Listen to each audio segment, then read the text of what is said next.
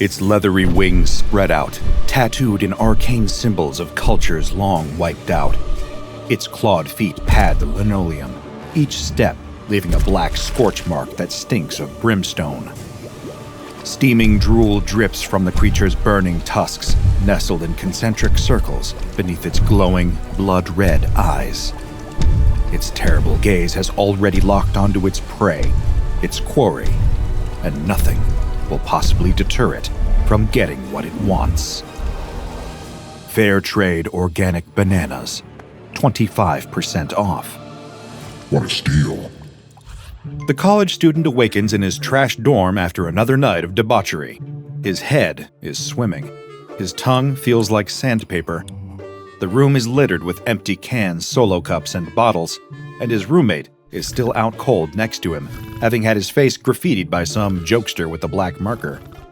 But the college student isn't thinking about the night before, not that he could remember any of it anyway. He's thinking about his rumbling stomach. He needs to get some food and a drink in him or else he's going to feel terrible all day. He knows exactly what he needs: a bacon omelet and a tall, cool glass of OJ, the breakfast of champions. There's only one problem. When the college student checks the communal fridge, he sees that there is no orange juice and no eggs. That's when a flood of memories washes over him, less like a cool, refreshing sea breeze and more like being waterboarded. The previous night, he and his idiot friends had made that delicious, life-saving orange juice disappear into a series of screwdrivers, and in their altered state, they'd thrown all the eggs at each other. Man, he thinks, this is embarrassing. I've really got to get my act together. But before he can get any sweeping life changes put in place, he still needs to solve the breakfast conundrum: bacon omelet and a tall glass of OJ or bust. He throws on a light jacket, puts on his shoes, makes sure his roommate is lying on his side just to be safe, and heads out into town. That's where he'll find the means to make his breakfast dreams a reality. On his omelet odyssey, the college student passes a few of the local boutique cafes. They probably have what he needs, but on a student's budget, especially considering the money he probably blew on the previous night's rager. He thinks it's more economical to just buy the ingredients and make the breakfast himself. His mom and dad had always told him that college was about building life skills, after all. But that's when a second problem presents itself. For some reason, every grocery store or supermarket he passes seems to be closed. What gives? Is it some kind of national holiday that had somehow slipped his mind? As his hungover head pounds like someone installed a tiny construction worker with a pneumatic drill inside his brain, the hopelessness of this whole situation is beginning to dawn on him. Is he doomed to an omelet-free hell of his own making, just for the crime of wanting to have fun on a Saturday night? Life can be so cruel sometimes. But in the college student's lowest moment, a glimmer of hope presents itself. It seems he's absent-mindedly wandered off the beaten track, far closer to the edge of town than he'd intended to go. And while he's there, he spots what could be his salvation. It looks like a store, an honest-to-goodness supermarket, with the sign above the entrance reading, Babylon's. With a newly formed spring in his step, the college student makes a beeline. He can taste that hearty omelet and dose of vitamin C already. Once inside, the college student wastes no time looking for his eggs and OJ. Nothing about the store seems particularly strange until he ends up face to face with one of the people working there. Typically, he's used to seeing people his age or even younger working as store assistants. The man he's staring at has got to be in his mid-40s, and despite his somewhat dweeby uniform, he's one of the most intimidating people the college student has ever seen. His large, muscular arms bulge out of the baby blue uniform shirt, covered in what looks like intimidating gang tats. The man's head is completely shaved, with a long scar underneath one eye and a series of teardrop tattoos under the other. The college student can't help but think, holy hell, have they started hiring death row inmates here? Strangely, this incredibly scary man looks more nervous to see the college student in here. Like having a customer in the store was a scenario they somehow hadn't covered in the employee training manual. The college student politely insists that he won't need any help. He's just here for eggs and a carton of orange juice. As he walks further into the store, the college student can't help but realize that the strange man isn't an outlier. Anytime he sees an employee of the store, they're a large, beefy man covered in tattoos who looks like he should be doing 25 to life in San Quentin. He's wondering if maybe the store is getting a tax break for hiring ex-cons when he sees something strange down the aisle in front of him, loitering in the refrigerated section. It's mist, but not the kind of dispersed mist you see out in the world. It's more like a solid column of mist. If the college student didn't know any better, he might have even thought that the column of mist was oddly humanoid. But he blinks and the mist is gone. So maybe it was just some strange product of his hungover imagination. He thinks, "Man, I hope I didn't party so hard I gave myself brain damage." He continues his egg quest, undeterred by the strangeness that he's seen so far. But another problem seems to be presenting itself. All of the products here are a little strange and unfamiliar. Without even trying, he's somehow found himself in the candy section, and despite having a youthful sweet tooth, he doesn't recognize any of the brands around him. One that catches his eye is a ghost-shaped candy labeled Candied Souls, which he thinks to be a strangely morbid name. He gives the candy a light squish to see if it's gummy or a hard candy, but when he does, it lets out an almost imperceptible ghostly wail. The noise is still enough to shock the college student into dropping it. The candied soul falls to the ground, where it bounces once and then comes to rest. He looks up to the section on the shelf he picked it up from, and to his astonishment, a new one appears to replace the other one, right before his eyes. It just materializes out of thin air. Impossible. Before the college student's mind can even process all the implications of the thing he's just seen, he turns to see an immense being entering the aisle next to him, shaking the ground with each footstep. It's easily 7 or 8 feet tall, with leathery, dragon-like skin and long, twisted horns emerging out of its skull. The monster lumbers, its tail whipping with excitement, its fangs borne. The monster speaks in a deep, rumbling voice like a volcano preparing to erupt. "Oh, they've got a special on Candied Souls. It's my lucky day." Without a moment's hesitation, the college student screams and runs in the opposite direction. There's a monster in the store, a demon, something straight out of hell. And even though the demon doesn't seem to be behaving aggressively, in fact, it's downright confused as to why the college student decided to scream and run, the college student is racked with mortal fear. Screw the orange juice, screw the omelet, he needs to get out of here before he's turned into breakfast. In fear's grasp, he isn't thinking logically. He's just running around the store in incoherent terror, trying not to be caught by beings that aren't even chasing him. Strangely, he does notice out of the corner of his eye that the staff aren't freaking out. They're acting like the freakish creature in the store is perfectly normal, just another run-of-the-mill customer. This place is clearly completely insane. On the way to the exit, the college student finds himself frozen at the front windows, staring out at the madness occurring in the parking lot. A series of cars have pulled up on the asphalt as the doors of the cars open, and a menagerie of nightmarish impossibilities pour out. Gooey insectoid beasts with a horrifying number of legs. Long, coiling snake-like entities covered in thorns. Beasts made entirely of blood-colored slime. Winged horrors covered in eyes. So many things beyond description. The college student's mind can barely process what he's seeing. While he's got hell amassing in front of him, the college student has no idea that heaven is getting closer and closer behind. He feels a strange warmth, unlike anything he's ever experienced, spreading across his back.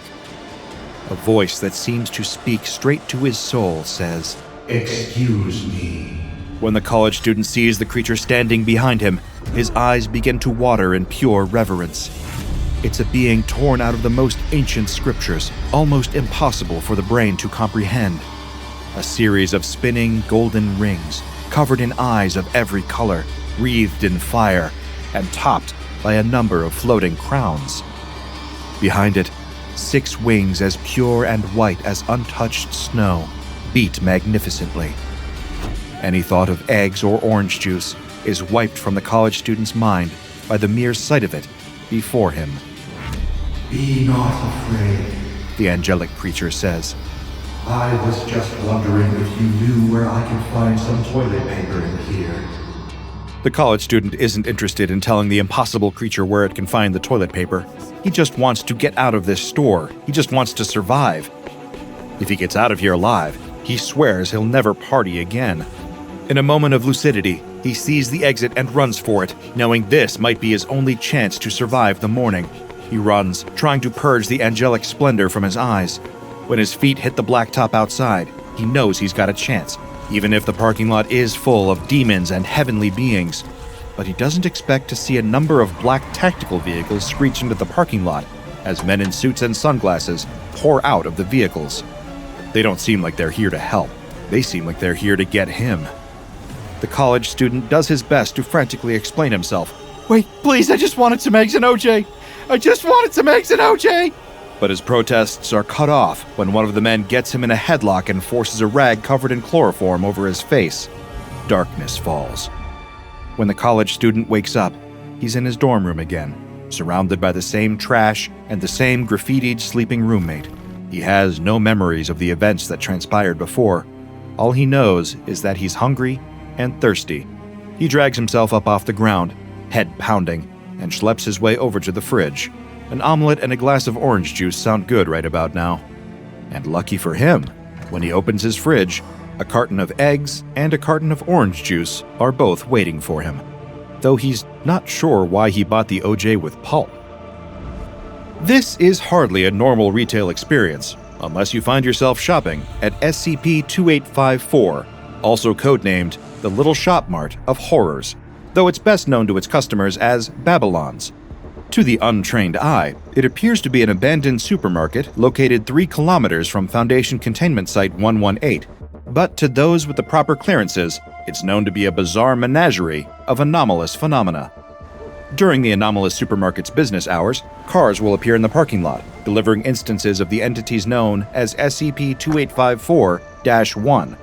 These entities can manifest in a variety of forms, some of which we still haven't received full documentation on, but here are some of the primary documented forms. First, the incorporeal forms. One of them is a form with visible eyes wrapped in long lengths of intangible chains. The others are mist-like creatures with no discernible facial features. The corporeal beings are considerably more intimidating to look at. These include angelic entities in the biblically accurate sense, with many wings and eyes, and their counterparts, large entities that appear consistent with the multiplicity of demons described in Christian mythology. In terms of general layout, Babylon's is not dissimilar to your typical small independent supermarket. There are checkout lanes, a stock room, and multiple aisles of products. I imagine you're probably wondering what kind of products they sell at Babylon's, and lucky for you, we have some declassified files on that too. One available confectionery product is a candy labeled Candied Souls, a gummy shaped like a cartoon ghost, packaged in pink wrapping paper. They also sell eggs holding tridents, producing flame from an unknown source in an airtight red container adorned with pentagrams. They're labeled deviled eggs. For those with more carnivorous tastes, there are hot dogs with 3 separate cylindrical-shaped heads that each bark independently of each other, wrapped in a plastic container labeled Demon Dogs. And of course, there is green-colored bread in the shape of humanoid entities undergoing an advanced state of decomposition, wrapped in a plastic container labeled Unbread. Very cute, I'm sure you'll agree. When the products are removed from the shelves, they will regenerate automatically, with the speed of their regeneration depending on the level of demand for the product in the store. The longest interval for regeneration is 30 minutes. The shortest is 1 second. Where the products come from is still a mystery. The currency that the SCP-2854-1 entities pay for the products with is also unidentified. It's paper currency written in an unknown script with a picture of a gnome on it. Once the products have been purchased, the entities will return to their card and demanifest. A perfectly reasonable transaction, in a manner of speaking. The Foundation was doing an admirable job keeping this anomaly contained, but like many small businesses, Babylon soon found its clientele being poached by the local Walmart. This was the cause of the currently most conspicuous containment breach, Incident 2854-A. 2 instances of SCP-2854-1, which the Foundation has since learned were named Gregory and Alma, manifested outside the Anomalous store, only to find that it was closed and devoid of personnel. The 2 impossible entities returned to their car and disappeared before appearing at a Walmart in Wilmington, North Carolina, for some late-night shopping. As Gregory and Alma entered the store, audio and video were recorded by the in-store CCTV cameras, and an immediate look of terror was plastered across the faces of everyone in their proximity. Gregory walked forward, trying to get a sense of the store's layout while scratching his head with long claws. He murmured out in a deep, demonic voice, This sucks. Babylon's was closed, and now we're forced to go to a different supermarket. I hope that we don't have to do this on a daily basis. Alma, who trailed not far behind him, said, Well, maybe we'll get lucky, and Babylon's will be open later. We can always go back to check. We don't have to go here if you don't want to. Gregory grumbled. We already walked in the door. We have a commitment to shop here now. Hey, there's an employee. Maybe he can help us. The employee was turned in the opposite direction, doing a listless stocktake on a ratty old clipboard as the two entities approached. Gregory politely asked where they could find the organic produce section. They were from out of town and had never visited a Walmart. Just as the employee was mindlessly droning out that the organic produce could be found on aisle 4, he turned and saw who, or what, he was actually talking to. His eyes teared up despite himself. His legs began to tremble. It was impossible. He had to be seeing things, but he wasn't. He clenched his jaw and braced for death, but instead, he got a jolt of energy. He turned and ran, screaming that there were monsters in the store.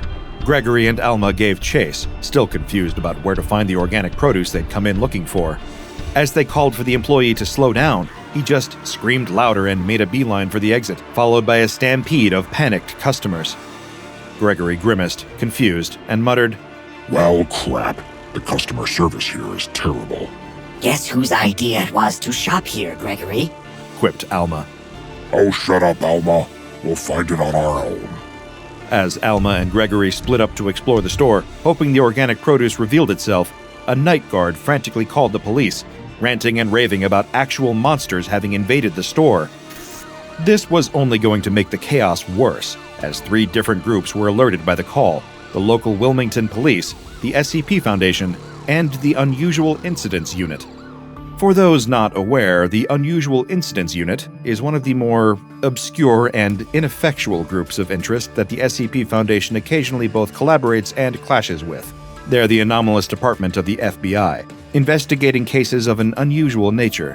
They're highly understaffed, underfunded, and under-equipped compared to the SCP Foundation, and even the Global Occult Coalition. Most of the time, they inconvenience the Foundation by getting under their feet during important investigations. This was yet another one of these instances. Soon enough, a blockade of UIU agents and standard, non-anomalous police were marshaled around the Walmart, yelling over a loudspeaker for Gregory and Alma to come out and surrender. Naturally, this made them start bickering again. Guess our shopping trip attracted more attention than we thought. What was your first clue? The panicking customers? Maybe the cashier that thought we were psychos? Wow, how could you possibly figure that out, Gregory? You must be a genius or something. Oh, just shut up, Alma. That attitude of yours is getting on my last goddamn nerve. Let's just go, okay? They're not going to let us leave peacefully anyway. Gregory and Alma exited Walmart, at which point they were mobbed and apprehended by the UIU agents, at which point the SCP Foundation arrived to take over the situation. They contained Gregory and Alma harmlessly in Type 3 spectral mutagen allocators. Everyone in attendance was amnesticized and then released, all no thanks to the UIU. Since Incident 2854-A was documented, the Foundation has classified SCP-2854 as Euclid and modified its containment procedures accordingly. The Foundation purchased the land on which the seemingly abandoned store is located and erected a 2-meter-tall chain-link fence around the perimeter. The store is staffed by a rotating collection of D-Class and undercover Foundation agents, who are to remain up to date on the placement of products within the store so as to better assist the SCP-2854-1 instances. Satisfied customers are less likely to shop elsewhere, after all. The embedded personnel take an active role in the containment of SCP-2854-1 instances within a 5-mile radius of SCP-2854. Anyone who requests a transfer will be given a complimentary course of Class A amnestics to ensure that they won't carry any of the memories to their next assignment. I imagine most people working in retail wish that their employers had similar procedures. As a regular patron of my own local corner store, I can confirm that trying to find reasonable prices these days is its own special circle in the inferno. But as long as we don't find ourselves wandering the aisles of Babylons, then perhaps we could all be doing a lot worse. The D-Class runs through the halls of an empty grocery store with nothing but darkness around him. He turns corner after corner, searching for a door, but there are only endless aisles and stretches of blank walls. Nowhere to go, nowhere to run. Behind him, he can hear a soft, wet, gurgling sound. He turns, eyes wide in horror, and something pulls him down into the floor below, swallowing his screams. The day is drawing to a close, the sun dipping over the horizon as families across the small town wash up after dinner, placing their dirty dishes in the sink and starting to wind down for the evening. For those rare few with office jobs in this town, the workday stopped at 5 p.m., and now there's nothing but rest ahead of them until the day begins fresh again in the morning. But for the employees working the graveyard shift at the local, woefully understaffed grocery store, the day is far from over. There's closing time at 10 p.m., then cleaning, locking up for the night, and eventually, mercifully, clocking out. One of the workers, a young woman, watches the clock through heavy eyes, threatening to close. She shouldn't have picked up this extra shift. Working a double was overly ambitious today, and she can feel exhaustion creeping up on her, threatening to drag her down into an inadvisable on-the-clock slumber. It's almost 8 o'clock, only a few more hours to go. She can make it. Ordinarily, she'd try to make small talk with her coworkers, but several of them called in sick today. It's just her and one cashier, who's been on break for way longer than the allotted 15 minutes. So really, it's just her. She busies herself, shelving jars of peanut butter, watching the seconds tick by. More of the workday gone. More of her so-called summer vacation gone. But every hour worked is more money in the bank, more in the travel fund that will take her out of this town and towards something that might actually make her happy. She just has to save up enough, has to face these monotonous days and the same repeating carousel of faces a little bit longer. Then, it'll all be worth it. She tries not to think about the fact that her older coworkers have said the same thing about themselves, the ones who have worked here for 10 years. They all thought they'd be out of here in a year too, but they aren't. They're still bagging groceries for their neighbors and former classmates, watching the seconds tick by on that grimy old clock. As she reaches down for another jar, someone suddenly speaks just behind her. They ask if they can help her find anything. She spins around, startled, the jar slipping from her grasp and landing on the ground with a crash, glass and peanut butter sprayed across the floor. There's no one there. She must be imagining things, she thinks. But when she turns her back, she hears it again. She spins around, quicker this time, hoping to catch them in the act. There's something so familiar about that voice. Did another coworker come in after all? No, it's not one of her coworkers. Suddenly, as she hears the voice speak again, asking if she wants a paper or plastic bag, her stomach drops. She knows now. The voice is her own. That's it. She's officially too exhausted to keep working right now. There aren't any customers in the store, so she's going to head to the break room and try and get her head together. As she starts the walk there, she suddenly realizes that she can't find the door. The door to the break room is there, but where's the exit? The door she comes through every single day before clocking in. The doors that she practically sprints toward when her shifts close out. The ones that lead to freedom and home and a chance to remember herself as a person, and not just an endless stretch of meaningless tasks. Somehow, the door is gone. No, that can't be possible. Doors don't just vanish. She's gotten turned around. She's misplaced it. She paces through the store, determined to find the door, but she can't. It truly seems to have vanished. Sweat begins to bead on her forehead, her hands trembling as she retraces her steps over and over again. It isn't an especially big store. She can't be lost. No, it's just her worst nightmare coming true. She can never go home, can never clock out. She's going to be at work for all eternity. Her mouth dries up. She has trouble swallowing, trouble catching her breath as her breathing becomes shallower, tinged with panic. It's an impossible situation, but she just knows that this is it, that she'll never get to go home again. At the same time, she's never wanted anything more in the world than to get out of here as soon as possible. If she doesn't, she could die in here. And she swore to herself that she would never ever die in this town.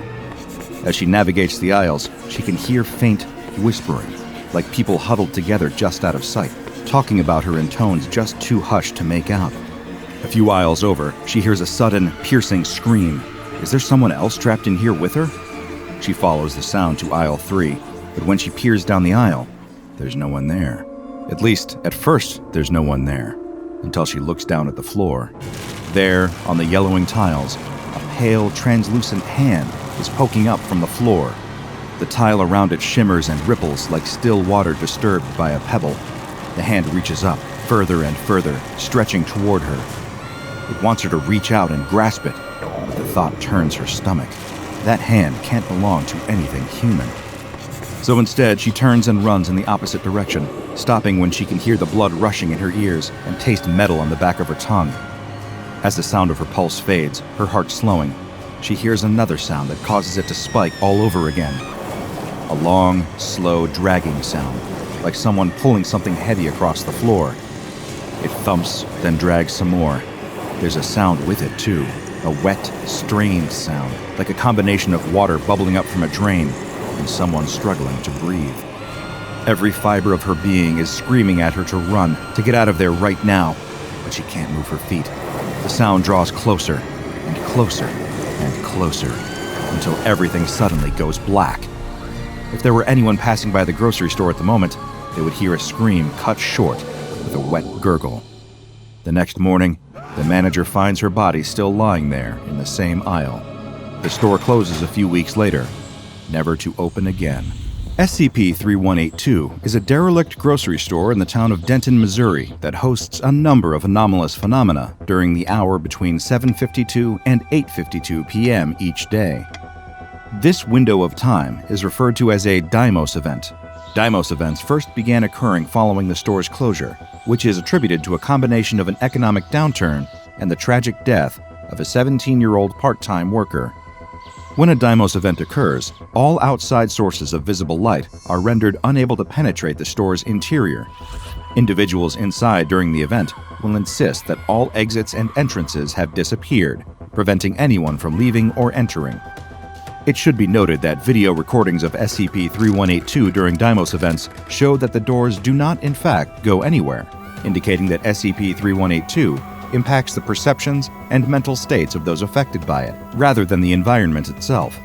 Some of these aforementioned anomalous effects include a sudden, overwhelming but inexplicable sense of distress or sadness, a sense of severe resentment toward the town of Denton, Missouri, the sudden recollection of memories belonging to former customers of SCP-3182, a sense of approaching danger, and the urge to do something to prevent or escape it, and an extreme desire to leave the area even though it is impossible to do so.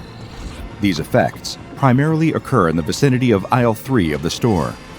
In addition to the emotional and psychological phenomena, there have also been reports of disembodied moaning and screaming, the appearance of humanoid apparitions, and the sound of something heavy being dragged across the floor.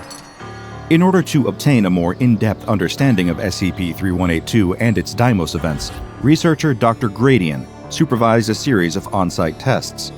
D-Class 132449 was selected for the first test, during which he was placed within the former break room of SCP-3182 and instructed to remain there for the full duration of the Deimos event. He was equipped with a camera and earpiece to allow for two-way communication between him and Dr. Gradian. At first, D-132449's attitude was casual, even cheerful, as he expressed relief at having nothing to do but sit in a chair for an hour. But after 7 minutes and 32 seconds passed, he began to feel quite differently.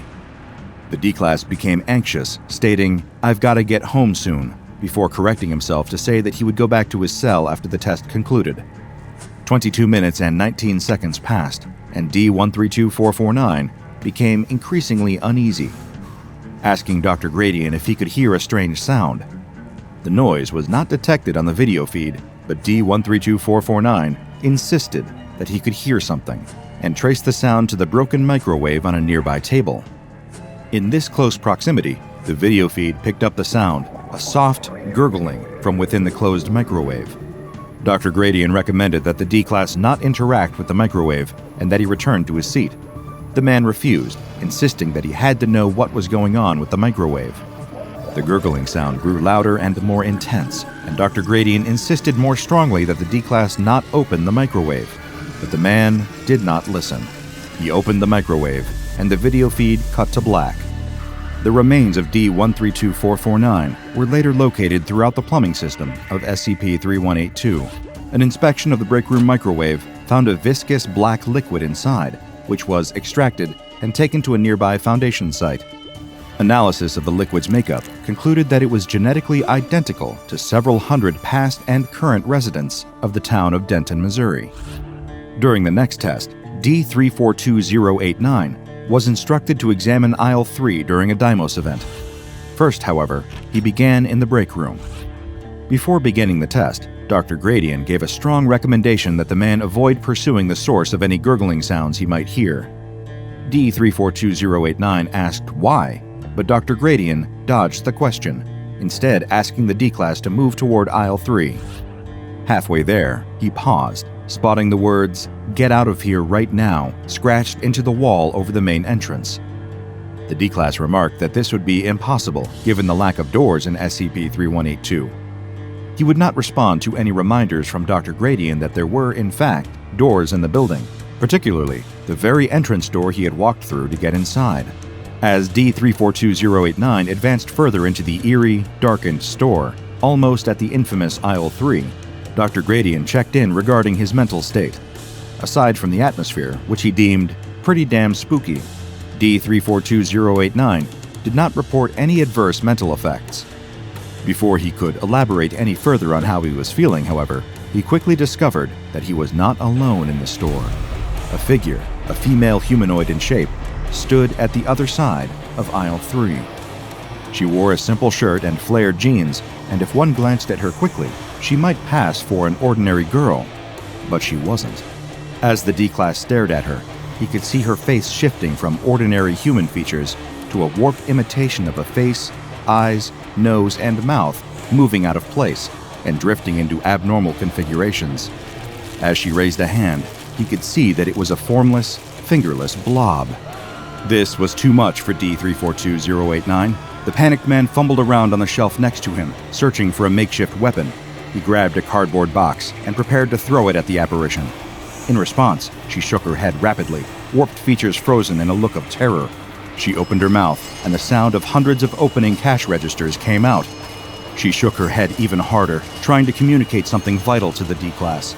He refused to listen to the apparition or to Dr. Gradian, who warned him not to do anything rash. But he did do something rash.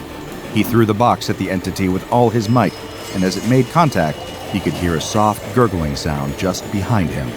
Then, just as it did before, the video cut out.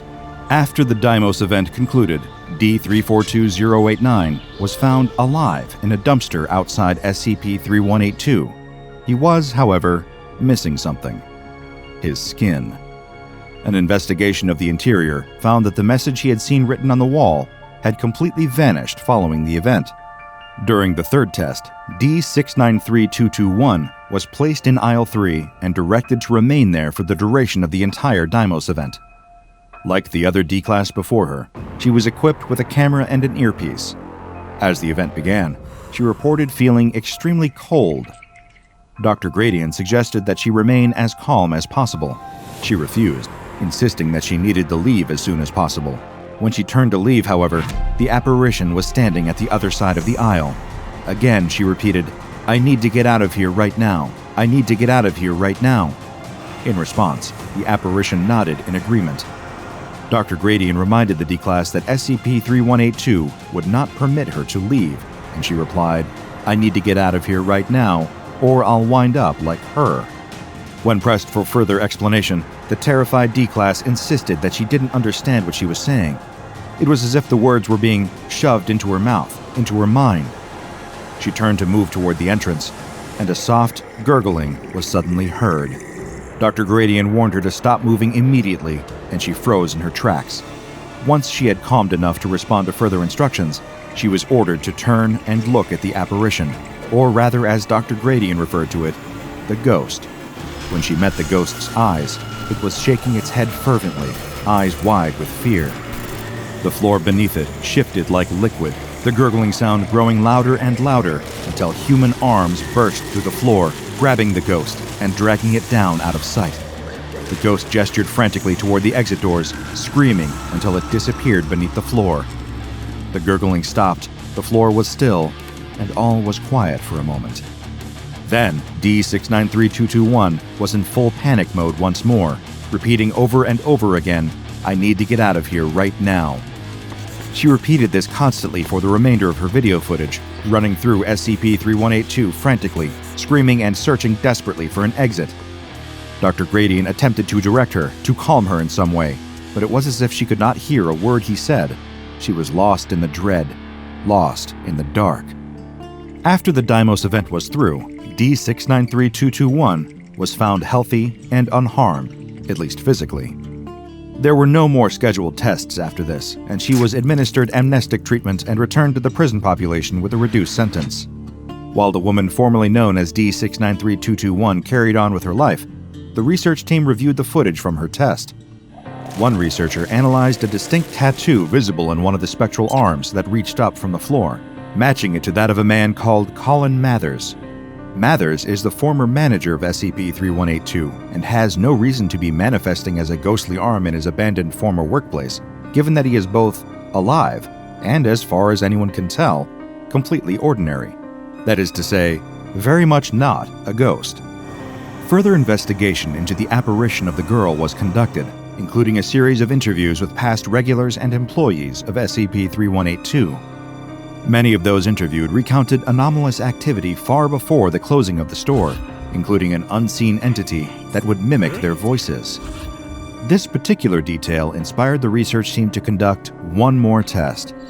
D442099 was sent into SCP-3182, placed in Aisle 3, and instructed to remain there and attempt communication with the entities there via a Foundation-developed EVP detector. It should be noted that the civilian versions of this technology are far less effective. First, D442099 began with a simple, "Hello?" The response recorded by the EVP detector was a mixture of male and female voices, at least 3, saying, "What can I get for you today?" Next, he asked, "Can you understand what I am saying to you?" And the entities responded, "That'll be unintelligible." He followed with, "Can you tell me what you look like?" This seemed to provoke a more emotional response, and the EVP detector picked up around 7 mixed human voices saying, "Look at me. This place has ruined me. I should have moved to Jefferson when I had the chance." "Where are you now?" resulted in over 25 voices saying, "One day I'll have enough money. I'll get out of this place." The response to, "What is your name?" was too garbled to understand, as over 70 voices responded at once. "Please, I don't understand," was met with soft gurgling, which then suddenly cut off. "I don't want to die here," seemed to attract the attention of the lone female ghost, as one solitary female voice replied, "You need to get out of here, right now." "Can I help you?" the D-Class asked. The same female voice replied, sounding strained and frightened, "Please get out of here, right—" Her voice cut off. "Hello," the D-Class called out. There was no response. "Hello," he asked again. The only response was that same soft gurgling. Then he said one more thing. "I don't want to die in this goddamn town." The recorded response was uproarious, cacophonous laughter belonging to a chorus of over 10,000 voices. The sound was nearly deafening. There are undercover Foundation personnel stationed outside of SCP-3182, instructed to prevent any civilians from entering the premises. Civilians who ask follow-up questions are to be given the cover story involving unstable construction. Any past witnesses to a Deimos event must be located and given amnestics dosed in relation to their level of exposure. Because the town of Denton is relatively isolated, any affected individuals should be easy to track down. No Foundation personnel are permitted to enter SCP-3182 during a Deimos event. Any testing conducted during a Deimos event must be approved by at least one Level 3 personnel. However, if any personnel report hearing a soft, gurgling sound while inside the building, they are ordered to vacate immediately. SCP-3182 is a tragic mystery, an abandoned, decaying piece of a town steeped in misery. Like the town itself, it is filled with fear and uncertainty, with a pervasive sense of hopelessness, of no way out during the darkest moments. I have heard from time to time the expression, dead-end job, and I understand it to apply fairly well in this case. Those working at SCP-3182 while it was open seemed to fill the place with so much misery, so much dread and resentment, that something anomalous began to take root. Something, for 1 hour a day, makes those fears real. The people in SCP-3182 believed it to be a dead end, a place where hopes and dreams go to die. And now, it is. A woman wakes up on a bright sunny morning in Midland, Texas. It's her day off, and she decides she's going to use the time to take care of all the lingering errands she'd been putting off for far too long. She gets dressed, washes her hair, and prepares to pour herself a nice bowl of cereal. But when she opens the refrigerator, she finds there's no milk. She'll need to see to that immediately. She steps out of her front door and notices a paper on her doormat. She bends down to pick up the pamphlet, which advertises a new supermarket opening in town. And what do you know? There's a coupon for milk attached. What a stroke of good luck. The woman makes her way into town, eager to check out the new grocery store. She parks her car and approaches the building, when suddenly a stranger is standing right in front of her, carrying a plate of what appear to be free samples. He's dressed like a supermarket employee, but he's built like a soldier, complete with a military crew cut. He smiles and tells her that he actually works for a rival store, and points at a building across the street. He's positive that whatever she thinks she can get at this store, she can instead get at the one across the street for a lower cost and higher quality. She can't help but notice the almost unsettling desperation in the salesman's face. Something about his spiel makes her feel like she's in danger. She politely declines his offer, but he continues pitching deals and bargains at her as she makes her way into the safety of the new supermarket. The clean tiles below and the buzzing fluorescent lights above seem so familiar, yet also strangely alien to her. Something about this place is just wrong. But she needs the milk, so she walks down the aisles, deeper into the store. She hears strange noises and looks over her shoulder. Was the bread aisle always behind her? She could have sworn she just came out of the meat and fish section. Where did they even keep the milk in this place? Every so often, there's a strange noise somewhere in the store around her. It sounds almost like footsteps, but not quite. More like claws tapping on the tiles. Is she alone in here? Come to think of it, she can't quite remember seeing anyone else since she came in. There's something so profoundly off about this place, but she just can't put her finger on what. She takes a step forward, and suddenly the floor gives way beneath her. The tiles separate with a whir of mechanized gears as a trapdoor opens up. In an instant, she's tumbling down into darkness. As she falls, she can see the white light beaming in from above illuminate the edge of something metal and razor sharp. In the store above, the sound of a scream can be heard, and the soft squish of metal-piercing flesh, followed by the gurgle of blood, and then the trapdoor closes. A tinny voice over the PA system comes on and says, "Clean up on aisle 6? The woman is never seen again after that. What superficially appears to be an independent supermarket in Midland, Texas, actually contains a number of strange and often deadly paranormal secrets, and that doesn't even stop it from being a successful and popular supermarket. But the weirdest part of all? It's all perfectly legal, thank you very much. Welcome to Yeah, We're Totally Going to Sell You This, or as it's known to the SCP Foundation, SCP-4703. The primary anomalous effects surrounding SCP-4703 affect not its customers, but the very legality of its own existence and operations. The anomalies shift laws to make everything that goes on inside legal, no matter how unethical or dangerous. It also often reshapes laws to protect its own interests from outsiders, and anyone who breaks these laws may experience spontaneous attacks from violent animals, the most common of which are vicious lions. Here are a handful of the unethical and dangerous, yet perfectly legal, thank you very much, things that go on within the confines of SCP-4703. The stacks of shelves are mounted on powerful pneumatic actuators that seem to shift and spin of their own accord. While this has the intention of keeping the store varied and stopping customers from leaving, it more often causes serious injury with its sudden movements. Occasionally, these sets of shelves will collide, crushing whatever is stuck between them. If a child becomes lost or separated from their parents while they're inside the store, the child is forcibly detained, and the parent or parents can only get their child back by either paying an upfront cost of $47.67 in cash, or submitting to have their eyebrows permanently removed with laser follicle surgery. There are also several dozen hidden trapdoor mechanisms beneath the floor in various parts of the building, each one triggered by some strange and arbitrary condition, such as saying the word Wednesday, or by not saying the word Wednesday.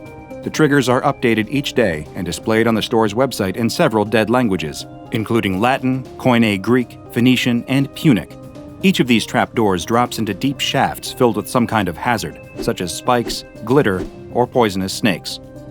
Yes, that's poisonous, not venomous. The snakes are only dangerous when eaten, but victims have reported that they seem incredibly appealing, which makes resisting them rather difficult. A section on the far side of the store is marked "Starving for Savings" and "Discounts ad Bestias," where all the products are fenced off and also marked down by 70% or more. However, the products are guarded by no less than 15 hungry lions. Store-branded fishing rods, telescopic grabbing mechanisms, and drones are available to rent for the explicit purpose of retrieving items remotely, although this will result in far higher costs, so you will have to brave the lions in order to attain those incredible deals. There's also a roughly 5% chance that after checkout, your cashier will ask you to kiss them on the lips. If you refuse, they'll burn your purchases in front of you, and you won't receive a refund. If you do kiss them, there's a 1 in 3 chance that the cashier will have an anomalous toxin on their lips that will cause you to drop dead instantly. And every day, at an arbitrary time between the hours of 3 p.m. and closing time, the lions will be released from the discount section to roam the store, and only 2 checkout lines will remain open. All items will be free during this period, but they must be scanned one by one. The SCP Foundation is currently exploring links between SCP-4703 and 2 other anomalies like SCP-2030 and SCP-1459, the former being the cursed hidden camera show Laugh is Fun, and the latter being a nightmarish vending machine that murders puppies and dispenses a variety of cookies in exchange. So then, if it is so dangerous, why doesn't the SCP Foundation simply block access to "yeah, we're totally going to sell you this"? Unfortunately, thanks to the anomalous legal effect created by SCP-4703, the Foundation can't just storm in or physically contain the building, so instead, they attempt to divert as many customers away from 4703 as possible. To do this, the Foundation has started a rival supermarket across the street, named Super Competitive Prices LLC. Sheldon M. Katz Esquire is an SCP Foundation lawyer and bureaucromancer, a thaumatologist skilled in the art of interfacing with anomalously bureaucratic SCPs, and he is spearheading the Foundation legal team's efforts into combating SCP-4703. Untangling the complex web of legality around SCP-4703 is a full-time job after all, and in the following memo, Mr. Katz did all he could to articulate the sheer enormity of the problem they're dealing with. He writes, "Counteraction of SCP-4703's legal anomalies is a top-level priority for our department, and we are making every effort to resolve the matter in a way which minimizes loss of life and economic detriment. We have received a significant number of inquiries regarding the mechanism of SCP-4703's indisputable legality. Unfortunately, there are no easy answers. Law is a human concept. It exists on paper because we write it down. It exists in practice because we enforce it. Generally, we interpret and exercise the law through the scrutiny of semantics, intent, and precedent. Yet, bureaucratic hazards such as SCP-4703 are not necessarily predicated on such things. In fact, the law as most know it has very little to do with the matter. While it's not a perfect comparison, one could say that baseline law is to anomalous law as arithmetic is to algebra. Both are recognized as mathematics, but the latter is more abstract. Imagine that Timmy and Sally each have 2 apples. If Timmy gives Sally his apples, then Sally should end up with 4. But she doesn't. She has 10. How can this be? Sally recounts the apples and reenacts the scenario over and over, but there is no mistake. 2 and 2 make 10. It is an incontrovertible fact. You see, even if anomalies are irrational, they are factual, and it is essential that one accepts this if they wish to develop a countervailing methodology. Once Sally accepts that her 4 apples have become 10, she reevaluates her radix and decides to recount the apples in base 4. Suddenly, the 10 apples are 10 apples. 10 is 4 in base 4, which is the appropriate number of apples. Eureka! Sally collects another 4 apples, bringing the total to 20, which is 20, which is 8, which confirms that her new paradigm aligns with the abnormality. Form follows function according to the function of the form, and at last, everything makes sense. Except none of it does, really. A well-behaved reality oughtn't conflate the concrete with the abstract. If you initially perceived a countable sum of 10 apples in base 10, then the equivalent number of apples in base 4 should be 22, since it stands to reason that changing your subjective view of an outcome oughtn't alter the physical materials in the equation. However, we live in a very naughty reality which may, on a whim, allow a young girl to wield apples unbeholden to thermodynamics. This explanation is inadequate, of course, but hopefully it goes a small way toward helping you understand why the legal department is currently occupied with a comprehensive redrafting of Texas corporate law in a quaternary semiological system. This in itself would be an exceptional feat even for the most skilled of bureaucromancers, and it is further compounded by the necessary incorporation of contingency clauses against the self-aware fact patterns that keep legitimizing rabid lions into existence inside my goddamn bathroom. We are grateful to you, our valued colleagues, for your patience and cooperation as we work together toward a solution. The Foundation is currently conducting a three-pronged attack against the forces of SCP-4703, the first being the Super Competitive Prices LLC competitive store. The second is the tireless efforts of Mr. Katz and his team against the trifling legal issues of SCP-4703, and the third is outright infiltration and espionage. Of course, when you're going behind enemy lines, it's crucial that the proper operative is selected for the job. It can't just be anyone dropped into a high-pressure situation like this, especially considering the rapidly evolving nature of SCP-4703's conditions. The SCP Foundation was more than aware that they might only get one shot at getting one of their own in and out of the building. For this task, they selected Field Agent Felicity Blandina, codename Karen of Justice. Blandina was uniquely qualified for a job like this. In personality tests conducted on all Foundation agents to test loyalty, they consistently found Blandina to be one of the most obtuse and shameless agents on the Foundation payroll. During group lunches with other staff members, she has been reported numerous times sending meals back to the kitchen when she felt they were unsatisfactory. And Foundation cyber analysts have detected multiple posts on various social media networks made by her, directly tagging and criticizing brands that provided products or services she perceived as being subpar. While these qualities made her a terror to the customer service staff in her local area, they made her the ideal candidate for bypassing the bureaucratic stronghold of SCP-4703. If anyone could do it, it would be Field Agent Felicity Blandina. She was sent into the building with an expired coupon under the pretense of being an unhappy customer. She spoke to a sales assistant inside the store named Daniel Paulson, who explained to her that her coupon was denied because it was only applicable when the recipient submitted to ritual castration performed by the SCP-4703 staff. Seeing as Agent Blandina didn't have the necessary equipment to undergo such a procedure, Paulson generously offered to provide her with a free surgery to have the proper parts attached, though finding a suitable donor would likely take several months. Agent Blandina, following her well-trained Foundation directives, could not be assuaged by the bargain. Instead, she pressed on, first guilt-tripping him with sob stories about her children, then her lifelong struggles with astigmatism, and even threatening Paulson with physical violence. Eventually, she delivered the true coup de grace, demanding to speak to the manager. Showing clear reluctance, Paulson agreed and led Agent Blandina to a door near the front of the store. It opened up into an unlit staircase that descended into the darkness below. At the bottom, they found a break room that appeared similar to a bunkhouse in a prisoner of war camp, containing hammock after hammock filled with uncomfortable sleeping employees. Paulson informed Agent Blandina that some of the people who work at the store were once normal civilians who'd been exploited with a number of legal loopholes, and now lived inside the store full-time. Some, for example, had stayed in past closing time, which had resulted in them becoming store property for a minimum of a year. Paulson himself had entered a raffle for an abs transplant, and instead won servitude at SCP-4703, which he couldn't legally turn down thanks to the powerful anomalous laws of the store.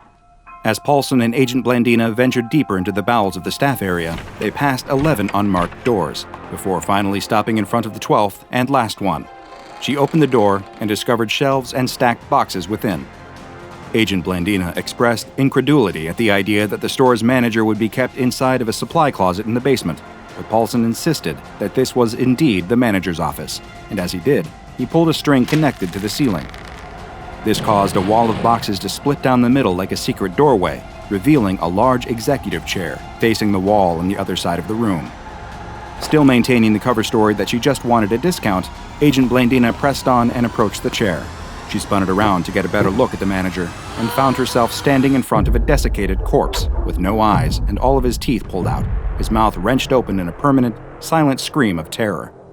Paulson identified this man as Mr. Venatio Haruspice, the manager of SCP-4703. Paulson would have told Agent Blandina that his boss was a corpse earlier, but to do so was against the rules. Agent Blandina sighed and grumbled, "I feel like I should have expected this." Paulson assured Agent Blandina that she could still make her complaint, though, and the owner of the store would eventually hear it. As Paulson understood it, the body known as the manager acted almost like a kind of telephone, sending messages through to the owner. The owner would then reply through faxed messages hidden inside the cereal boxes that acted as the only food source of the staff trapped within. This Kafkaesque nightmare just kept getting worse and worse, but Agent Blandina refused to give up that easily. Agent Blandina asked him to explain the exact nature of the manager's condition to her. Paulson replied, "I know that he's legally our manager. I know that he's, well, what he is. I know that one of us always has to kiss him goodnight at closing time. I know that if we tell him something, the owner knows, but the owner seems to know everything that happens here anyway, so I can't be certain that's related. What else? I know that he's empty, or hollow. Actually, hollow's probably a better word."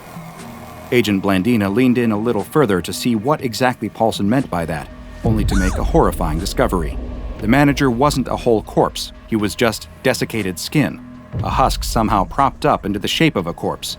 When Agent Blandina asked why Paulson specified hollow and not empty, he told her that it was because a noise was sometimes heard emanating from within the skin husk. Agent Blandina wisely refused to put her ear anywhere near the manager's gaping, toothless mouth, and instead fed the hidden microphone she had been wearing down into the husk's throat. Before Paulson had time to remark on the strangeness of this, sirens and alarms began going off all around them. Paulson began to panic, yelling that the lions were incoming, and the duo needed to move quickly to get out of harm's way. Luckily, Agent Blandina was able to escape with only minor injuries, but shortly after her escape, SCP-4703's legality was once again restructured to make it illegal for non-employees to enter the employee-only areas. The audio that Agent Blandina recorded inside the body of the manager was also analyzed by experts at the Foundation, and they discovered that, when sped up by 75%, the sound was indistinguishable from human laughter. Due to the highly strange nature of this anomaly and its containment procedures, even by SCP Foundation standards, the classes and designations applied to SCP-4703 are equally strange and complex. Knowledge of the file and the anomaly itself is relatively low tier, with restricted Level 2 access permissions. Due to the immense difficulty in keeping SCP-4703 hidden or contained, thanks to its unique legal situation, it has been given the object class Keter. This, however, is where things get even stranger. The SCP-4703 store has a rare secondary object class, Truculent. This classification is likely to be unfamiliar to most, but it is used in the specific situation when an item is unpredictable and often transformative, and the containment measures around it must be consistently updated and evolved in order to meet its containment needs. It has the Level 3 or Kenic disruption class, meaning that it has a roughly medium potential to cause disruption, though this disruption is likely to be confined to a relatively local area. And finally, it has the Risk class Warning, meaning that it presents a high risk to all who interact with it, complete with the possibility of causing severe harm, including death, though legally, due to a missive sent from the law firm working in association with SCP-4703, I am obliged to tell you that it's mainly because the bargains at "yeah, we're totally going to sell you this" are simply to die for, which is perfectly legal, thank you very much. A young woman steps onto her bathroom scale. She holds her breath and squeezes her eyes shut, afraid to see the results as she listens to the dial spinning. When it slows to a stop, she opens her eyes and looks down. She balks at the result. 150 pounds! That's unacceptable in her eyes. She steps off the scale and examines her reflection in the full-length mirror. In truth, her weight is far from out of control, but when she looks at herself, she can't help but see flaws. The subtle ring of pudge around her middle, the way her butt sticks out just a little too far for her liking, the very faint thickness around her cheeks and chin that hint at her history of snacking. As she leaves the bathroom, she reflects on her situation. Of course she's gaining weight. How could it be any other way? For the last 2 years, she's been in lockdown during a pandemic, and she's barely left her apartment. She let her gym membership lapse, and instead of cycling to work, she's instead taking the easy way out by just driving. And it's not like she gets much exercise in her free time either. During these last 2 years of isolation, she's mostly stayed in and watched television. She's discovered a particular love for trashy daytime talk shows and court dramas. Intellectually, she knows that they're the equivalent of junk food, but at the same time, there is a certain mindless charm to them. She would be embarrassed to admit it to any of her friends, but she does enjoy just turning off her brain and absorbing some silly talk show about professional stunt dwarves or Satan-worshipping furry juggalos.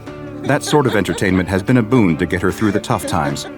Nevertheless, it's time to make a change. She promises herself that she's going to get into shape. Today, instead of vegging out on the couch, she's going to make an effort. She's going to go out and get some exercise, and she tells herself she's going to watch those extra pounds melt away right before her eyes. She hopes that her old gym clothes will still fit her. After all, she's definitely put on some extra weight since her last trip to the gym.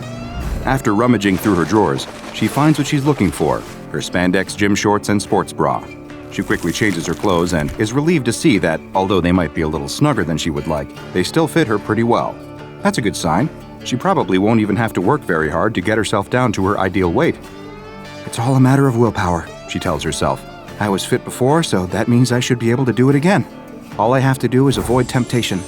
I'll just have to make sure I stay active instead of watching trash TV all day. After all, I don't want to rot my brain too much. On the first day, she actually does an admirable job of sticking to her plan.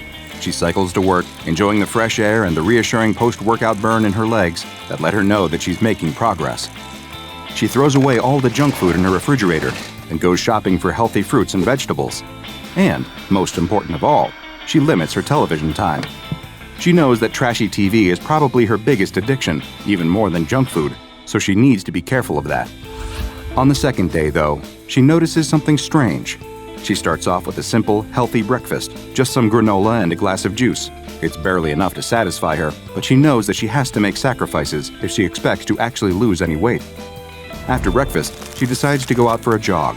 As she's out on the street, she's overcome with sudden hunger. Of course, that's to be expected. She's on a diet now, so it's going to take some time to adjust to these smaller meals. She puts her hand to her rumbling stomach and grimaces. She's never felt this hungry before. If she didn't know better, she would think that she hadn't eaten for a week with the amount of pain that she's feeling. In fact, she's actually starting to feel a little woozy, and she has to lean against a light post to keep from fainting. She shakes her head to clear her thoughts. Okay, she thinks, I must have misjudged how many calories I need to get me through a morning. Her eyes stray to a nearby coffee shop. She sighs in relief. She thinks to herself, I'll just pop in there and get myself a small snack, just a little something to keep my blood sugar up. She walks into the cafe and gets in line. As she waits, she can't help but stare at the rows of pastries on display under the glass. They all look delicious, and she is really hungry. She fully intends to only get a bagel with a little smear of cream cheese, but when she gets to the counter, she finds herself ordering way too much food. I'd like 2 scones, 3 danishes, and a bear claw, she says. Also a large super raspberry frappuccino with extra syrup and whipped cream. The words just tumble out of her mouth, almost as if it's not her saying them, but rather some other voice speaking through her mouth.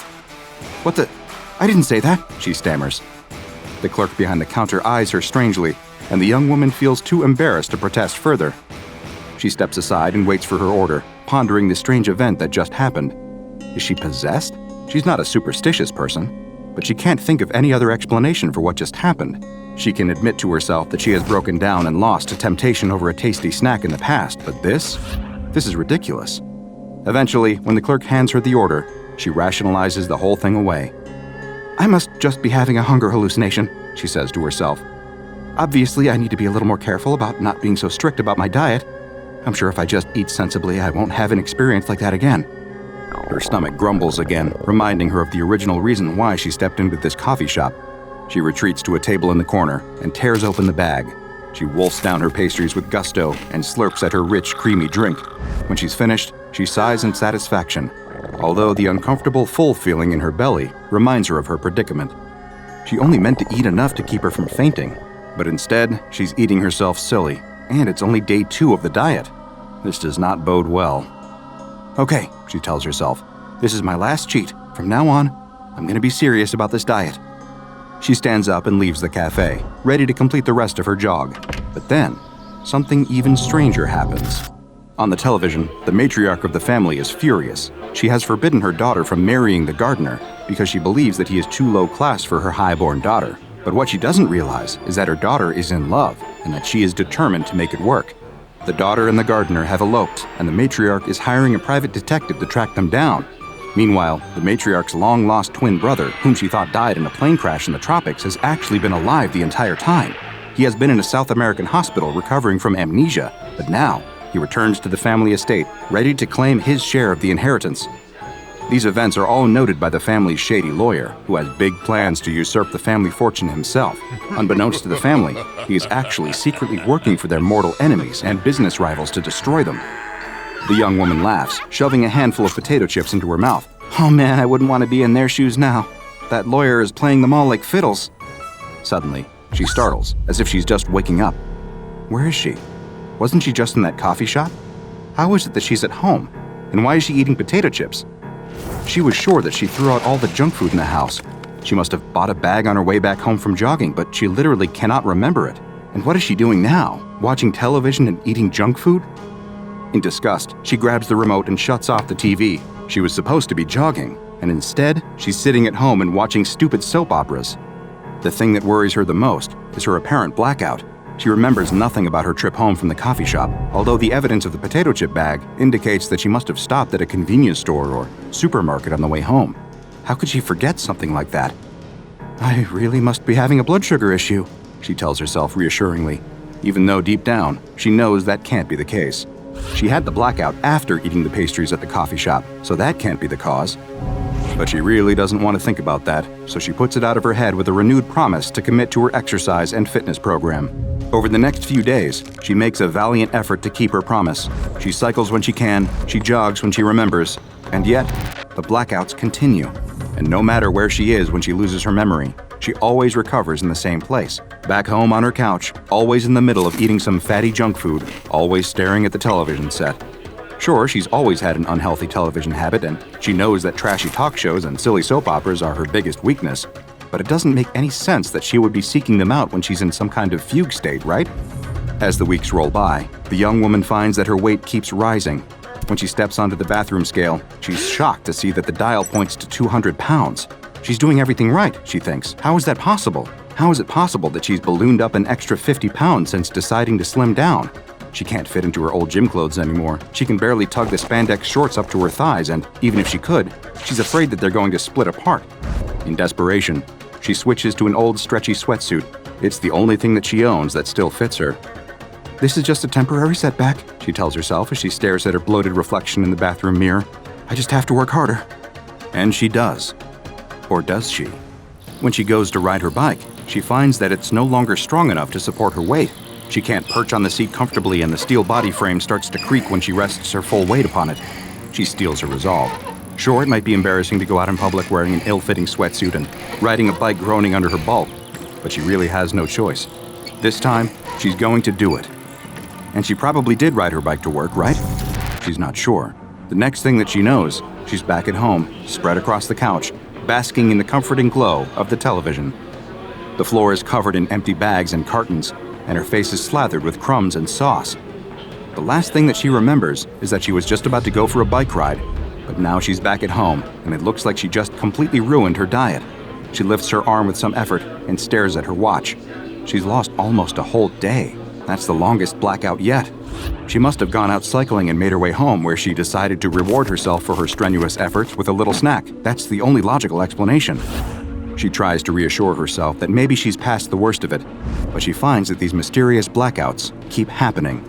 They happen while she's at work, while she's at the gym, while she's out cycling, but she always comes to in the same place, sitting on her sofa at home, in front of the TV, surrounded by the debris of a massive meal. Again, she wonders if maybe she's having some sort of reaction to her new low-calorie diet. Maybe she's been cutting back so far on her food intake that she's starting to have fainting spells. Maybe her diet food is tainted in some way. But that doesn't explain why she keeps gaining weight. The scale in her bathroom doesn't lie. It keeps reporting higher and higher numbers, and as much as she tries to reassure herself that it must just be broken, her ever-tightening clothes and ever-widening reflection tell her otherwise. Her trips to the gym become less and less frequent, as she finds that other patrons have started to stare and whisper about her. Are they laughing at her for not being able to control her weight?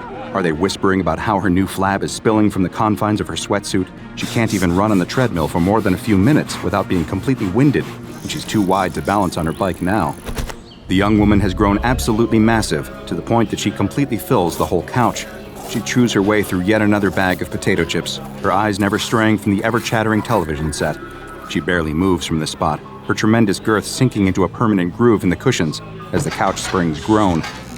She barely notices, however, because she's much too intent on enjoying herself. She loves to eat, and every bite brings her untold joy, her taste buds tingling with delight. She is constantly full, so much so that she feels slightly sick, so bloated that she feels like she might just burst, but she's powerless to resist the siren call of junk food.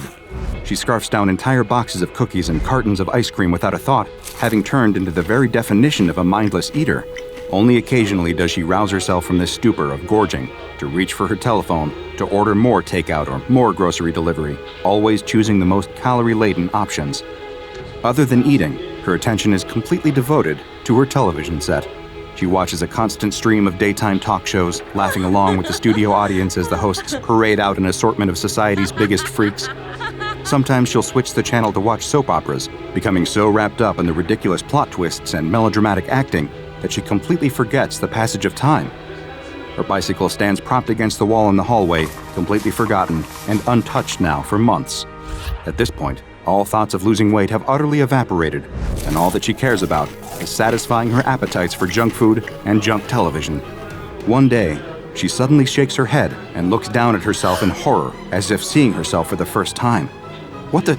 she says in disbelief. She drops her half-eaten carton of ice cream and grabs at her fleshy middle with her hands, as if to make sure that it's all her and not some kind of crazy dream. Her hands sink deep into her new flesh, and she realizes to her shock that indeed she has eaten herself into morbid obesity. "How is this possible? I can't be this big. I was only... Her words trail off as the sound of an organ sting from the soap opera on TV diverts her attention. Within seconds, her eyes have glazed over, and her hands move to pick up the dropped carton of ice cream. Her worries about her growing size forgotten, she's now only concerned with watching until the next commercial break.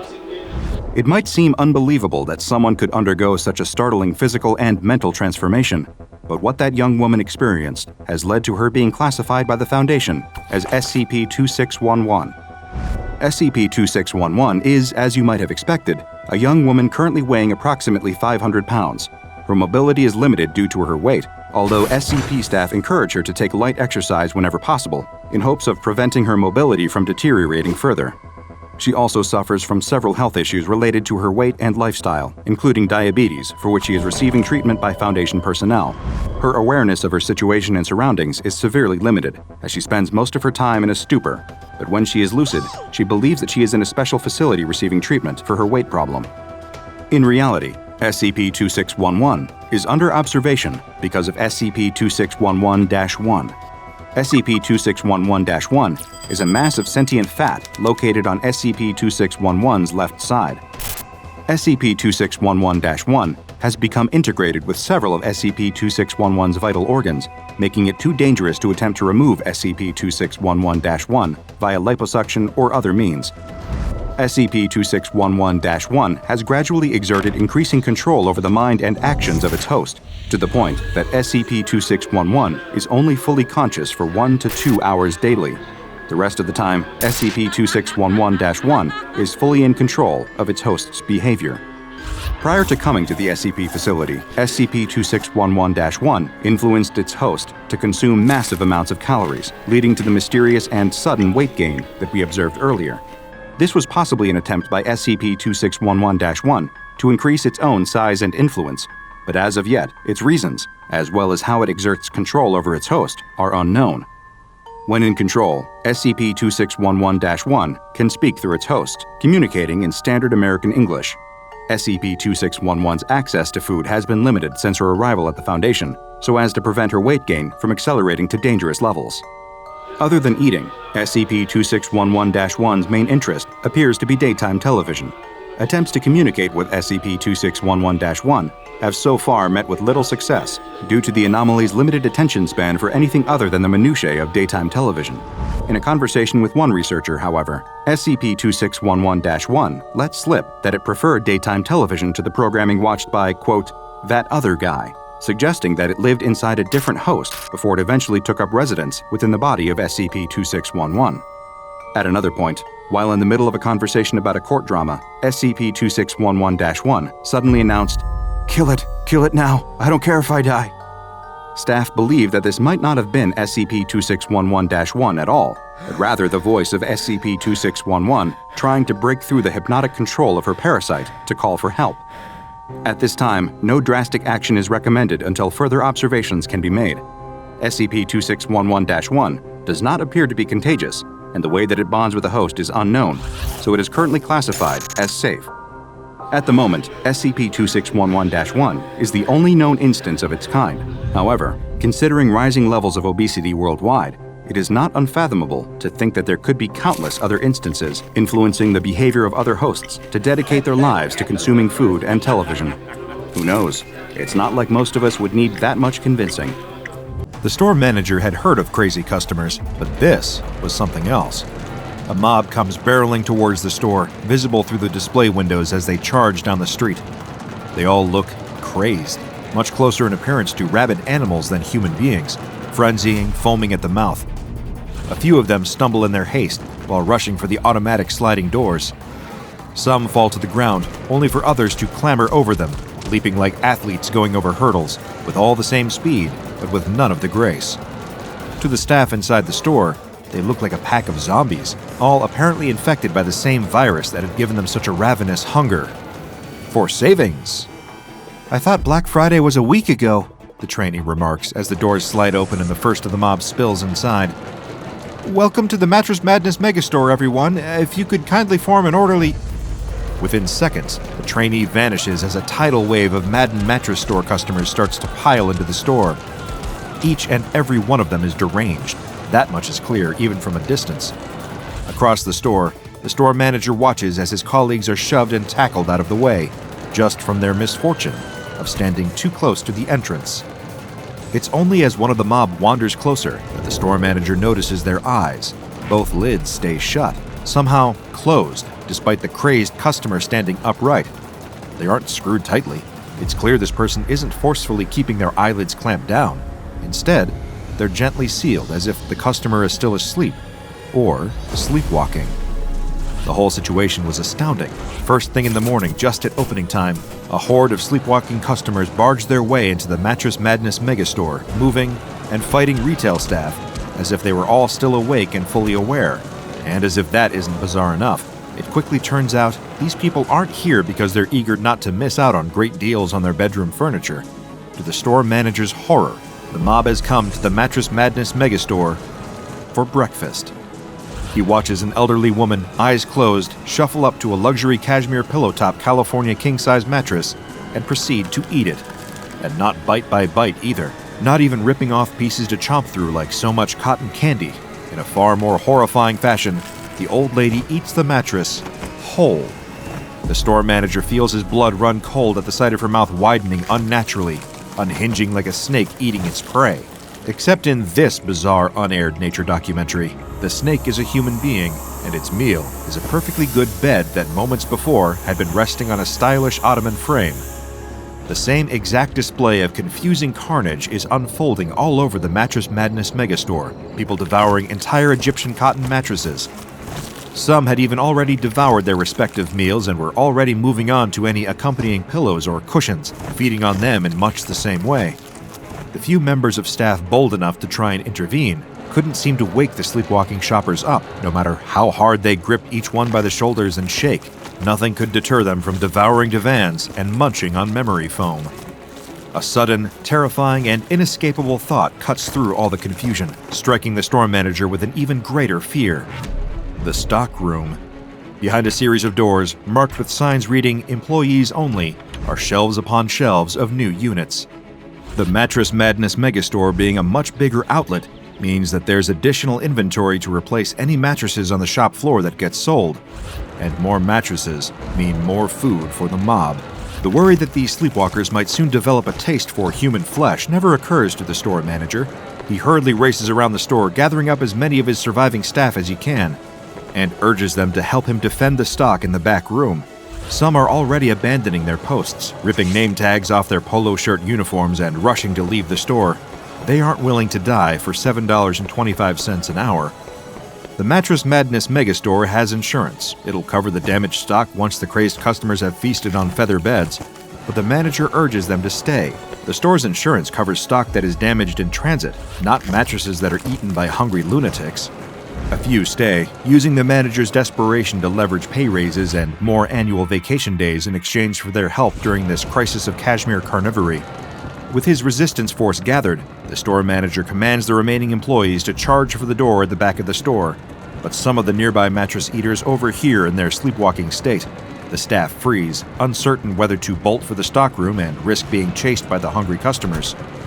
They need a distraction, a sacrificial lamb to grab the horde's attention. And with a solemn expression, the store manager realizes what he must do. This isn't a fight he'll make it out of alive. He leaps up onto a twin inner spring and calls out to the crazed customers. "Attention, everyone," he bellows. "I'd like to announce that all our mattresses are half off for the next 5 minutes." The crowd goes even more rabid, all eager to eat the pillowy pedestal the store manager is standing upon. His staff flees in the opposite direction, rushing to barricade themselves inside the storeroom, while their boss meets a grisly demise, and the crazed customers devour every remaining mattress in sight. But what on earth could have possibly caused such a scene to unfold? What was the inciting incident for this unprecedented act of mass matricide, the divan destruction, and combination carnage? All it took was one seemingly innocuous image, an unassuming online post, to stir over 7,000 people into a featherbed feeding frenzy. It's December the 3rd, 2020, almost an entire day before the deranged events that would soon unfold at the Mattress Madness megastore.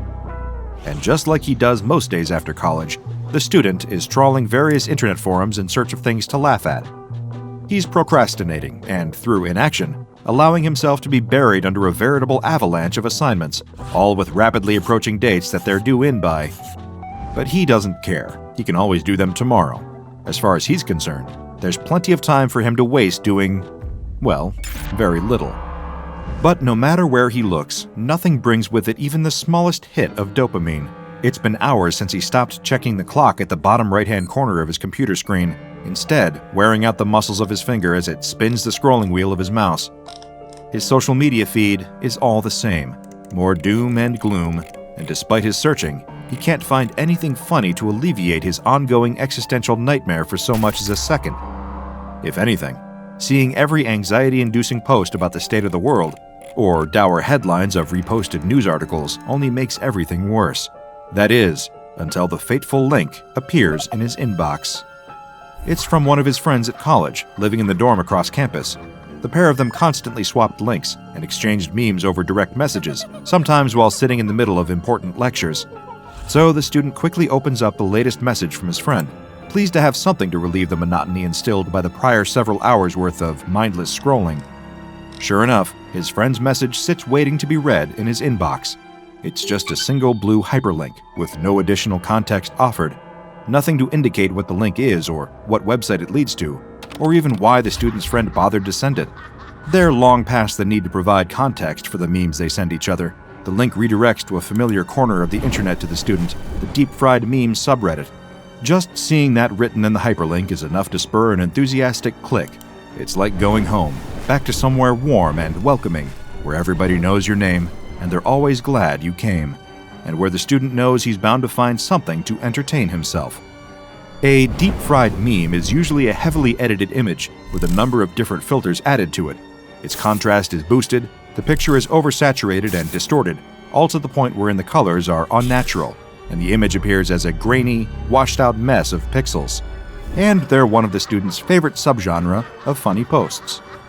Opening up the link sent by his friend, he finds one such deep-fried meme staring back at him. It depicts a man, long-haired and wearing dark clothes, presumably a fan of heavy metal music. In front of the metalhead is a table with a chessboard placed neatly atop it.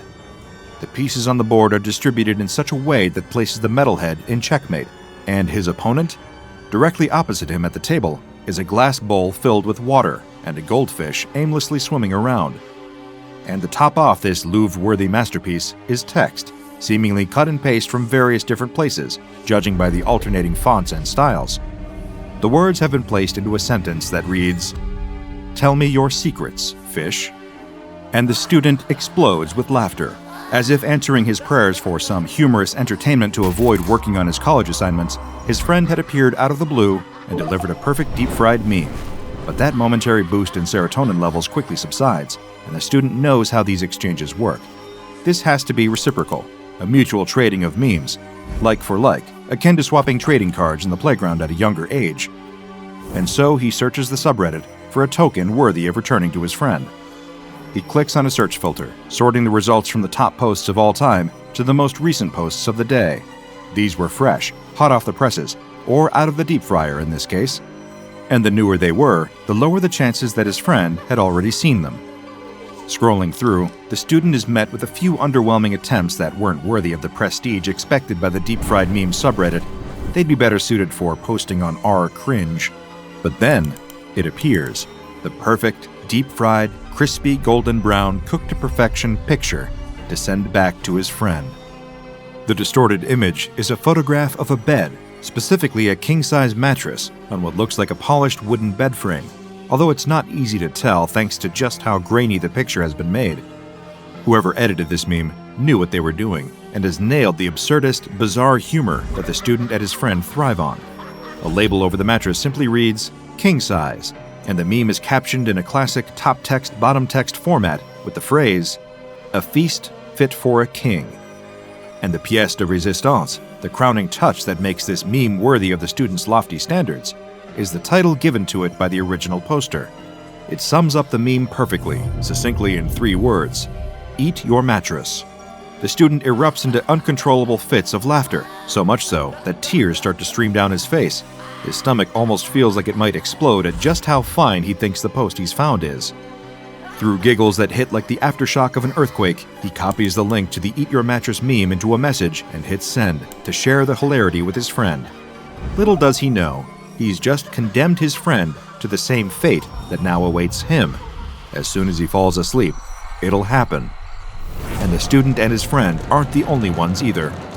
The post spreads, either sent directly from one person to another or seen by those just browsing the deep-fried meme subreddit and happening across the Eat Your Mattress photo. Not all of them find it funny. They don't have to. They aren't even required to share it, to pass it on to someone else and help the post spread like wildfire. They've looked at it, and that's enough. Come the next day, an estimated 7,000 people across the world have seen the same meme, and it affects them all in the exact same way, becoming a directive, a command planted in their subconscious, one that they will act on without even realizing. It's been only a few hours since all the carnage erupted at the Mattress Madness megastore, but by now, the SCP Foundation has swept in and taken control of the scene. A cordoned section of multiple blocks, under the cover story of a dangerous gas leak. It's enough to keep civilians and prying eyes away without asking too many questions. But as for the Foundation personnel themselves, they've got plenty of unanswered questions of their own. 2 members of the cleanup team are reviewing the store's security footage, baffled by the sights of the chaos that unfolded there earlier that same morning. On the screen, frenzied customers are eating entire mattresses, stretching their mouths wide open and swallowing them whole. They watch as the store manager appears to make an attempt at a noble sacrifice to distract the horde of ravenous customers so his employees can rush towards the storeroom. But the manager is fine. Once the horde has eaten all the mattresses out on the store's main floor, they start trying to break into the stockroom out back, where the other employees have used layers upon layers of cellophane-wrapped mattresses to barricade the door. By the time the Foundation arrives, the customers have already forced their way into the stockroom and have devoured around half the mattresses, while exhausted employees try to wake them from their sleepwalking state. The Foundation sees to it that everyone affected is rapidly administered with memory-wiping amnestics to forget all about the ordeal. Their next job is to try and track down the source of whatever caused this unprecedented outbreak of mattress eating. But being experts in all things anomalous, it doesn't take the Foundation long to start pursuing possible explanations. Having already confirmed this wasn't a viral anomaly, their next course of action is to investigate possible mimetic causes, and sure enough, a common factor quickly presents itself. The mob that attacked the Mattress Madness megastore, along with subjects who have engaged in similar acts of mattress eating across the world, all have one thing in common. Each one has been exposed to the Eat Your Mattress post on the Deep Fried Memes subreddit. It takes some deduction on the Foundation's part to figure out the cause. After all, the meme in question is similar to a number of others posted in the same subreddit. As a result, the Foundation's online detection software, or web crawlers, initially fail to flag the mattress meme as an anomalous image. Once they do, it is designated as SCP-5126. But with a cause established, the pieces start to fit together. The Foundation's researchers soon realize what the image does. Another reason it was initially missed is that its effects only occur once the subject that has seen it falls asleep. The student is one such subject who lived through this. He dozes off in his gaming chair well past the middle of the night, hours after he's first seen SCP-5126. While sound asleep, without waking up once, he starts to seek out his mattress, laying unoccupied on his bed on the other side of his cramped dorm room. He and all the others who have seen SCP-5126 then consume their mattresses, including in many cases their pillows, any cushions, and even plush toys. Their bodies stretch unnaturally to accommodate the meal, only to return to normal once they have done the deed. Having returned to normal, the student and the others like him remain unaware they've just eaten a mattress. But the Foundation is left puzzled. There's still one question that hasn't been answered. Their examination of the several hundred customers at the Mattress Madness megastore revealed that the consumed mattresses aren't digested like food ordinarily is. They vanish without a trace. So this naturally begs the question, where are all these eaten mattresses going? Well, the Foundation quickly comes up with an experiment to find out. They place tracking devices inside of the cell of a member of D-Class personnel and expose him to SCP-5126. Sure enough, the meme takes effect, and once asleep, he eats his mattress. The experiment is going exactly as the Foundation planned. Now they can follow the signal from the tracking devices to pinpoint the destination that all the consumed mattresses are disappearing to. And after several sweeps of the Earth's surface, their satellites discover a ping coming from a remote location in the state of Montana. MTF Sigma-16 suit up, ready to head out to the location. This mobile task force operates under the codename Slumber Party, and it's up to them to investigate. They come across a large structure.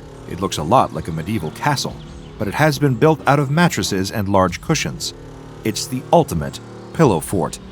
It even has pillars and all the fortifications you'd expect from a real historical castle, all made out of even more pillows. The Slumber Party team enters the fort and quickly discovers that the structure is able to anomalously reconstruct itself. Sigma-3 kicks over a stack of pillows and plush toys arranged to resemble a statue and watches as it reforms after collapsing. The team ventures deeper into the pillow fort and is quickly met with humanoid entities that are also made out of pillows. An entity swipes a pillow arm at Sigma-1, but she ducks out of the path of the attack. Drawing her firearm, she fires, causing a plume of feathers to spray out of the pillow person. The entity is unfazed, and several additional shots do nothing. Even a taser is ineffective. The pillow entities are exhibiting extreme resistance to damage, but Sigma-2 has an idea. She grabs a pillow from one of the walls and uses it to bash the entity attacking her teammate Sigma-1. The pillow person collapses into a pile on the floor, inanimate, and just like that, the mobile task force has a way to fight back. They all grab pillows and make quick work of their attackers before they move on to explore the rest of the castle. Then they encounter the king. There is a man sitting atop a large stack of cushions, wearing a nightcap and pajamas, eating feathers from an expensive brand of pillow. Scattered around him are empty pillowcases. Trying to ignore the smell, the Slumber Party team attempts to interrogate him. He claims to be the king of cushion, obsessed with pillows since a young age. Their smell, taste, and texture inspire him to create a kingdom of plush, his masterpiece of mattresses.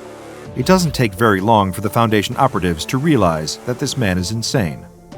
They question him about how SCP-5126, the Eat Your Mattress meme, works. How is it able to make people consume entire mattresses and send them to the king's cushiony castle? And why? Well, the king explains that buying mattresses is expensive, so in order to build his castle, he's outsourced the gathering of building materials. As he sees it, he is offering people affected by the meme a delicious meal in exchange for their beds, spreading the world of pillows so he can gather resources for his kingdom. Suddenly, he challenges the Slumber Party team to a pillow fight for having tracked him down. The king of cushion takes up a pillow in one hand and charges towards the mobile task force, armed and ready to do battle with them all. He is quickly incapacitated by Sigma-1's taser and drops to the floor defeated. Now designated SCP-5126-A, the King of Cushion is transported back to the SCP Foundation for analysis and containment. Their testing reveals he possesses no anomalous properties whatsoever, and the king actually requires his stomach to be pumped thanks to the copious amounts of pillow feathers he's been eating. The Foundation gets to work dismantling his pillow fort and moving all the components into storage. And as for the Eat Your Mattress meme itself, the Foundation's web crawlers are keeping an eye out for any other posts of the anomalous image. And don't worry, if you find yourself giggling at a funny deep-fried image that jokingly implies you should eat your mattress, the Foundation will ensure you don't remember it happening, and they'll even throw in a replacement for your swallowed mattress at no added cost. Now that's a bargain. The trucker tumbles to the greasy floor of the diner, thrown out of his booth, only to come crashing down before he can regain his footing. He'd be climbing back to his feet, ready to square up to the patron who has just hurled him, but staring up at them has made him freeze on the spot. As he lies on the diner floor, the trucker's eyes lock on to the bizarre horror towering over him. It looks like a huge fleshy mess, more akin to a chewed-up wad of gum than a living being. It's nearly impossible to differentiate what parts of its head are facial features. Is the mouth right there in the center, or is it one of the various other strange and inexplicable orifices? Does it even have a mouth? And where are its eyes? Does it have the standard human too, or does it see by smelling sounds or tasting the air? And are those tusks? They are. The trucker has only stopped off for a hot cup of coffee and a bite to eat. Now he's facing off against a puzzling creature ripped straight out of a David Cronenberg movie. But then again, that's what he gets for stopping off at Freddy's Diner. It all begins a few moments prior. The trucker is at the wheel, exhausted but making good time on a long haul across the interstate. Thanks to life on the road, he's been lucky enough to see much more of the country than most, driving from the West Coast to the East Coast and back again plenty of times. And being so familiar with his routes, the trucker has his very own curated list of the best places to eat while on the road. He double-checks the time and realizes he's got plenty to spare, so decides to make a quick detour and heads towards a little-known roadside restaurant, Freddy's Diner. The trucker still remembers the previous time he took a pit stop in Freddy's place. It never ceases to amaze him that it even exists. After all, there's not another diner like it from here in California to the truck stops over in New Jersey. And the trucker knows he'd pick Freddy's Diner over any maritime-themed novelty seafood place. He likes going there so much, he's even kept it a secret from his fellow truckers on the road. He'd simply hate for everyone to start piling over there and turning his favorite spot into a rowdy trucker hangout or tourist attraction. Pulling his truck up outside, the trucker locks the vehicle up securely and heads inside. From outside, it's just a calm, quiet-seeming place, a diner like any other in that stereotypical 1950s style. That's part of what the trucker likes so much about Freddy's. It's got that comforting, nostalgic feeling to it, like one of the few remaining vestiges of an era that nearly nobody alive remembers anymore, except from seeing it secondhand in old movies. But despite it looking quiet, practically empty from the outside, stepping through the doors at Freddy's is like setting foot on another planet. The entrance isn't just the way into the restaurant, it's the access point to the trucker's other favorite part about visiting there: the people. At first, it seems normal. There's always a decent number of customers bustling about, talking to each other or ordering from Freddy, the friendly, silver-haired old owner dressed in his typical pinstriped apron over a shirt and bow tie. No matter if he's in the middle of serving a customer, Freddy always turns to greet the newest arrival with a warm smile and his classic motto: "Welcome to Freddy's Diner, the only place where you can eat cuisine that's out of your world." The trucker loves how gradually it creeps up on him. Taking a cursory glance around the diner, nothing seems all that out of the ordinary. But looking closer, he enjoys noticing the other patrons and how eccentric they all seem. When taking a gamble on Freddy's and making his first ever visit on another long drive to California, the trucker finds himself convinced that there must be some kind of science fiction or comic book convention in town. Then, soon after, he starts to get a little worried, thinking that maybe he's been on the road too long and is starting to see hallucinations out of pure exhaustion. But now he's been in enough times to know the folks who pitch up to eat at Freddy's Diner. Well, the best way to put it is that they're from out of town. Wandering past the bar, looking for somewhere to sit down, the trucker notices a trio of figures sitting down and enjoying plates full of freshly grilled burgers and baskets of golden fries hot from the fryer. What does it matter that all three are wearing huge, bulky spacesuits with metal piping snaking down them and vents hissing out warm steam? They're just enjoying their meals, after all. The trucker finds a vacant booth and sits down on the comfortable leather seat, scanning the diner for Freddy so he can order a coffee. Sitting across from him at the opposite booth, his eyes fall across a couple, smiling and giggling to each other as they chat. He's so caught up in their infectious positive vibes that he barely realizes how one of them has had her entire right arm replaced with an intricate cybernetic one, or that the other is entirely blue and has pointed ears. It's just nice seeing how happy they are. That's when a voice that sounds like someone gargling water chimes up, and a sinewy tentacle grabs the trucker by his flannel shirt. What the hell do you think you're doing? The patron gurgles. I got up to use the bathroom for 5 minutes and find some chump in my seat. That's my table, pipsqueak. Moments later, the trucker is on the floor, looking up at a creature he's never seen before. In fact, he's not even sure if the patron is human.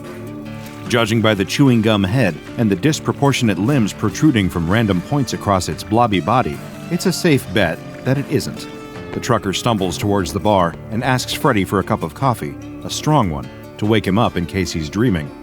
Across his visits to the diner, he's been convinced that all the flamboyant and eccentrically dressed customers are all just wearing costumes, either for a local convention or because of an anything-goes dress code. But after seeing the patron, the trucker's starting to think that he might have been very, very wrong about this place. Not to be confused with a certain pizzeria populated with quirky animatronic characters, Freddy's Diner is a restaurant experience like no other. But if you're hoping to experience its comfort food and unique atmosphere for yourself, then you might have a hard time getting past the quarantine zone that now surrounds the diner, thanks to the SCP Foundation.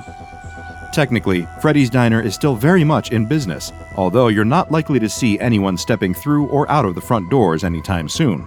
Well, not from this dimension, at least. Before it would go on to be known as SCP-2854, the SCP Foundation learns of this seemingly innocuous restaurant 2 months after it first appears.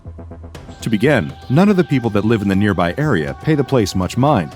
As far as they know, Freddy's Diner is just a harmless 50s-themed diner.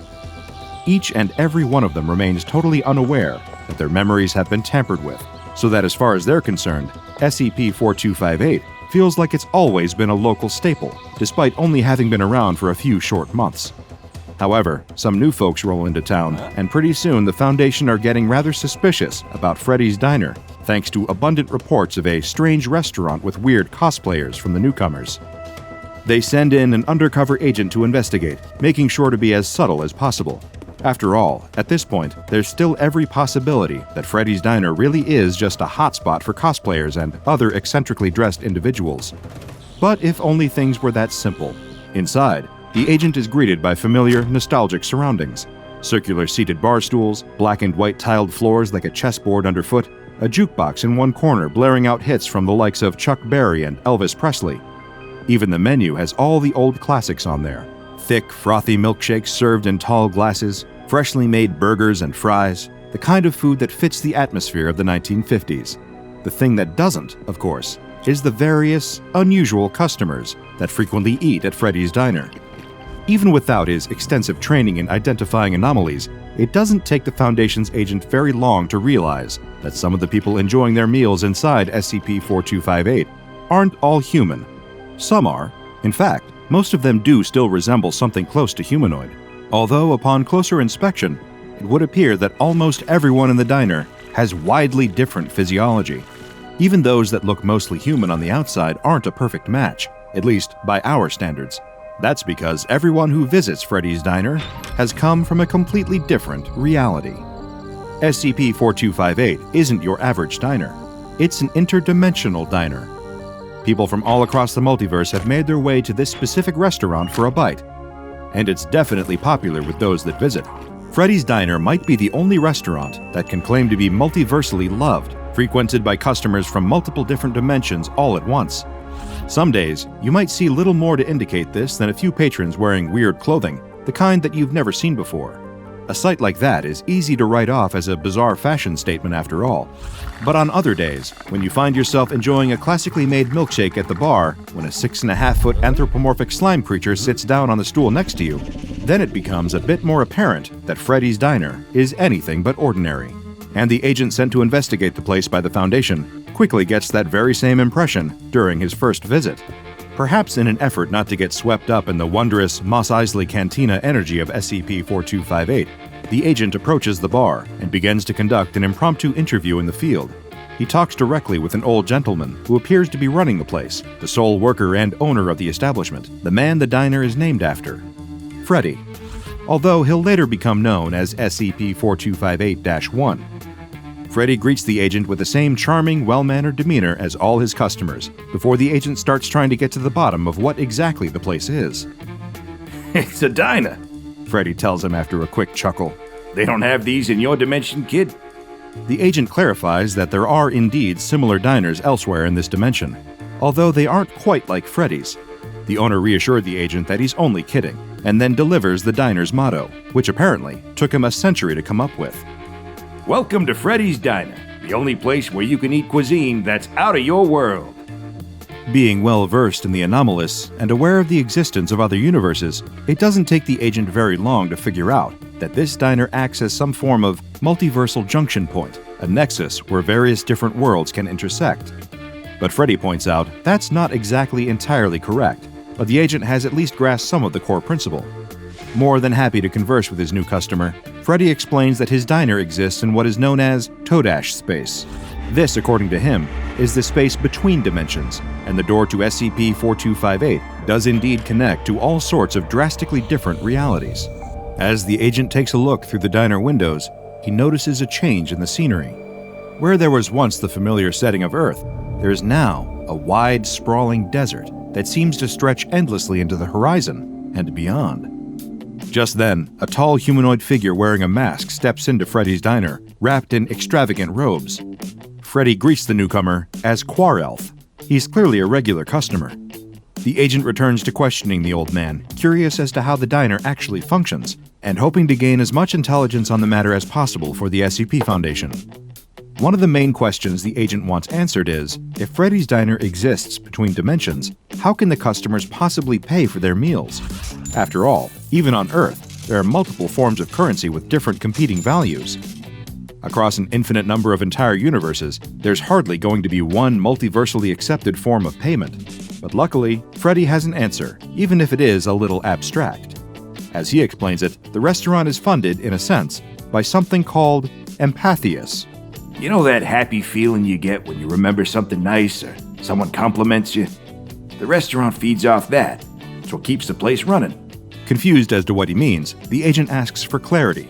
For a moment, it sounds like Freddy's diner extracts positive emotions from its clientele, like a leech draining blood.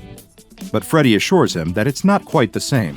The diner itself only takes away the excess empathias, the positive emotions, that its customers experience from being there, enjoying their meals and the atmosphere of the interdimensional diner. Freddy likens it to trimming the edges of a hedge.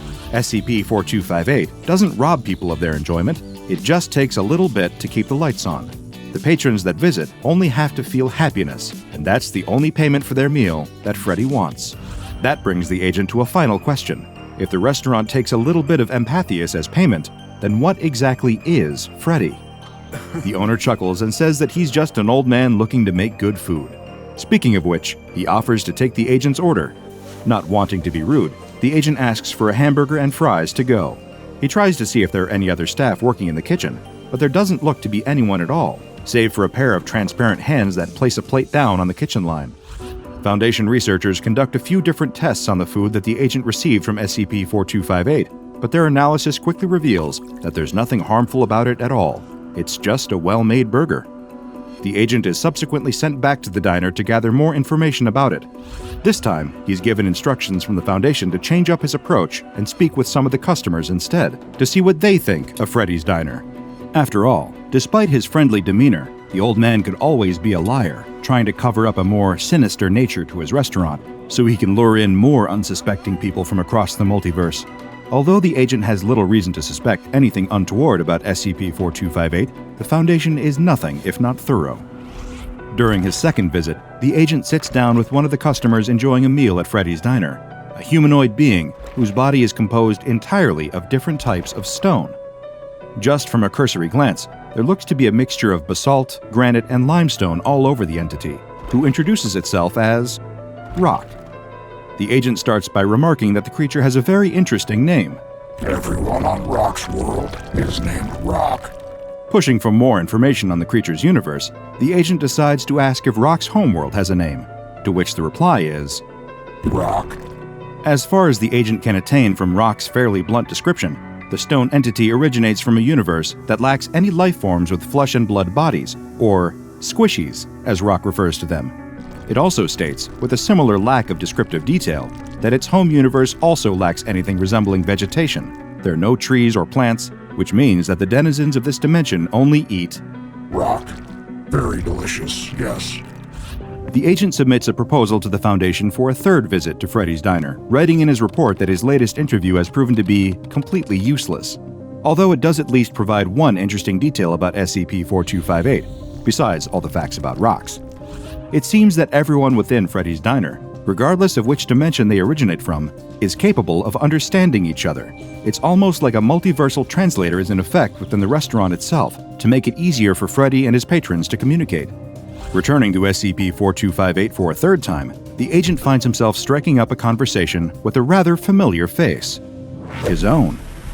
Against the improbable odds of infinite different people across an infinite number of universes in an endless multiverse, the Foundation agent happens to bump into one of his own counterparts from an alternate reality. And for the most part, this alternate agent seems to be from a universe that is practically identical to the first agent's.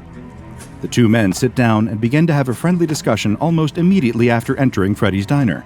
After all, it's likely that nobody else in the establishment is as familiar with each other as the pair of them are. The first agent is quick to remark at how strange this encounter is, even amongst his own years of experience at the SCP Foundation. Working with anomalies on a day-to-day basis is strange enough, but interviewing an alternate version of yourself has to be a jarring experience to say the least. The agent tries to establish any major differences between their two universes, asking his counterpart who he works for in his reality. The alternate agent explains that he also works for the SCP Foundation, or another version of it. So far, no differences. Next, the agent asks a more personal question. Is the alternate agent married? It turns out he is. As a matter of fact, they both are, and their wives are not only alternates of each other, but both versions of the couple have been together for 20 years. Next, the agent asks his interdimensional doppelganger to describe his world in more detail.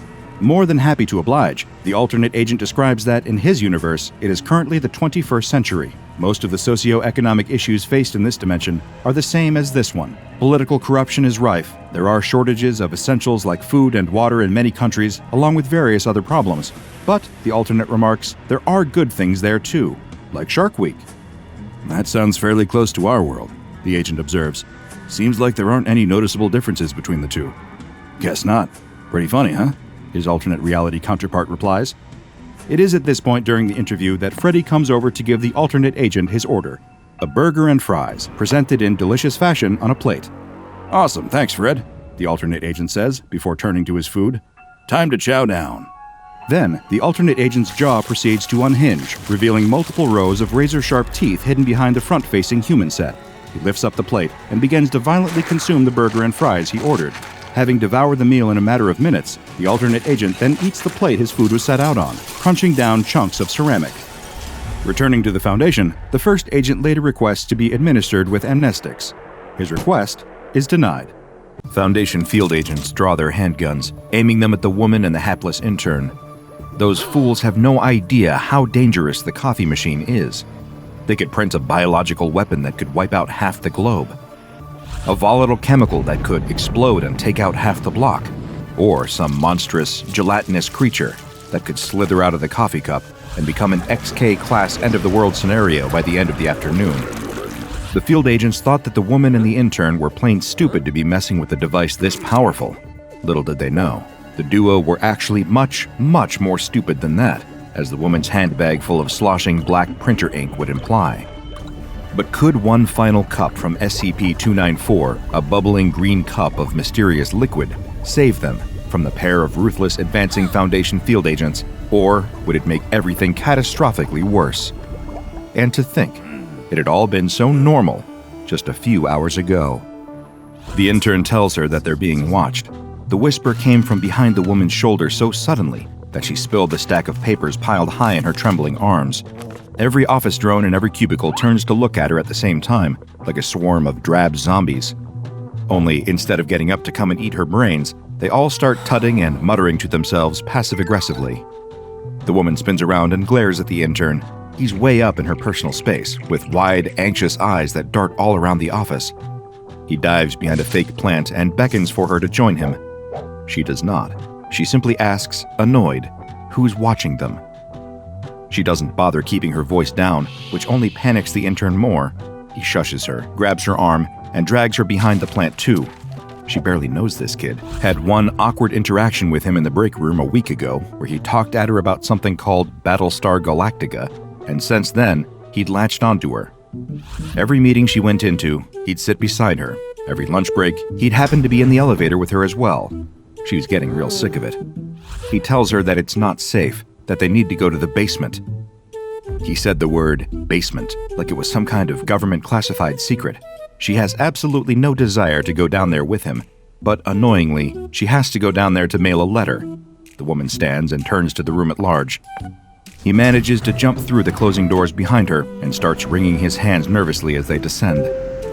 The doors open, he checks that the coast is clear, and then takes off quickly down the corridor.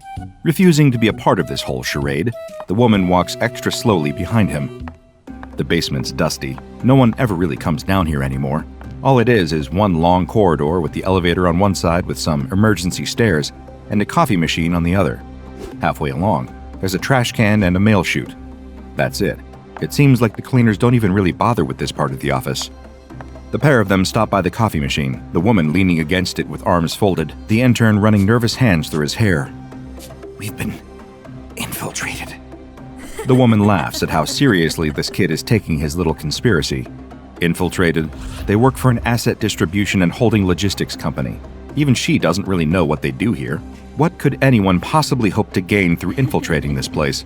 The intern nods his head sideways so subtly she totally misses it the first time around. He does it again, more obviously.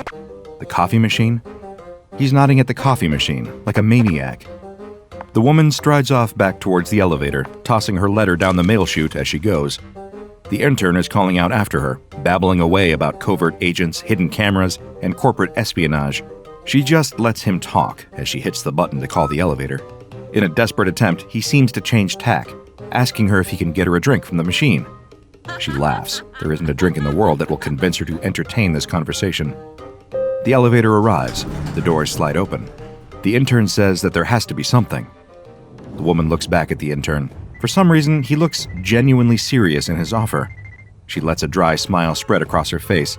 She asks for lemonade, freshly pressed, homemade, from her hometown in Arizona. 2 spoonfuls of sugar, ice, and a sprig of mint. But to her surprise, as she steps into the elevator, the intern seems to take the whole set of instructions in his stride, punching them into a keypad on the coffee machine. The woman hits the button for her floor just as the drink starts pouring out of the machine into a paper cup. That's strange. It does look like lemonade from here. A sprig of mint drops into it as the doors start closing. The intern snatches up the cup and rushes across to her, but he's too far away. The doors are closing. The woman jams a foot in the door, and they open back up again. The panting intern stands in front of her, holding out the cup. Large ice cubes, a light fizz, and a sprig of mint. No way. She takes a sip, and a wave of nostalgia washes over her. Memories of childhood summers, of a world happier and brighter than this one, full of laughter, joy, and beauty, where grass tickled between her toes, the summer breeze gently cooled her back, and the sun lit up the world before her with warmth and hope. The woman looks up at the intern, surprise on her face. That is, without question, hand-pressed lemonade from her hometown in Arizona. How had he done that? Did that coffee machine really stock lemonade? She marches over to it and stares at the machine, taking in all the details. For all intents and purposes, it looked like any other coffee machine. It's just a regular old silver and black box that you'd find in dreary offices across America. Except, actually, there is something strange about it. It has a keyboard. Not just a number pad, but a full-size QWERTY keyboard with an enter key right there. The screen simply says, "Enter your order now." The intern is at her shoulder, still glancing nervously back along the corridor. No one's here. Yet. Feeling a little ridiculous but unable to deny the cup of lemonade in her pocket, the woman types out the first drink she can think of. Coffee. The intern laughs at such a boring request and tells her to use her imagination. So, she does. It takes a while. She hasn't used her imagination in years. Working in a place like this, there's little reason to ever get it out of its cage. After a few seconds of thought, the most exotic thing she can think of is vanilla milkshake. She hits the enter key. Immediately, a paper cup drops into place, and out of the nozzle pours a thick, milky liquid with tiny black flecks in it. She takes a sniff, takes a sip, and then takes a gulp. That's a milkshake, no 2 ways about it. And a pretty good one at that. She laughs and turns to the intern. This is the most fun thing to happen in this office since Keanu Reeves almost came into the lobby, but then realized he was in the wrong place. She'll have to tell everyone about this upstairs. It'll be the talk of the office. But the intern grabs her arm as she goes to leave and pulls her back. There's a very serious expression on his face. Without a word, he pulls her back over to the machine and starts typing. Gasoline. Without hesitation, a new cup appears and out pours a shimmering fluid that hits the woman's nose so quickly she can identify it straight away. Covering her nose, she stares at the cup incredulously. Why would a drinks machine be able to dispense something like that? The intern is fuming with himself. That cup of gasoline stinks to high heaven. If they're being watched and suddenly start walking around the office holding a cup of gas, they'll be found out in an instant. That reminds the woman.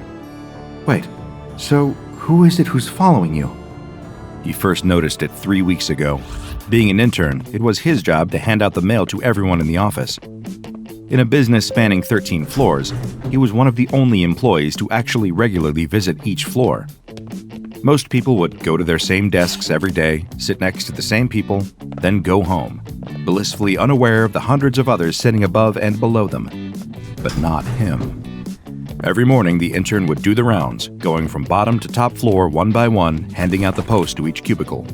Only a handful of people bothered to talk to him, and so he really noticed all of a sudden when one of them stopped showing up to work. A mother in her mid-50s, stable life, stable marriage, she'd always been very warm towards him. But one day, when he rounded the corner, she was gone, replaced by a man in a very neat pressed black suit, dry cleaning tag still hanging from the collar. Not thinking too much of it, the intern had gone about his week a little sadder but generally unconcerned. Unforeseen circumstances happen all the time, especially in an office this big. But then another employee, a grumpy old man from accounts, was suddenly gone, replaced by a young woman in a neatly pressed new suit. The tag in the wastepaper basket by her desk had the same dry cleaner's logo on it. One by one, dozens of employees were being mysteriously replaced, and all of the workers, too zombified by their jobs, hadn't even noticed. These new employees could only be one thing: undercover agents. But whose undercover agents remained a mystery. The closest that the intern had got was when he overheard a pair of them saying something about a foundation, whatever that meant. The intern turns around and starts typing on the keypad. Gold. And sure enough, quick as a flash, a paper cup appears, and out of the nozzle pours a thick, shimmering golden liquid. The woman stares at it in disbelief. It couldn't be. She reaches down to take it, but can't. It's heavy, really heavy. Is that really? He nods. He explains that he hasn't got a clue why it isn't hotter to the touch.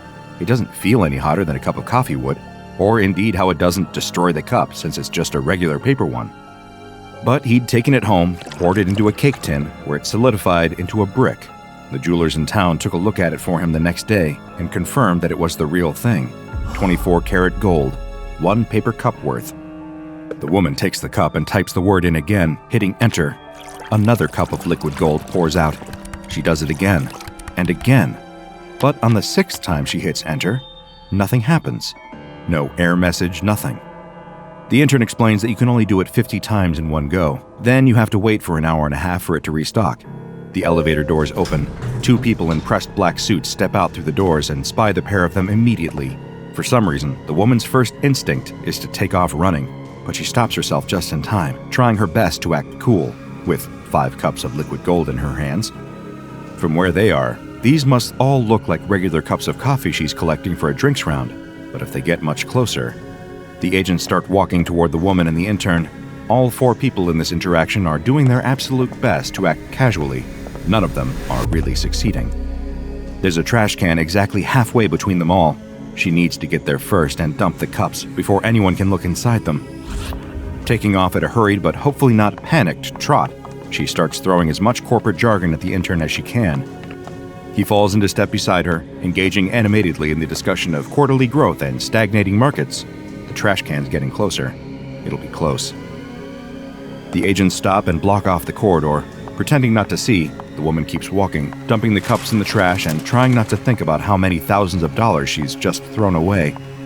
In the most confident and offhanded voice she can, she says, "Excuse me," and walks right between the agents and off towards the elevator.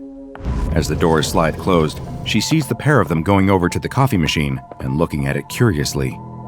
Do they know? She mutters the words under her breath, trying her best not to let her lips move. No. The intern is trembling with fear. Why are they here then? The intern says nothing.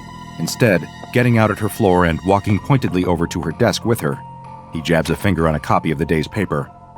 5.8 million worth of gold vanishes from locked bank vault. The woman's blood runs cold. She looks around the office for a quiet corner and pulls the intern across to it. So the machine wasn't just making gold from thin air.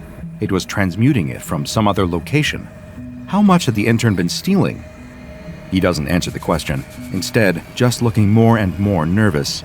In just 20 minutes during her lunch break, she had become an accomplice in the largest bank heist her city had seen in living memory, all while standing by a coffee machine. The nerves start to hit her in earnest now. Her eyes dart around the office, looking from face to face. There are a lot of pressed black suits around, a lot of eyes subtly looking back in her direction.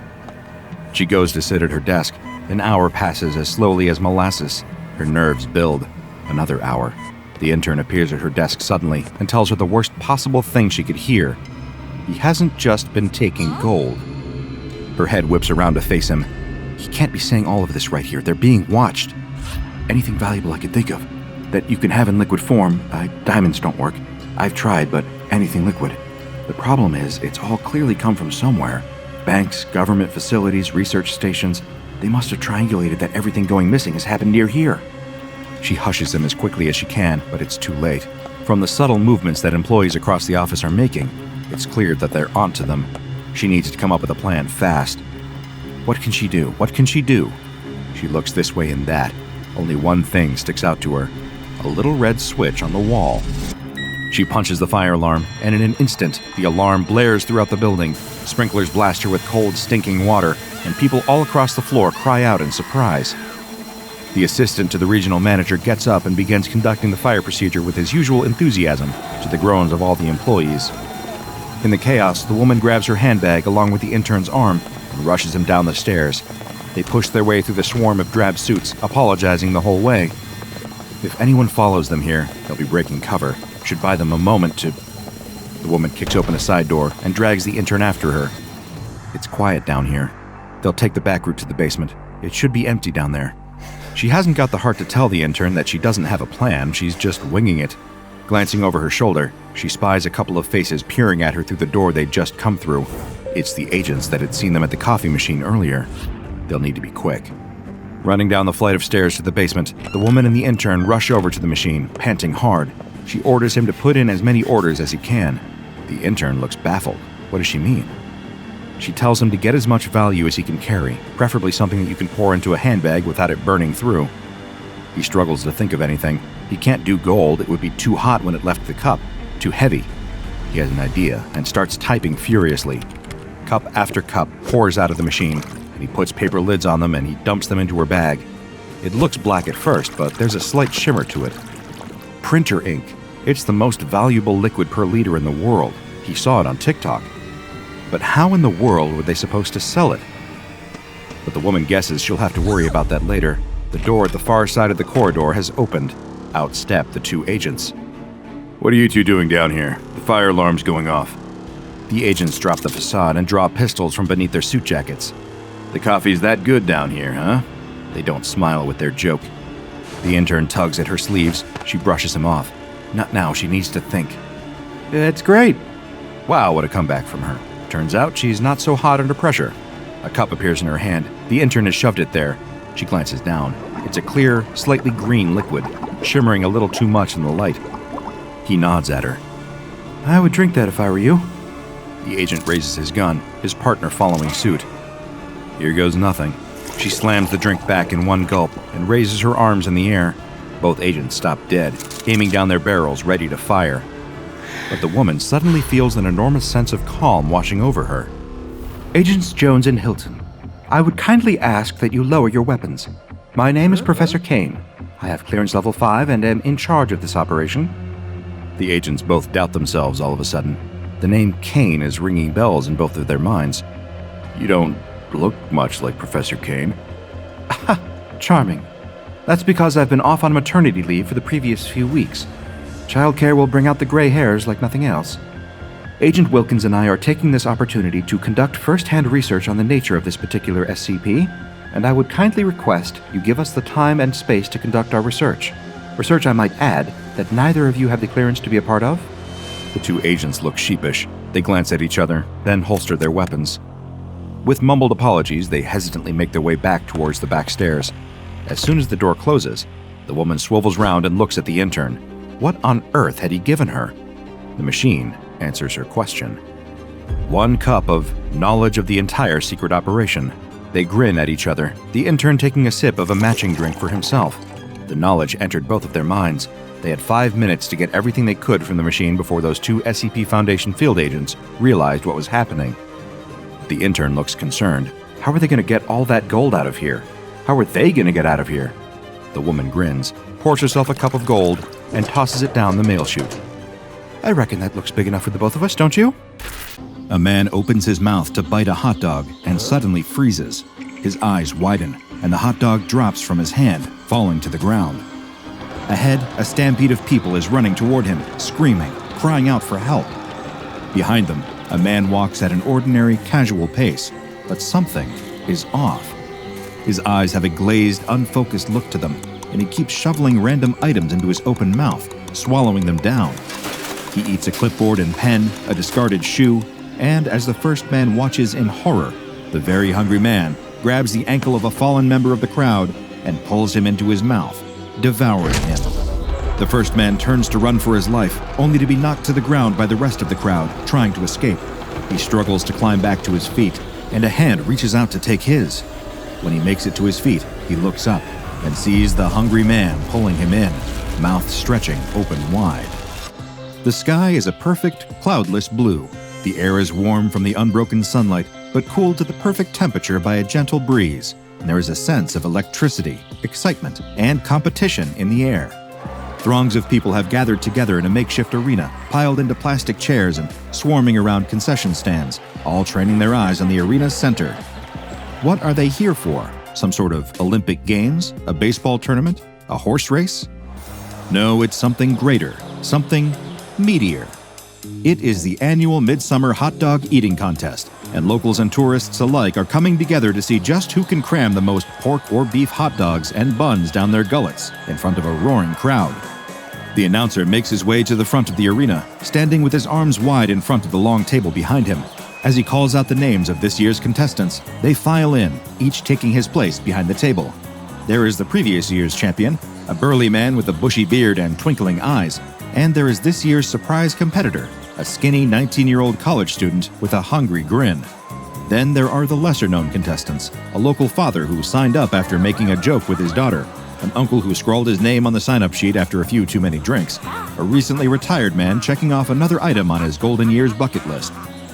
All have come to the event today with full hearts and empty stomachs, ready to see who the year's victor will be. The announcer riles up the crowd, encouraging them to cheer as loudly as possible to spur on their chosen competitor. All the while, staff are carrying out trays piled high with hot dogs, more hot dogs than most people see in a year, except for the people who just really, really love hot dogs. Each contestant receives a tray of hot dogs, a bucket of water, and an additional empty bucket, just in case, well, you get the idea. With the supplies and competitors all in place, it is time to begin the countdown. The announcer holds up his favorite air horn and calls out, 3, 2, 1, eat! At the sound of the air horn's blast, the men leap into action, seizing hot dogs from plates and each engaging in their unique competitive eating technique. The previous year's champion employs the method of famous hot dog eating champion Joey Chestnut, dunking his entire hot dog sloppily into his water, then swallowing it as quickly as possible. The new challenger, on the other hand, employs the Solomon method, named for King Solomon. Much like the fabled king suggested doing with a stolen infant, eaters using the Solomon method break the focus of their feasting in half before polishing it off. One of the more casual competitors attempts a divide-and-conquer technique, eating first the dog itself, and then the bun. Others employ no specific technique at all, attempting to devour the stack of hot dogs before them, using the same classic eating style they might employ at a family barbecue. This is a grave mistake. One by one, the less prepared competitors drop out, spitting into their buckets, wiping meat sweats from their foreheads, waddling out of the arena while groaning and holding their aching stomachs. Soon, Only the two frontrunners remain. But what's this? A challenger approaches. An unassuming black man, clad in a shirt and dress pants, rushes into the arena, his face a mask of single-minded determination, and begins seizing the discarded hot dogs off the table, gobbling them up as fast as he can. The announcer and the rest of the audience watch in stunned disbelief. This is unprecedented, and as exciting as it is, definitely against the rules. This man is not a registered competitor, and he certainly can't join the contest in the champion stretch. Unsure of what else to do, the announcer beckons to the staff on the sidelines, ushering them back toward the table to clear the food and escort this surprise drop-in out of the arena. The audience watches with rapt attention as the staff members attempt to remove the stranger from his place at the table. He shakes his head violently, refusing to go, and snatches the hot dogs away from them, even as they try to clear the trays away. All the while, the remaining competitors standing are attempting to stay the course and finish strong in spite of the interruption. The new, younger man collapses, slumping down onto the table in a hot dog-induced stupor. He has tapped out. The victor is the previous year's champion, with a staggering ultimate tally of 38 hot dogs. As 4 staff members work together to wrestle the stranger out of the arena, the champion steps forward to receive his trophy. The crowd roars as he holds up his arms, grinning ear to ear and basking in yet another win. The announcer can still see the staff struggling with the stranger out of the corner of his eye, but this crowd wants to see their champion crowned, and the show must go on. So he grabs the Hot Dog King sash, the crown made from gold-plated, hot dogs, and even the massive gold trophy. He crowns the winner, placing the sash over his shoulders. Then, as the music swells triumphantly, courtesy of the local high school marching band, the announcer holds up the trophy, sunlight glinting off its shiny surface. It represents so many things: achievement, celebration, the ability to eat just so much meat and not get sick, and now it is time for it to be awarded to the man who earned it. The announcer stretches his arms, handing over the trophy to the contest winner, when all of a sudden, another hand grabs hold of its handle, ripping it from the announcer's grasp. The stranger has returned, somehow freeing himself from the multiple security guards who escorted him away, and he has taken the trophy for himself. But he isn't just attempting to crown himself the Hot Dog King. No, this is not a simple coup de hot dog. He lifts the trophy up over his head, opening his mouth as wide as it will go, and tears the metal in half with a horrible screeching sound, shoving the pieces into his mouth, chewing and swallowing. By the time the announcer and the champion recover from their shock enough to move again, the trophy is completely gone, vanished into the stranger's belly. After a day of seemingly impossible feats of feasting, the sight of this strange man consuming a truly impossible meal of metal is just too much for the already anxious crowd to take. The arena erupts into absolute chaos as people spill out of their seats en masse, fleeing the area. The champion, however, does not turn and run. He feels robbed of his victory. Though it may have occurred in an utterly bizarre fashion, he won't stand for this kind of disrespect. He has trained all year for this moment, only to watch his trophy be eaten right in front of him. He marches right up to the stranger and pokes him in the chest, demanding to know who he thinks he is. What gives him the right to crash the hot dog eating contest, interrupt the proceedings, and upstage his victory by chowing down on the trophy? The man doesn't answer him, so the champion continues to berate him, wagging his finger in his face. The stranger's eyes follow the finger, and slowly he opens his mouth. There is a sudden chomp, and the champion screams, holding his hand to his chest, using his shirt to stem the bleeding. He turns to run with the rest of the crowd, but it's too late. The stranger's hand clamps down on his shoulder, holding him in place with a surprising strength. The only thing he sees before his life is snuffed out is the stranger's wide-open mouth, before everything goes dark with another sickening chomp. All the while, the crowd's terror rises to a fever pitch at the horrible sight. They trample each other as they scramble to vacate the area, shoving strangers and loved ones alike out of the way in a bid to escape this mysterious equal-opportunity omnivore with an appetite for far more than just hot dogs. Some manage to escape, running far enough from the arena that they can stop to catch their breaths and glance back at the ones who were not so lucky. Those who tripped and fell in the madness, who had the wind knocked out of them by an elbow to the gut from one of their neighbors, those with weak ankles or who hadn't tied their shoes carefully enough.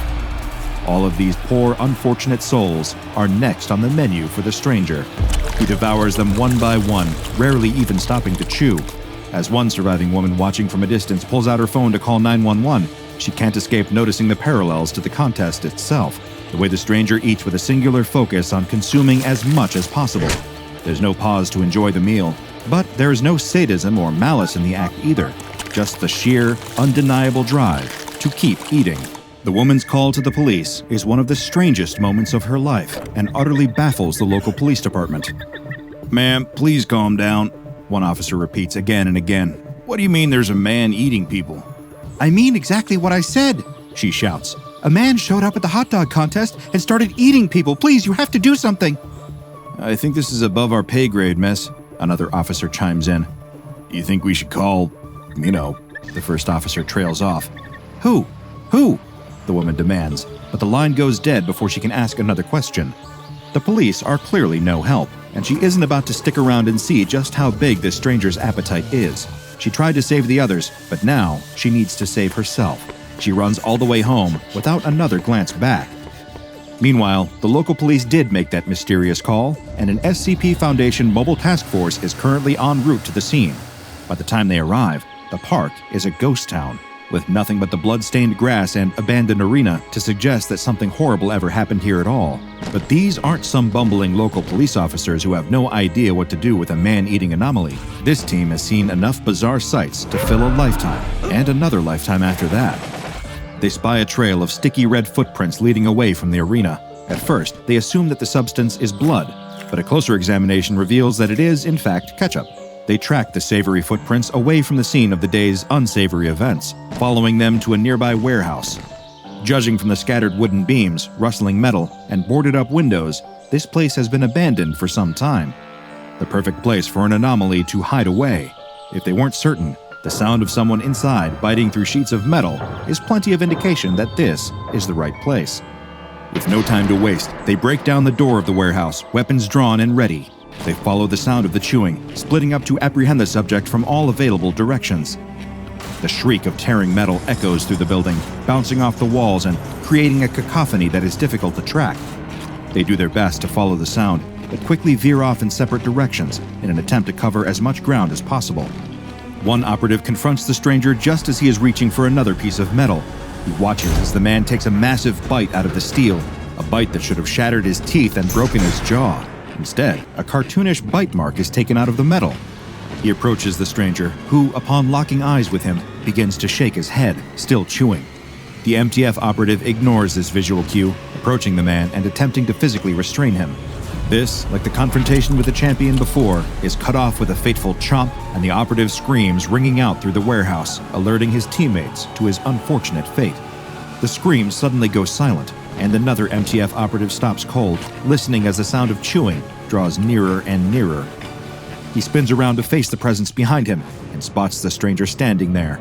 The otherwise ordinary man is polishing off the tip of a steel beam, grimacing as he swallows it. The operative lifts his weapon, pointing it at the subject. The operative tells him to stand down and come quietly. The hungry man pleads, wide-eyed, for the operative to turn and run while he still can. He takes small, reluctant steps toward the operative, muttering that he can't stop. The operative brandishes his weapon again, barking another order for the man to stop. Before he can make another move, the stranger snatches the weapon out of his hand, opens his mouth, and swallows it. He winces as he does, but does not stop until the weapon is completely devoured. All at once, he lets out a loud belch, his knees buckle, and he slumps to the ground. He rubs his stomach, wipes his brow, and sighs heavily. "I'm so sorry about that. I was just so hungry I couldn't help it." The man shakes his head sadly. "I hope you can get a new weapon. And I'm sorry about your friend, too. You said you couldn't help it. Why'd you stop?" The stranger shrugs, sighs again, and simply says, "Well, because I was full." After a bit of convincing, and a test confirming that the subject's strength and bite force has returned to ordinary human levels, the remaining mobile task force agreed to bring him into Foundation custody unharmed, though restrained. They pile into one of the SCP Foundation's trademark unmarked vans and set off toward the nearest Foundation site. About 1 hour into the trip, the subject begins to lament his growling stomach, asking if they could possibly stop somewhere for a bite to eat. Ordinarily, this is against protocol, but after what happened to their teammate, the task force members aren't taking any chances. They pull into a fast food drive-thru and permit the subject to order whatever he wants. They'll declare it as a business expense later. 5 burgers, 5 fries, 5 tacos, 5 pies, 5 cokes, 10 tater tots, 10 tenders, 5 shakes, 5 pancakes, 5 jalapeno poppers, and 5 baked potatoes later, the task force successfully reached the Foundation site with their newest subject, SCP-913. SCP-913 appears to be an average African-American man around middle age. Though his appearance is completely ordinary, his metabolism is unnaturally fast. He requires the recommended daily caloric intake for an average human being every 2 hours and has an unusually high internal temperature, though the specific number has been redacted from his official file. If he does not meet his calorie requirement for a given 2-hour period, he will enter a trance state in which he is unable to control himself. In this state, he will break down and ingest any solid matter in his line of sight. This includes matter that would ordinarily be indigestible, including wood, plastic, and metal. In this state, his appetite does not distinguish between living and non-living subjects. When he is in this hunger-driven state, he is aware of all his actions, but cannot stop himself, even when he eats dense materials that cause him extreme discomfort. If this state hits while the subject is sleeping, he will be forced awake. In addition to his anomalous appetite, SCP-913 can rend objects at an estimated force of 3,000 newtons and can bite objects with an estimated force of 5,000 newtons when eating them. Whenever he is not in his trance state, he cannot replicate this strength. An examination of SCP-913's liver tissue showed that it is capable of producing new enzymes in response to foreign material, allowing his body to digest matter that should be highly dangerous to consume. These enzymes metabolize the substrate at an efficiency of approximately 98%, detoxifying any drugs or toxins consumed by the subject during the hunger state or otherwise. This includes, but is not limited to, amnestics and anesthetics. When SCP-913 was first discovered, he was wearing a shirt and dress pants, both with the brand name Doctor's Orders sewn onto their tags. SCP-913 has no tattoos aside from one on his right calf, which reads, Mr Hungry, from Little Misters by Dr. Wondertainment. Just in case you aren't aware, the Little Misters are a line of humanoid anomalies created by the mysterious Dr. Wondertainment Corporation, including the fish-headed Mr. Fish, the candy-coated Ms. Sweetie, and Mr. Life and Mr. Death, who is every bit as existentially upsetting as he sounds. The purpose of these creations is currently unknown, though, like many Dr. Wondertainment products, their existence invites endless speculation. SCP-913 must be contained in a customized humanoid containment cell lined with 1-meter thick carbon steel. 913 is to be provided standard furnishings for his containment cell, coinciding with the usual necessities for a comfortable humanoid dwelling. He may be given pre-recorded entertainment materials, such as concerts, films, and television shows upon request. The cell may be accessed via a reinforced carbon steel door. Once every 2 hours, SCP-913 is provided with one nutritional supplement as specified in Document 913-2. I attempted to locate a copy of 913-2 for further details on said nutritional supplement, but access to it appears to be limited to researchers assigned to SCP-913. While the subject is sleeping, nutrition is provided to SCP-913 via a central venous catheter that must be changed once every 3 months. These measures allow SCP-913 to receive the calories that he needs to avoid entering a hunger state, ensuring the safety of everyone on site, as well as his own comfort. Like the rest of the Little Misters, SCP-913 presents a puzzle that may never be solved. I could spend my limited time on this Earth wondering why Dr. Wondertainment would create a being that seems to serve no purpose other than eating as much as possible, lest he unwillingly destroy the environment around him. But I believe that would be a waste of time. Why does Dr. Wondertainment do anything that they do? Why create a woman who can turn men into candy soldiers? Why create an ordinary man with a fish head, a tiny top hat, and a Boston accent?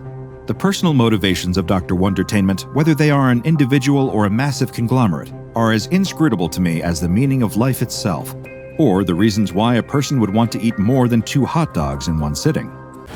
The mobile task agent weeps in terror as the nightmarish cartoon figures surround him. In the middle of the bright pink, whimsical town pulled out of your childhood fever dreams. Deformed childhood beasts drink greedily from a fountain overflowing with blood. But the agent doesn't fear them. He fears Mr. Hister, the huge looming figure in the yellow cloak, brimming with tendrils, and that awful face beneath the hood, smiling its rotting smile. All around them, children stand trance-like for the ceremony, ready to receive their final judgment, as up above, a door made of mirror floats, surrounded by the suspended floating bodies of the people who weren't so lucky. Mr. Hister leans in. He's got a question to ask, and if the MTF agent can't answer it, something horrible beyond imagination is going to happen to him. That's just how it is when you're dealing with SCP-2853. SCP-2853 refers to a line of packaged Taffy candies. Each package contains 2 candies, one blue with a raspberry flavor and one red with a cherry flavor. The blue candy appears to have no anomalous effects or adverse effects at all, aside from getting stuck in one's teeth. However, the red candy is a different story. Anyone who consumes the red candy and recites a key phrase will be teleported to an extra-dimensional shape, seemingly identical to the location of Ticky Taffy Town, a 90s-era television show that advertised the candy and has been designated SCP-2853-A. It was the UIU, a branch of the FBI specialized in investigating paranormal occurrences, who first identified the anomaly after they noticed a correlation between the airing of SCP-2853-A episodes and the disappearances of children. The show and its corresponding candy have been linked to approximately 3,500 child disappearances between the years of 1994 and 1999. As the UIU looked into unexplained disappearances during these years, a peculiar pattern began to emerge among several cases. The missing child was most recently seen in or entering a kitchen pantry. The only evidence left behind was a pile of open Ticky Taffy wrappers, specifically the blue raspberry variety. Shortly before their disappearance, the child was watching an episode of the show featuring the character Mr. Hister, and the missing child's parent could hear the show's theme music just before the child vanished. After a UIU operative's child joined the list of missing kids, the case was turned over to the SCP Foundation, along with all of the UIU's findings up to that point.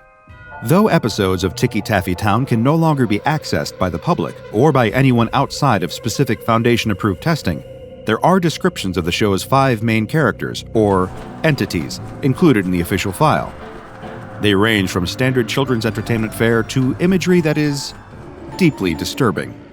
First, there is the fatherly, patient Mr. Squibbles, a bipedal humanoid with the head of a plush octopus and a wardrobe consisting of khaki trousers and a red sweater vest. He is responsible for imparting each episode's lesson. Next, there is Mrs. Bobble, a stereotypical clown with blue hair, white makeup, a red nose, and oversized, multicolored clothing. She acts as the questioner of the episode's theme or lesson, raising these questions with Mr. Squibbles. The source of mischief in Ticky Taffy Town is Kizzywink, a small entity resembling a bipedal feline with humanoid hands and an oversized head. Though the entity is mischievous, it is also benign and largely childlike in its behavior. Kizzywink has a companion named Franzipans, a small, round, plushy avian with a hammer in place of its beak. Acting as an annoying sidekick to Kizzywink, the entity will fly around the screen and hit the other entities with its hammer beak as a form of slapstick comedy. And then there is the infamous Mr. Hister. This entity is not depicted as overtly hostile, but its appearance is the most troubling in the show. This humanoid entity stands approximately 2.3 meters tall and wears a long, golden-yellow robe with a hood. The entity propels itself through the world with tentacles that emerge from beneath its cloak. Any attempts to produce an official description of the entity's face have proven difficult, due to the notable video distortion effect caused when the entity enters the frame. The closest current description of its face describes it as resembling a misshapen, tumorous human skull. A standard Mr. Hister episode of SCP-2853-A begins like most children's shows, with vivid colors, pleasant lighting, and cheerful music, as the main cast teaches standard lessons such as how to tie your shoes, why it's important to brush your teeth, and the value of honesty. When Mr. Hister enters the frame, however, everything changes. The video quality dulls, the colors become oversaturated to the point of becoming almost nausea-inducing, and the contrast decreases dramatically. The visuals aren't the only thing that change in Mr. Hister's presence. The subject matter also shifts in tone, as Mr. Hister torments the rest of the characters with nihilistic and distressing lessons such as, "Your parents will soon die, and so will you," and "I feel nothing but the nothingness," or the particularly evocative, "You may not believe in the slaughter, but the slaughter believes in you." When Mr. Hister leaves the scene, he always recites this phrase, "I shall now be departing to the land of right, with the truth of red to be my might."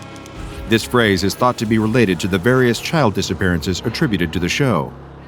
On January 4, 2000, lead researcher Frank Monroe conducted the first test involving SCP-2853-A. Accompanied by junior researchers Tracy Klaus and Morgan Eskew, and supervised by Ethics Committee consultant Jennifer Lamb, Monroe began the test with D-Class 643980 restrained to a detainment chair in the middle of an observation room, placed in front of a television set.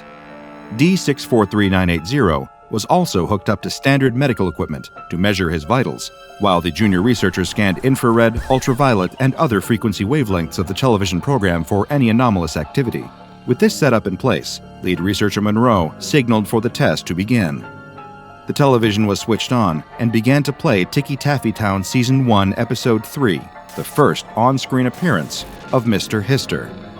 As the episode began, everything proceeded normally, aside from a small increase in Hume levels. As it progressed, however, the D-Class became increasingly agitated, his heart rate and perspiration increasing. He demanded to know why the show was chosen, explaining that he had childhood memories of the program. His younger brother used to watch the show all the time, until he disappeared. Upon hearing this, Ethics Committee consultant Jennifer Lamb became visibly distressed, but advised the research team to proceed with the test in spite of this unforeseen emotional component.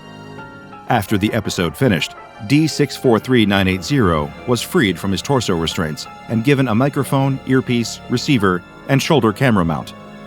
He was then given a package of SCP-2853, at which point he remarked that he ate them as a child, but only ever ate the raspberry flavor, while his brother preferred the cherry. He was instructed to eat the cherry piece, then recite the phrase, "Flesh is not the truth." At this point, the theme song of Ticky Taffy Town filled the room, and the D-Class vanished from sight, disappearing from the observation room altogether. Dr. Monroe was able to maintain communication with D-643980 via the microphone and receiver, and the research team monitored his video feed. The D-Class began in a dark place, with one single stream of light splitting the center field of view. After some resistance, he continued into the unknown, stumbling out of Mr. Squibble's treasure chest. Upon exiting the chest, the larger landscape could be seen, an exact replica of the Ticky Taffy Town set, with a blank white backdrop covering any areas not usually seen by the audience. As the members of the main cast, with the exception of Mr. Hister, entered the area, the D-Class hid in the chest. The four chattered excitedly about an upcoming town meeting before Mr. Squibbles opened the chest and discovered the D-Class hiding inside. He was instructed to engage with the entities until the Foundation could come up with an appropriate extraction plan. The D-Class became distressed and swore, prompting Mrs. Bobble to turn a glowing red until Mr. Squibbles calmed her down. Kizzy Wink asked the D-Class his name, and he answered that it was Davy. At this point, the entities instructed Davy to follow them to the town meeting, where he would be their esteemed guest. Together, they left the house, entering an area made up of the miniature town from the show's opening sequence, only grown to full scale. In the background was the same vacant white backdrop, as well as seemingly infinite copies of the same town landscape. Davy and the group followed a long road toward a cobblestone town square. As the research team watched the video feed, they could see that other pathways in the background were occupied by their own versions of the main cast of characters, all walking toward the same central location. These groups were accompanied, much to the horror of the research team, by small children. Each of the houses along the path was printed with a number corresponding to an episode of Ticky Taffy Town that featured Mr. Hister. According to the research team's calculations, this amounted to 31 episodes of the show that were actively able to steal children. Dr. Monroe suggested sending in a mobile task force, but Jennifer Lamb refused to sign off on the request, concerned about the unknown nature of the location and the potential ramifications of sending MTF members inside.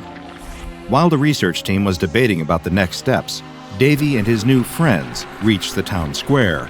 There were over 100 entities and 200 children gathered together there. Some children were weeping, others stood silently, eyes ringed with dark circles from lack of sleep.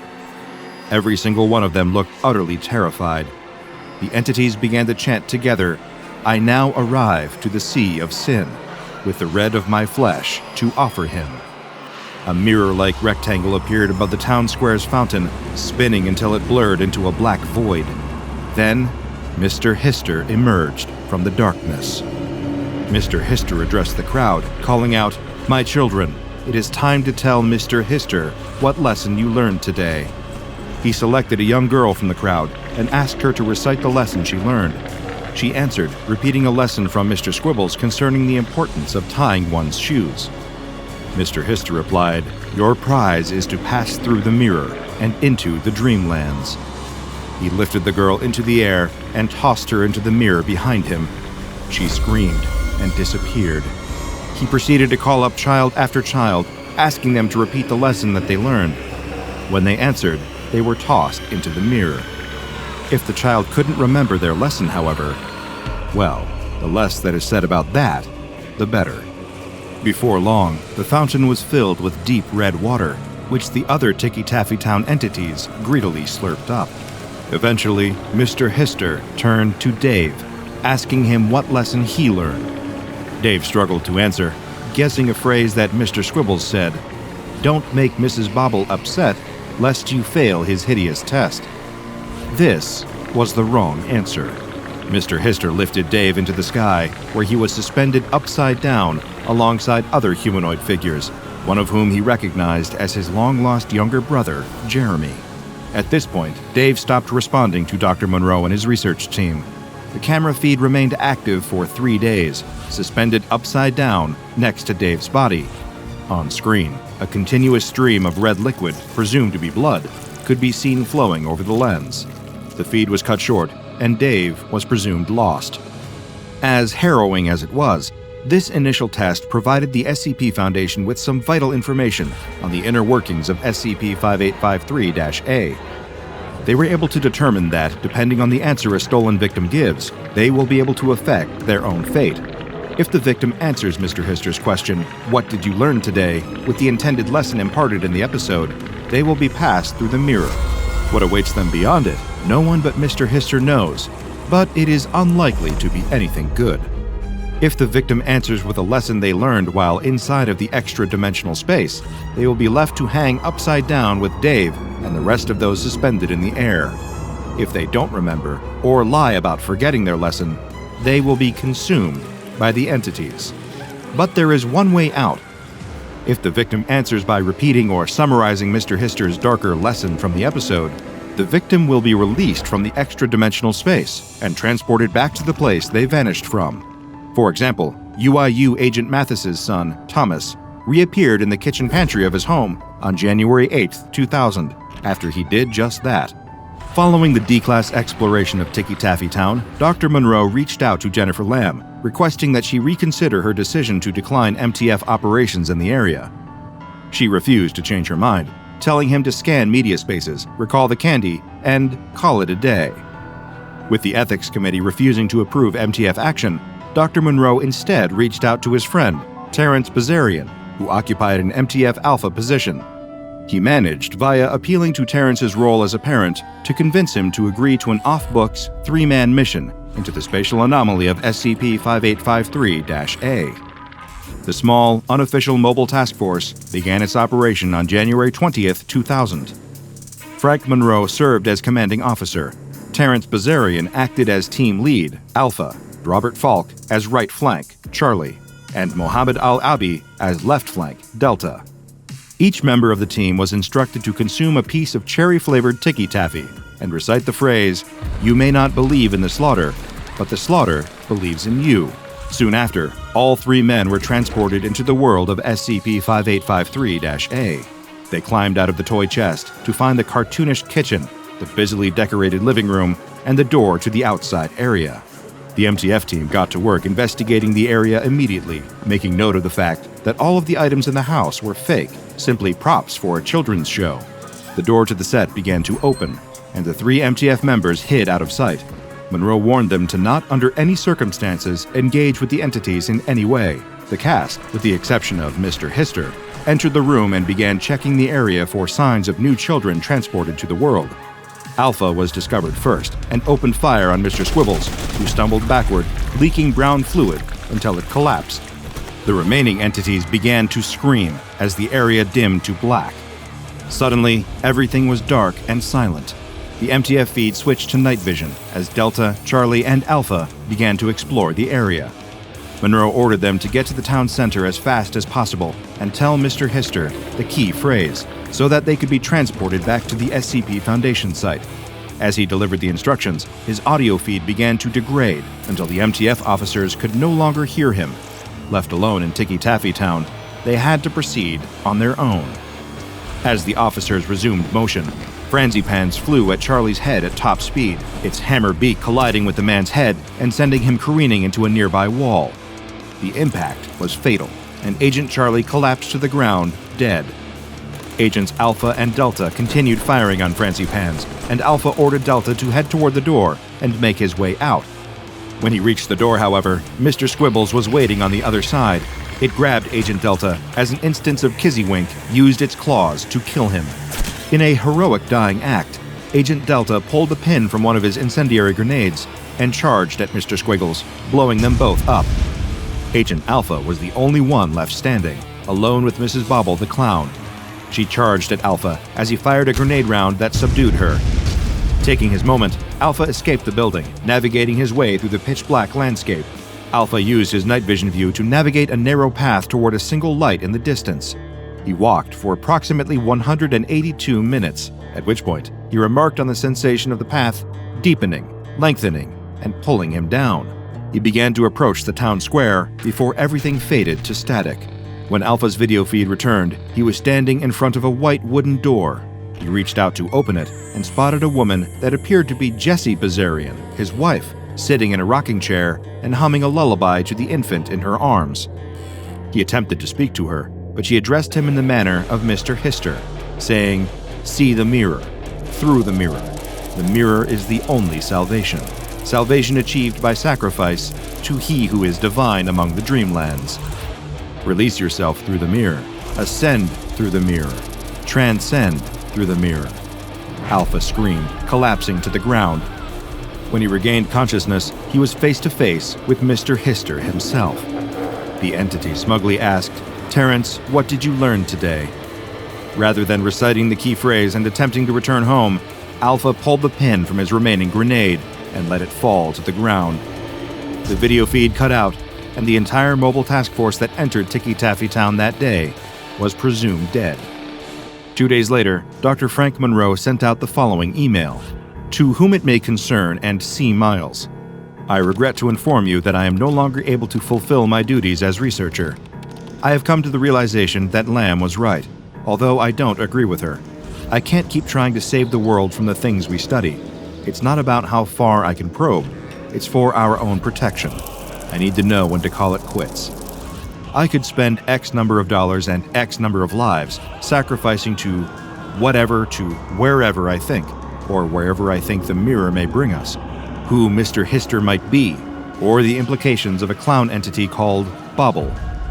I could try to chase these down to their penultimate conclusion, sacrificing MTF, D-Class, and innocence alike.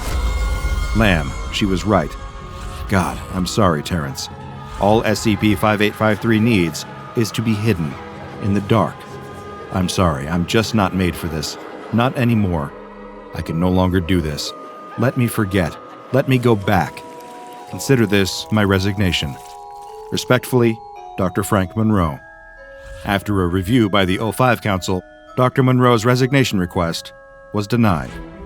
All SCP-2853 products have been publicly recalled. Any instances of SCP-2853 are to be kept in a standard containment unit in Secure Facility 64, Wing F. If any instances of SCP-2853 are discovered being sold, the sale must be intercepted immediately. Every episode of SCP-2853-A has been removed from the air, and television broadcasts and online video sites must be scanned regularly in order to prevent further spread of the materials. No Foundation personnel, including D-Class, that have or are considered having children may be assigned to SCP-2853. The SCP Foundation has attempted to uncover the identities of production staff and actors from the show, but so far, the investigation has turned up nothing but dead leads. A close analysis of the show's credits showed that, rather than a list of staff that worked on the episode, they consist of a constantly growing list of names. These names include those of children reported missing, as well as individuals yet to be identified. On January 23, 2000, the names Robert Falk, Mohammed Al-Abi, Terrence Bazarian and Frank Monroe were added. Frank Monroe was pronounced missing in action, and to this day, has never been found. It's never a nice feeling waking up lying amongst shards of broken glass in the middle of the road. The dawn sky above the biker looks almost peaceful. It's as if nothing had gone wrong at all, as if everything is right in the world. But slowly, the throbbing pain washes into his helmeted head, and the sound of the traffic surrounding him rises in his ears. A sea of onlookers gathers around as the cars blast their horns. Through the cracked visor of his helmet, the biker can see concerned faces, people calling emergency services, and a few women crying. His paramedic bike is toppled on its side about 40 feet from him. There are long black tire marks running up to where it lies, smoking slightly on its side. With a groan, the biker sits himself up and shakes his head. Bad idea. Looking around, though, it seems he's the only one injured. His bike had gone into the front of a car at the junction. The occupants of the car stand by nervously, offering him whatever little assistance they can. But there's no time for that, the biker suddenly realizes. He looks down at his watch frantically. It's 12:03 p.m. There's not enough time. He rushes over to the bike as fast as he can and lifts it back upright. A couple of onlookers try to grab his arms, trying to sit down to rest, but he can't. There's no time. He has just 3 minutes to get to St. Mary's Hospital in central London. Right now, he's at the junction outside Baker Street Station. He can still make it on time if he gets on his bike and goes now. The biker swings his leg onto the bike and kicks it into life. He takes a deep gulp and looks over his shoulder at the box on the back of his bike. He can't risk opening it here. The damage may already be done. But if the heart is still alive in that box, it is the only chance that a 10-year-old boy has for a normal life. If he doesn't get to the hospital in the next 3 minutes, his life could be over. The school children stand in a circle, looking down at the dead bird with a morbid fascination. "Do you think it's alive?" No way." The boy in the middle of the group goes to pick up a stick. With an air of false confidence, he walks up to the bird and gives it a prod. It makes a squelching noise. The other kids all reel in shock, making retching noises and laughing about it. It's only when their teacher comes out to call them inside that the group disperses, leaving the animal carcass alone, sitting at the edge of the playground, outside the view of boring adults. Each passing day, the kids wander over to the bird's body. It's kind of the best biology lesson they've ever had as they watch the animal slowly decompose. At first, its body just shrinks, goes flat almost. The feathers start falling out, and it loses all of its color. Then it starts to get puffy. Different parts of its flesh bulge out in weird places, as if they're being inflated like a balloon animal at someone's birthday party. But then, the maggots come. There are only a couple of tiny white crawling wrigglers in the bird's body at first, but a couple of days after that, it's infested with them. The creepy crawlies wriggle all over the body. But as the boy looks down at the dead bird, he spots something very peculiar, something they haven't seen in a biology class before. There's a red maggot, wriggling and crawling in amongst the rest of the creepy crawlies. It squirms like the rest of them, but even over the course of the school day, it quickly grows larger than any of the others. "What do you think it is?" The boy stares at it. "It looks like a worm." And a worm is exactly what it was.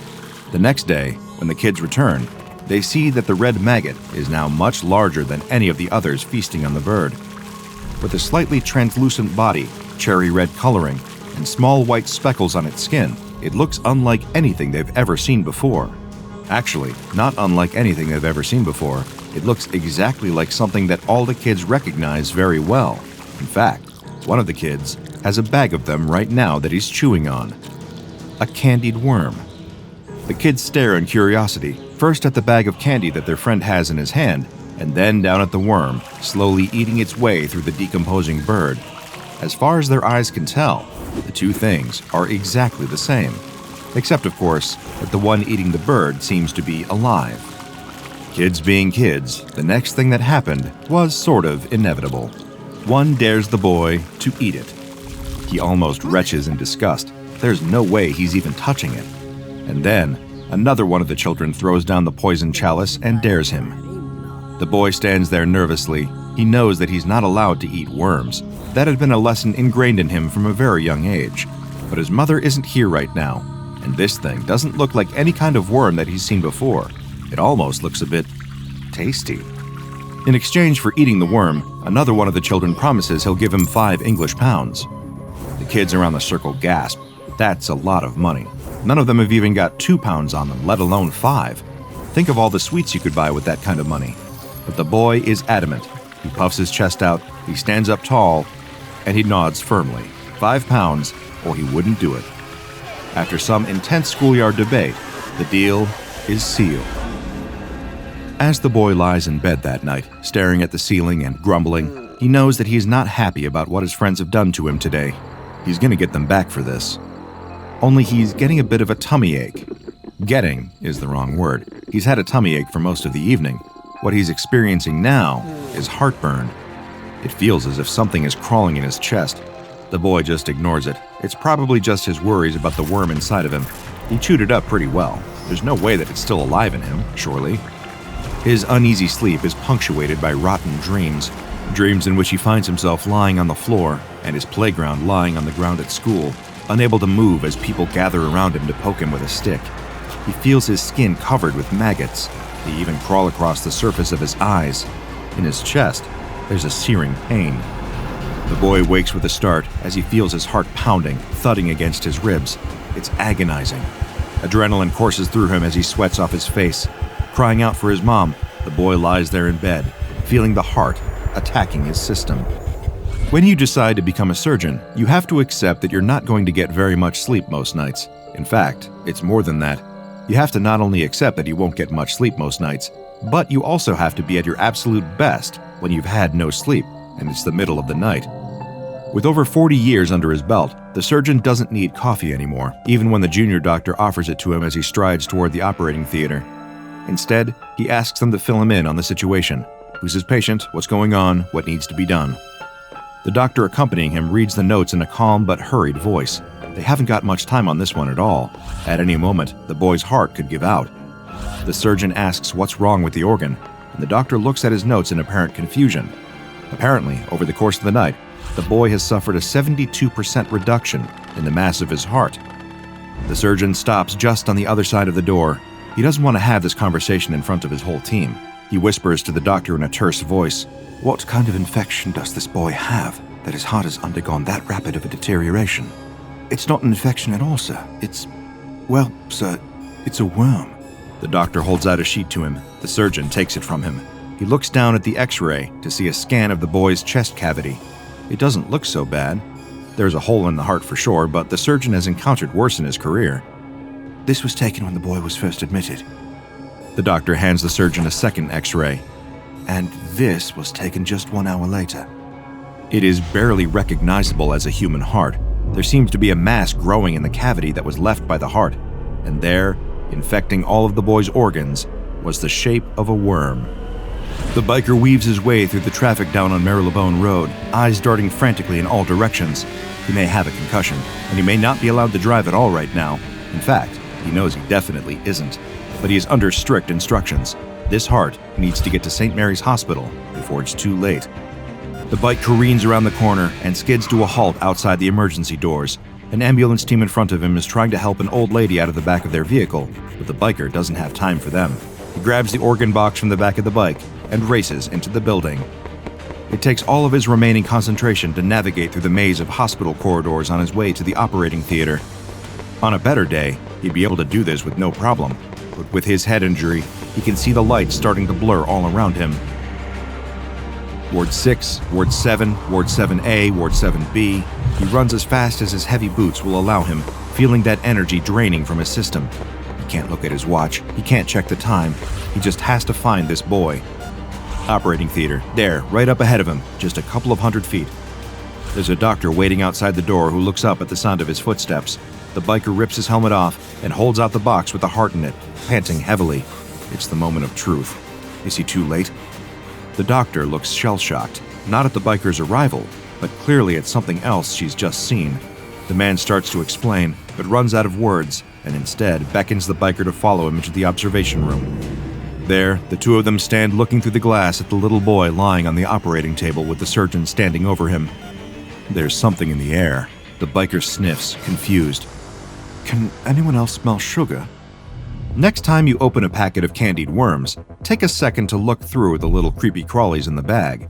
Perhaps poke a couple of them, just to see if any of them are moving. You can never be too careful.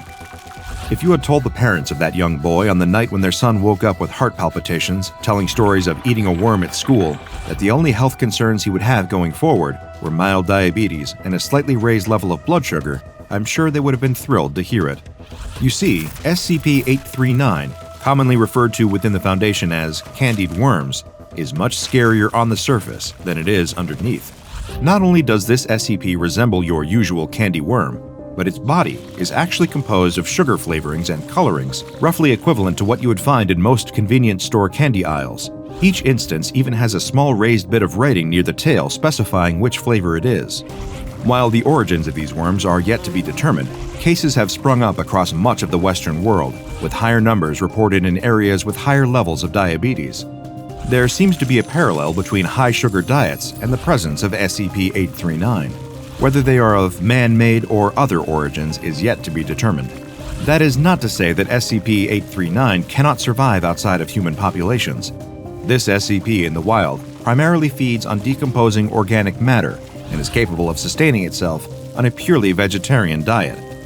However, when ingested into the human body, SCP-839 will target specific organs and burrow its way towards them. The organ in question depends on which color candied worm the SCP instance is. For example, the red cherry-flavored candied worms will burrow towards the heart and consume that, while the blue raspberry ones will instead feed on the human's kidney. One would expect the health consequences of this feeding to be severe. However, as the SCP feeds, it will also change its own shape and chemical composition until the worm itself becomes a substitute organ for the one that it is consuming. However, this substitute organ is not a perfect replacement, as other health consequences are derived from its presence. For example, the green apple-flavored SCP-839-3 targets the eye and replaces it with a jelly-green version of the human eye. While this eye is mostly capable of sight, subjects have reported mild hallucinations and blurriness of vision, as well as a greenish tint to how they see the world.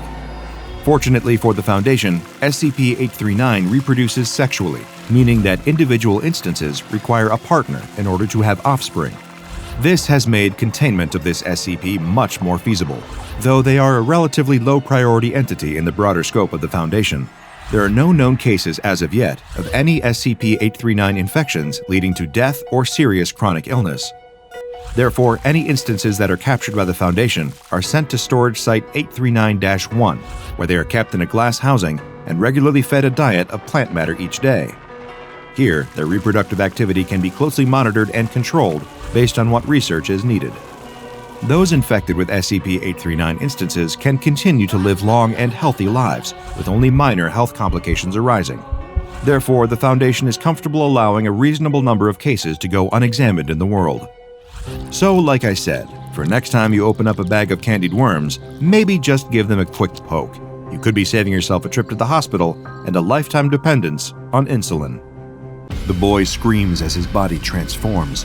His bones warp and twist as feathers emerge from his pores and his skull sharpens into a long, hard beak.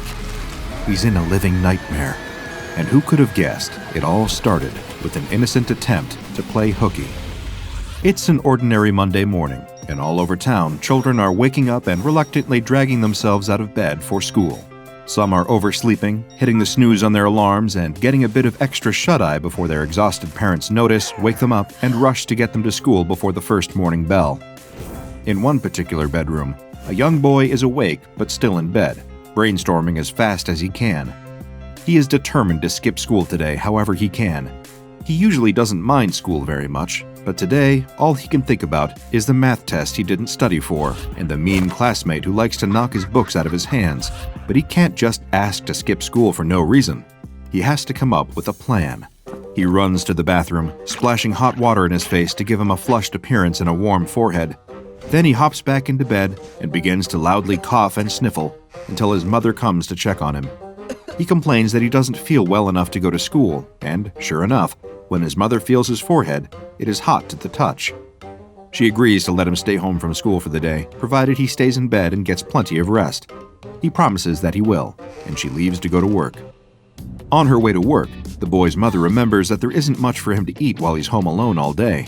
At least, there isn't much that he would want to eat while he's sick. She decides that she can be a little bit late to work for the sake of her son's health and pulls into a nearby grocery store. She rushes out of her car and into the store, making a beeline for the soup aisle. She reaches for her usual go-to brand of chicken noodle soup, but finds the shelf completely bare. That's right, it's flu season. Of course, the soup is sold out. Oh great, this is exactly what she needs. A sick kid at home, 1 can of chicken noodle soup left at the store, and the machine won't even scan it. She smacks the side of the machine in frustration, and the screen reads invalid code, transaction cancelled. With a heavy sigh, she glances over her shoulder. No one is watching. She tried to pay for the can to do the right thing, but the machine wouldn't let her. So she grabs the can and runs out of the store before anyone can spot her. While his mother is out, the boy is at home raiding the pantry for snacks to sate his not at all sick appetite. He fills up on Oreos and toaster pastries, cheesy crackers, and chips. When he hears his mother's car pulling into the driveway, he quickly wipes the crumbs from his face and jumps back into bed, just in time for his mother to find him there, resting like he promised he would. She gives him a kiss on the forehead and tells him that she'll heat up some chicken noodle soup for him to eat. She's in a hurry to make it to work, though, so she'll need to leave it in the microwave for him. She pours the contents of the soup into a bowl, adds a bit of water, and pops the bowl into the microwave for a few minutes. She calls up to her son, letting him know that the soup will be ready when the microwave dings. Then she rushes out the door and heads to work for the day, confident that her son will be fine through her shift. If he happens to need anything, he can call her and let her know.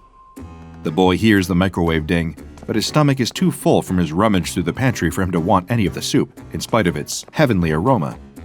Instead, he creeps into the living room and sits down to play video games until his eyes start to hurt. As he boots up his gaming system, he thinks for a moment that he can hear a strange noise coming from the kitchen, a soft, clucking sound, like the chickens he saw on his grandparents' farm. But he quickly forgets about the sound as the screen lights up, and he disappears into the world of his favorite game. He plays for hours, until the grumbling of his stomach interrupts his concentration. He's suddenly very hungry, and remembers the soup his mother left in the microwave. It is certainly cold and unappealing by now, but he can just reheat it first. He punches the buttons on the microwave and waits for the soup to be ready. Again, he can hear strange noises coming from the microwave, but he doesn't think anything of it. The microwave dings, and he pulls out the bowl of soup, grabs a spoon, and digs in. A little while later, the boy's mother pulls into the driveway in a panic. She left work early when her phone rang with a call from her son. She answered, asking what was wrong, but he wouldn't answer her. All she could hear on the other end was rustling, heavy breathing, and some pained grunting. Fearing the worst, she drove back as fast as she could, running several red lights along the way. Now she fumbles with her keys as she unlocks the door, terrified of what she will find. She grips her phone in her other hand, thumb hovering over the buttons, ready to dial 911 if the situation calls for it. She pushes the front door open, calling her son's name. He doesn't answer, and her stomach drops. Suddenly, she hears the loud thud of something heavy being knocked to the ground.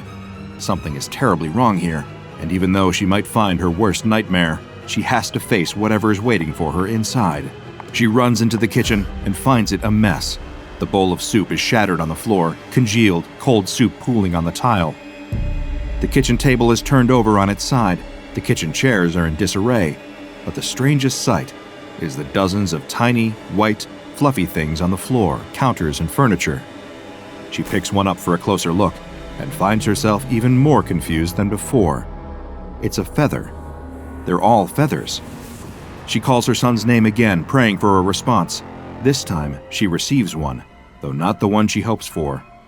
She hears the sound of shuffling footsteps up above, followed by a strangled sound like a scream caught in someone's throat. She sprints up the stairs as fast as her legs can carry her, throwing open the door to her son's bedroom. There, she finds him. But this is not the bright-eyed boy that she left behind when she left for work. His arms are covered with a thick layer of white feathers, the same feathers that are beginning to poke through the skin of his face. The top of his head has elongated into a floppy comb of excess skin, the same sort of excess skin that is wobbling below his chin. And his mouth, it doesn't look like a mouth anymore. It's pointed and hard, and his lips click together when he speaks, or rather, clucks. His bare feet are scaly and red, with claws protruding from his toes. He flaps his wings frantically, eyes wide and wild, clucking and running back and forth across the room. When he looks at her, she does not see recognition in his gaze. Her son, her beloved boy, has turned into a chicken. Unable to do anything else, the mother calls an ambulance. At first, the paramedics that arrive on the scene think the call was some sort of elaborate prank, but when they set eyes on the boy, they agree that something truly bizarre is going on. They speed to the hospital with the chicken boy in tow, but sadly are unable to save his life. The mother turns over the can of the mysterious soup to the authorities, who launch a formal investigation. Unfortunately, they are unable to trace the can to any store, nor are they able to verify the existence of the company name on its label. Employees of the grocery store where she found the can insist that they have never seen it in their lives. Several weeks after this incident occurred, the SCP Foundation conducted a raid on a New York office of Marshall, Carter, and Dark. For those of you unfamiliar with the organization, and that is most of the general population by design, Marshall, Carter, and Dark Ltd. is an extremely powerful multinational corporation founded by 3 individuals with those surnames, specializing in the acquisition and sale of anomalous items, entities, and experiences. To put it simply, they run the largest anomalous black market in the world and are the crime bosses of the paranormal world. During this particular raid, SCP Foundation operatives recovered 17 different unusual items. Among the items discovered was a shipping crate recently delivered by the Federal Postal Service from an invalid return address. This crate contained 103 cans of SCP-2057, as well as a copy of a letter written to one of the company's associates. So far, the letter has not been traced to an address. It reads, "Dear Cyrus, Maria has told me of the unfortunate circumstances that have befallen your children. I had hoped to hear about the improvement of their condition soon. As their godfather, I am extremely distressed to hear this. Having experienced a child suffering from the measles myself, I know how terrifying it can be when it seems as if they are getting worse. Recently, we received a shipment of something that I hope can help your family. There is a crate in the storage area marked with Wondertainment, discontinued item. It will not be there long, as it goes to auction next week.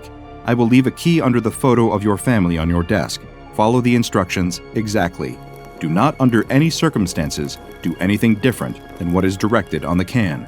Destroy this message as soon as possible. I do not want any of this to come back on us. Be careful, my friend. Williams." SCP-2057 consists of 92 318-milliliter cans of condensed chicken noodle soup. Each can is covered with a brightly colored label depicting images of noodles, a cartoon chicken, and dancing vegetables. In addition to this inviting imagery, each label is emblazoned with the text, "Dr. Wondertainment's Ultralicious Chicken Noodle Soup for Kids." Each can has a pull-top lid for easy opening. It is printed with a set of nutrition facts, ingredients, and instructions for heating. The nutrition facts are as follows: calories, 95, fat, 3.17 grams, carbohydrates, 2.2 grams, protein, 13.48 grams, vitamin W, 2 grams, and mother's love, 10 grams. The SCP Foundation attempted to analyze the contents of the soup in order to compare it to the posted nutrition facts. The calories, fat, carbohydrates, and protein were found to be accurately reported. Vitamin W was present in the reported amount as well, though it was not a compound that the Foundation scientists had ever encountered before. Mother's love, as it is an intangible concept, was not able to be identified or measured in the analyzed soup samples. The ingredients are listed as ultralicious chicken stock, enriched Chinese egg noodles, finest cooked chicken breast, farm fresh carrots, crispy crunchy celery, sweet Vidalia onions, no paint thinner, fresh mountain spring water, vitamin W. Contains less than 2% of the following ingredients: a pinch of salt, a smidgen of chicken fat, sprinkle of spice extracted from rare plants, a dash of high-quality unicorn tears. The instructions for heating read, "Hey kids, feeling sick, icky, or downright yucky? Just pop open a can of Dr. Wondertainment's Ultralicious Chicken Noodle Soup for Kids. Place contents of the can in a medium-sized soup pot. Add a can of water, stir, and heat. Watch as the fun begins. Eat hearty, and you'll feel better and ready to play with Dr. Wondertainment toys in no time." All of this is relatively straightforward, give or take a few unusual ingredients. Someone taking only a quick look might mistake a can of this soup for any other chicken noodle soup. However, it does have something that most ordinary canned soup does not: a warning label. Dr. Wondertainment's Ultralicious Chicken Noodle Soup for Kids is intended to be eaten while it is hot to make you feel better in no time at all. Do not consume after it has become cold. Do not reheat. By purchasing from Dr. Wondertainment, you agree to not hold Dr. Wondertainment or any of Dr. Wondertainment's affiliates accountable for injuries or damages incurred by your product. Thank you for purchasing from Dr. Wondertainment. So what exactly is in a can of Dr. Wondertainment's Ultralicious Chicken Noodle Soup for Kids? Well, when the SCP Foundation first opened a can to take a look, they found that it was filled with condensed chicken broth and a mass of egg noodles shaped like an egg. When water was added and the contents of the can were heated to a temperature of 70 degrees Celsius, the noodle-based egg hatched. Inside was a small domesticated chicken made up of egg noodles, carrot, celery, onion, and cooked chicken breast. For simplicity's sake, this chicken noodle soup chicken is referred to as SCP-2057-1. As the Foundation researchers continued to heat the broth to a higher temperature, SCP-2057-1 began to move around, make audible chirping sounds, and eat the broth.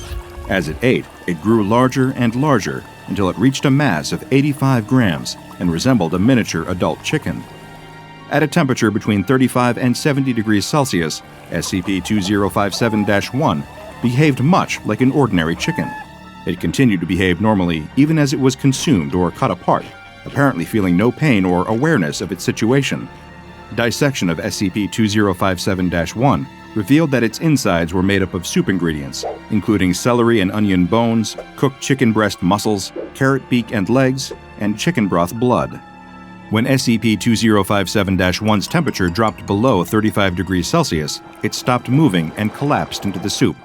At a temperature below 20 degrees Celsius, it became congealed and unappetizing.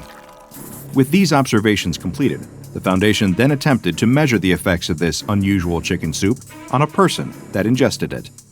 When test subjects were fed samples of the soup at a temperature between 35 and 70 degrees Celsius, they had a very positive experience. The soup's taste was described as excellent, delicious, and homey.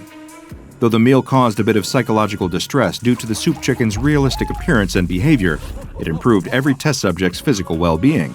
This eventually applied to test subjects with a case of influenza, measles, or the common cold.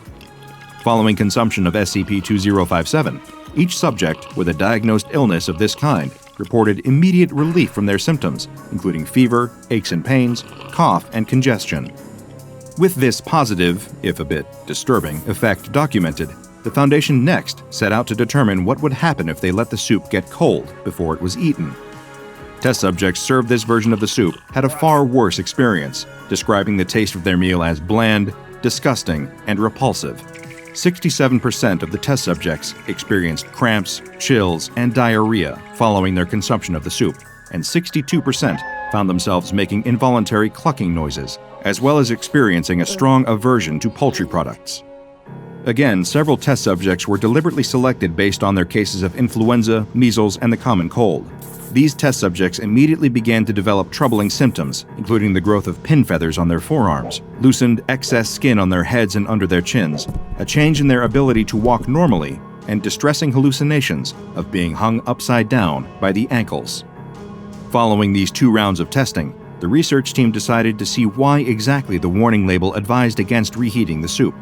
D-Class 45782 was selected as the test subject for this particular experiment, and was instructed to reheat a bowl of cooled SCP-2057-1 in a microwave on high for 2 minutes and 30 seconds. Then, he was to consume the reheated soup and report his experience to a camera placed in the room with him. As instructed, D-45782 microwaved the bowl of soup. As it heated in the microwave, it emitted unintelligible vocalizations in a deep voice.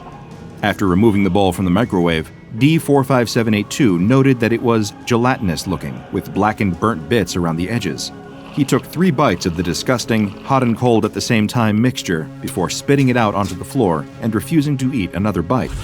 15 minutes after tasting the reheated soup, D-45872 began to exhibit significant distress, clucking angrily into the camera. 5 minutes later, D-45872 became more difficult to understand, clucks and other chicken-like vocalizations making up most of his attempted speech. He began scratching vigorously at his arms to the point of drawing blood. Loose skin could be seen gathering on the top of his head and under his neck. 6 minutes later, D45872 had lost the ability to speak. Large white pin feathers had sprouted from his arms, covering the skin, and smaller white feathers were beginning to sprout from his face. After 16 more minutes passed, D45872 began attacking other objects in the room, attempting to destroy the microwave, knocking the bowl of soup to the floor, and flipping over a table and chair. He had grown feathers over 67% of his skin, and his face had begun to change drastically. His nasal area was elongated and hardened, joining with his lower jaw in an appendage resembling a bird's beak. His upper lip had disappeared into his nasal cavity. Only 5 minutes later, D45872 suddenly stopped moving and collapsed to the floor, dead. Following D45872's death, an autopsy was performed. These were the findings. Autopsy revealed D45782's cause of death was due to extreme and sudden physical change of internal organs, resulting in shock and cardiac arrest. 93% of the subject's skin was covered in feathers. Physical changes in the face resulted in a beak-like alteration of the nose and mouth. Loose skin under the neck and on the top of the head resemble a wattle and comb. Subject's lower legs were found to be covered in thick, scaly skin, with the toes of the subject's feet ending in small, rounded claws. The subject and instance of SCP-2057-1 were incinerated after testing and autopsy. Whenever not being used for approved experimentation, all cans of SCP-2057 must be stored in a standard, large-volume storage locker in Containment Area 27 and kept at a temperature of 25 degrees Celsius. Because SCP-2057 is in limited supply, all experiments must first be approved by at least 2 personnel with 2-1103 clearance, as well as receiving the go-ahead from Dr. Applegate. There are still 41 cans of Dr. Wondertainment's chicken soup unaccounted for, and the Foundation has been unable to track them down so far. Who knows where they ended up? Maybe at another office of Marshall Carter and Dark. Or maybe, just maybe, one made its way onto the shelves at your local grocery store. Best to be careful out there. When you're feeling sick, hungry, or in need of a little pick-me-up, there's nothing quite like a steaming hot bowl of chicken noodle soup. Just make sure to read the label carefully and always follow the printed instructions. If you ignore them, you might just find that your chickens have come home to roost. After all, as the saying goes, you are what you eat. A body twists and turns into unimaginable shapes. Eyes glow in the dark. Shadowy entities appear around you, mimicking your every move. Would you like a stick of gum? In a small seaside town nestled just along the coast of New England, and at least an hour's drive away from any major city, there isn't much to do but brave the chilly ocean waters, crowd onto the rocky beach, or walk along the boardwalk. For most of the residents of this quaint little town, the choice is clear. Years ago, when the town was at the height of its success as a tourist destination, visitors would flock from all over the country, descending on the boardwalk like the seagulls that swarm around the food stands in search of an errant French fry. In its heyday, the boardwalk boasted a small amusement park with a roller coaster and a Ferris wheel, an arcade with the latest in 1980s video game technology, several stands selling hot dogs and crispy French fries coated in grease and salt, and the pride and joy of many a local, a classic, old-fashioned candy store. Today, the arcade is all but empty, with 1 or 2 players occasionally wandering in to try their hand at the now vintage attractions inside. The amusement park is still standing, but the rides have faded and chipped. The stands still sell their wares, but the lines are shorter than they once were. And at the center of it all, the beloved candy shop is struggling to hold on. The price of waterfront property has climbed, while tourism has dwindled. And with online shopping taking over the market, well, the candy shop's owner can scarcely scrape enough money together to keep the roof over his head. On this particular day, the shop owner is restocking his shelves, the door propped open to let in just enough of the crisp, salty ocean breeze to keep his head clear and his spirits up. It's getting harder and harder to maintain the cheerful demeanor he's known for, to step into his red and white striped suit every day and smile for the few tourists who poke their heads into the shop. But still, he keeps at it. He loves this little store, and he'll keep holding on to it until there's nothing left to hold. He fills glass containers with colorful little hard candies, slides boxes of saltwater taffy onto shelves, and places blocks of fudge in the glass case by the cash register. All the while, he takes a little sample of each product for himself. A candy here, a small square of fudge there, to keep his energy up. Besides, he He would never sell a product he didn't taste test first, only the best for his customers, though they were few and far between these days. Especially this time of year, as the air grows colder and the days get shorter, sunshine becomes a limited commodity as the summer turns to autumn. So it comes as quite a surprise to the older man when he hears a knock at the shop door. He turns and sees a delivery man standing there with a stack of packages. This is especially odd, as he can't recall ordering anything. But the delivery man explains that these packages are product samples from an up-and-coming candy company, one specializing in novelty chewing gum. They are providing samples to a variety of small candy businesses, as well as larger retail outlets, in order to conduct market research. These particular flavors, the delivery man promises, cannot be found anywhere else. Well, the promise of a new, exclusive product to draw new customers in is more than a little bit exciting for the shopkeeper. Without a second thought, he signs for the packages and carries them inside. The shop has carried a few varieties of chewing gum over the years: mint, cinnamon, fruit, and even prank gum that turns a person's tongue black when they chew it. What could possibly be so unique about this gum? He's determined to find out. As he cuts open the boxes, the shopkeeper is greeted with brightly colored packaging that looks, for the most part, like any other gum packaging out there. He does quickly notice one unusual difference, though: the flavor names. Each of them begins with the phrase, "tastes like," which is a clever enough branding choice, but the flavors themselves are odd. He lifts the first packet and reads its label, brow furrowing in confusion. Tastes like youth. What could that possibly mean? For a novelty candy, this gum sure is especially novel. Well, he never stocks a product without trying it out for himself first, so he unwraps a piece of the bright pink gum and pops it into his mouth.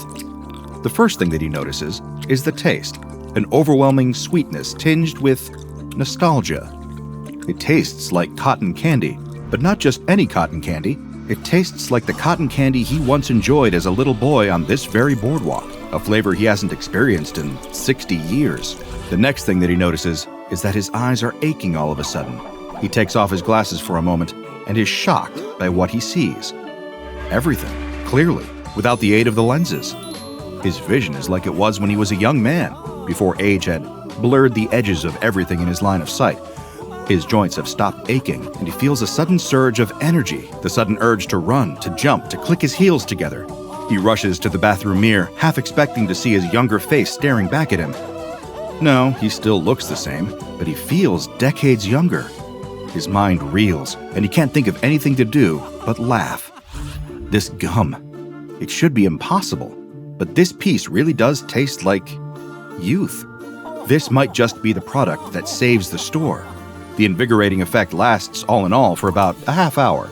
But during that half hour, the shopkeeper feels more optimistic than he has in many, many years, and the feeling lingers even after the gum's effects subside. But what other flavors did he receive? The delivery man brought 3 boxes, so what about the other 2? He opens the second box and pulls out a pack. Tastes like Mom used to make. Well, that's even more vague than the first one. But after the experience of the previous one, he's eager to discover exactly what that could mean. He unwraps a piece, studies its light brown color, and pops it into his mouth. As soon as he begins to chew, the flavor explodes on his tongue, taking him back once again to his childhood. Brown butter, sugar, chocolate chips, a hint of vanilla. It can't be. But it is. It's his mother's chocolate chip cookie recipe. How could the manufacturers have possibly recreated it so perfectly? The flavor passes quickly, and eager to confirm his experience and make sure it was real, he grabs another piece. This one tastes entirely different. Blueberry pancakes, like his mother used to make on Sunday mornings, dripping with syrup and melted butter. This is the most unusual chewing gum indeed. In all his years of selling candy, of tasting every unusual innovation or novelty product, he never dreamed it could be like this. Now for the third package. He slices the box open and finds black packages inside, emblazoned with eerie red writing. The text read, "Tastes like your worst nightmare." The shopkeeper feels a chill run down his spine, his hands shaking with nerves as he unwraps a piece of the pitch-black gum. But he can't stop himself. He has to satisfy his curiosity to discover what nightmares taste like. He pops the piece into his mouth and begins to chew. At first, he's almost disappointed. It doesn't taste like much of anything. Vaguely sweet, almost creamy, like finishing a glass of warm milk before bed. But as he chews, the shop around him begins to blur and warp, lights dimming until he is standing in the dark. The hairs on his arms stand to attention, and he becomes overwhelmed with the sensation of eyes on his back. Something's here, and it's watching him. He spins around and finds nothing there. But wait, what's that? Out of the corner of his eye, a shadow darting just out of sight into the storage room in the back. Against his will, his feet begin to carry the man toward that room, following the shadow. The door to the storeroom is shut. It wasn't shut before. Something closed it when it darted inside, and it's in there now, waiting for him. His stomach turns as his hand reaches for the doorknob, turning it inch by inch. His nerves are screaming at him to stop, to turn and run. But as if trapped in a nightmare, his body refuses to obey him.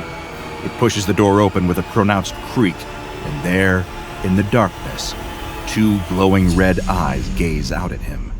The shopkeeper's heart leaps into his throat, and in a moment of clarity, he spits out the gum. All at once, the glowing eyes are gone. The lights have come back on, and the nightmare is over. He resolves not to stock that particular flavor in the shop, and tucks the box away in the back of that same storage room. Before long, his two new nostalgic flavors of magic chewing gum draw the attention of the SCP Foundation, who, after paying the man enough money to keep the shop open for the foreseeable future, call it a finder's fee, take the gum samples into custody and give them the classification SCP-1200. The designation SCP-1200 applies to all instances of chewing gum distributed under the brand Tastes Like Chewing Gum.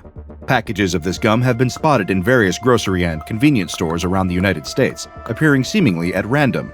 Each pack of gum features a logo identifying the manufacturer as simply the factory. Whenever a human subject masticates or chews a piece of the gum, a certain anomalous effect will occur. This effect varies depending on the color and flavor of the given gum. There have currently been 83 flavors of SCP-1200 identified and cataloged. Swallowing this gum does not appear to produce any additional anomalous effects.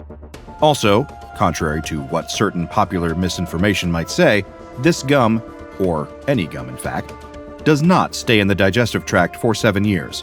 The 83 flavors on file can be found in SCP-1200-EKV, which was unfortunately impossible for me to obtain during my research into SCP-1200. The official file does, however, include a partial list of some of these flavors. Though I would have preferred to conduct a more comprehensive review, this at least provides a bit of valuable additional context for the anomalous product. So let's review some of the most memorable SCP-1200 flavors and their recorded effects on human test subjects. SCP-1200-12 is a lime green colored gum flavor, which is, funnily enough, called Tastes Like Lemons. When a human subject chews this flavor, their gustatory perception is altered for the next 28 hours. No matter what they eat during that time frame, it will taste like lemons. A bit odd, but not harmful, unless the subject just really hates the taste of lemon. After the 28-hour period is up, all food reverts to its original taste. SCP-1200-15 is a bright yellow flavor, tastes like sunshine. When a test subject eats this flavor, they will become luminescent, emitting over 40,000 lux of white light. This effect, while disconcerting to witness, does not do any harm to the subject exhibiting it. The subject's luminescence lasts for approximately 20 minutes at full intensity, and then the light begins to dim gradually until it disappears completely after 4 more minutes. You may have noticed that this flavor is a great deal more abstract than Tastes Like Lemons. Well, they only get more unusual from here.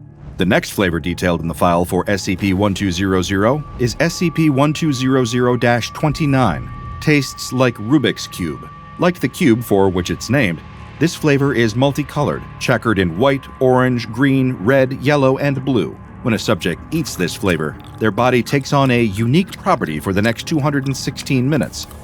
During this window of time, the subject will be able to rearrange segments of their body, both internal and external, at will.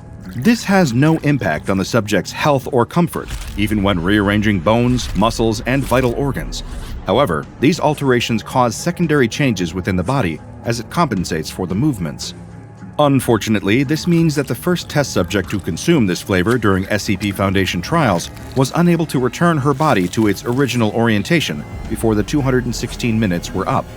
She failed to solve the puzzle, and now her left and right hands are permanently swapped. The next flavor included in the file is SCP-1200-30, a dark blue gum that is described as tastes like those forgotten. What could that possibly mean? Well, it means that once a test subject has chewed this flavor, 6 corporeal humanoid entities will manifest in their vicinity. These entities do not appear to be sentient, and their only behavior is mimicking the actions and speech of the subject and any other humans in the area, such as guards and researchers. These entities linger for 6 days before disappearing, leaving a homogeneous liquid behind. Analysis of the liquid determined that it consisted of a mixture of organic materials, iron particles, and acrylic paint. SCP-1200-58 is a particularly curious flavor. This white gum tastes like afterlife. When the subject chews it, a polyhedral crystalline exoskeleton forms around them. Once it is formed, it will levitate 1.3 meters off of the ground. During the first trial, this object remained inert for a period of 62 days. When the 62 days were up, the exoskeleton broke apart, leaving the subject behind and completely unharmed. He was immediately interviewed about his experience inside the structure, and he described being transported to a green meadow, where he met his younger brother. This was especially curious considering that the subject does not have any recorded siblings, living or dead. Another notable aspect of this flavor is its effect's resemblance to SCP-1511, crystalline structures that transfer prisoners while showing them some manner of beautiful, false afterlife.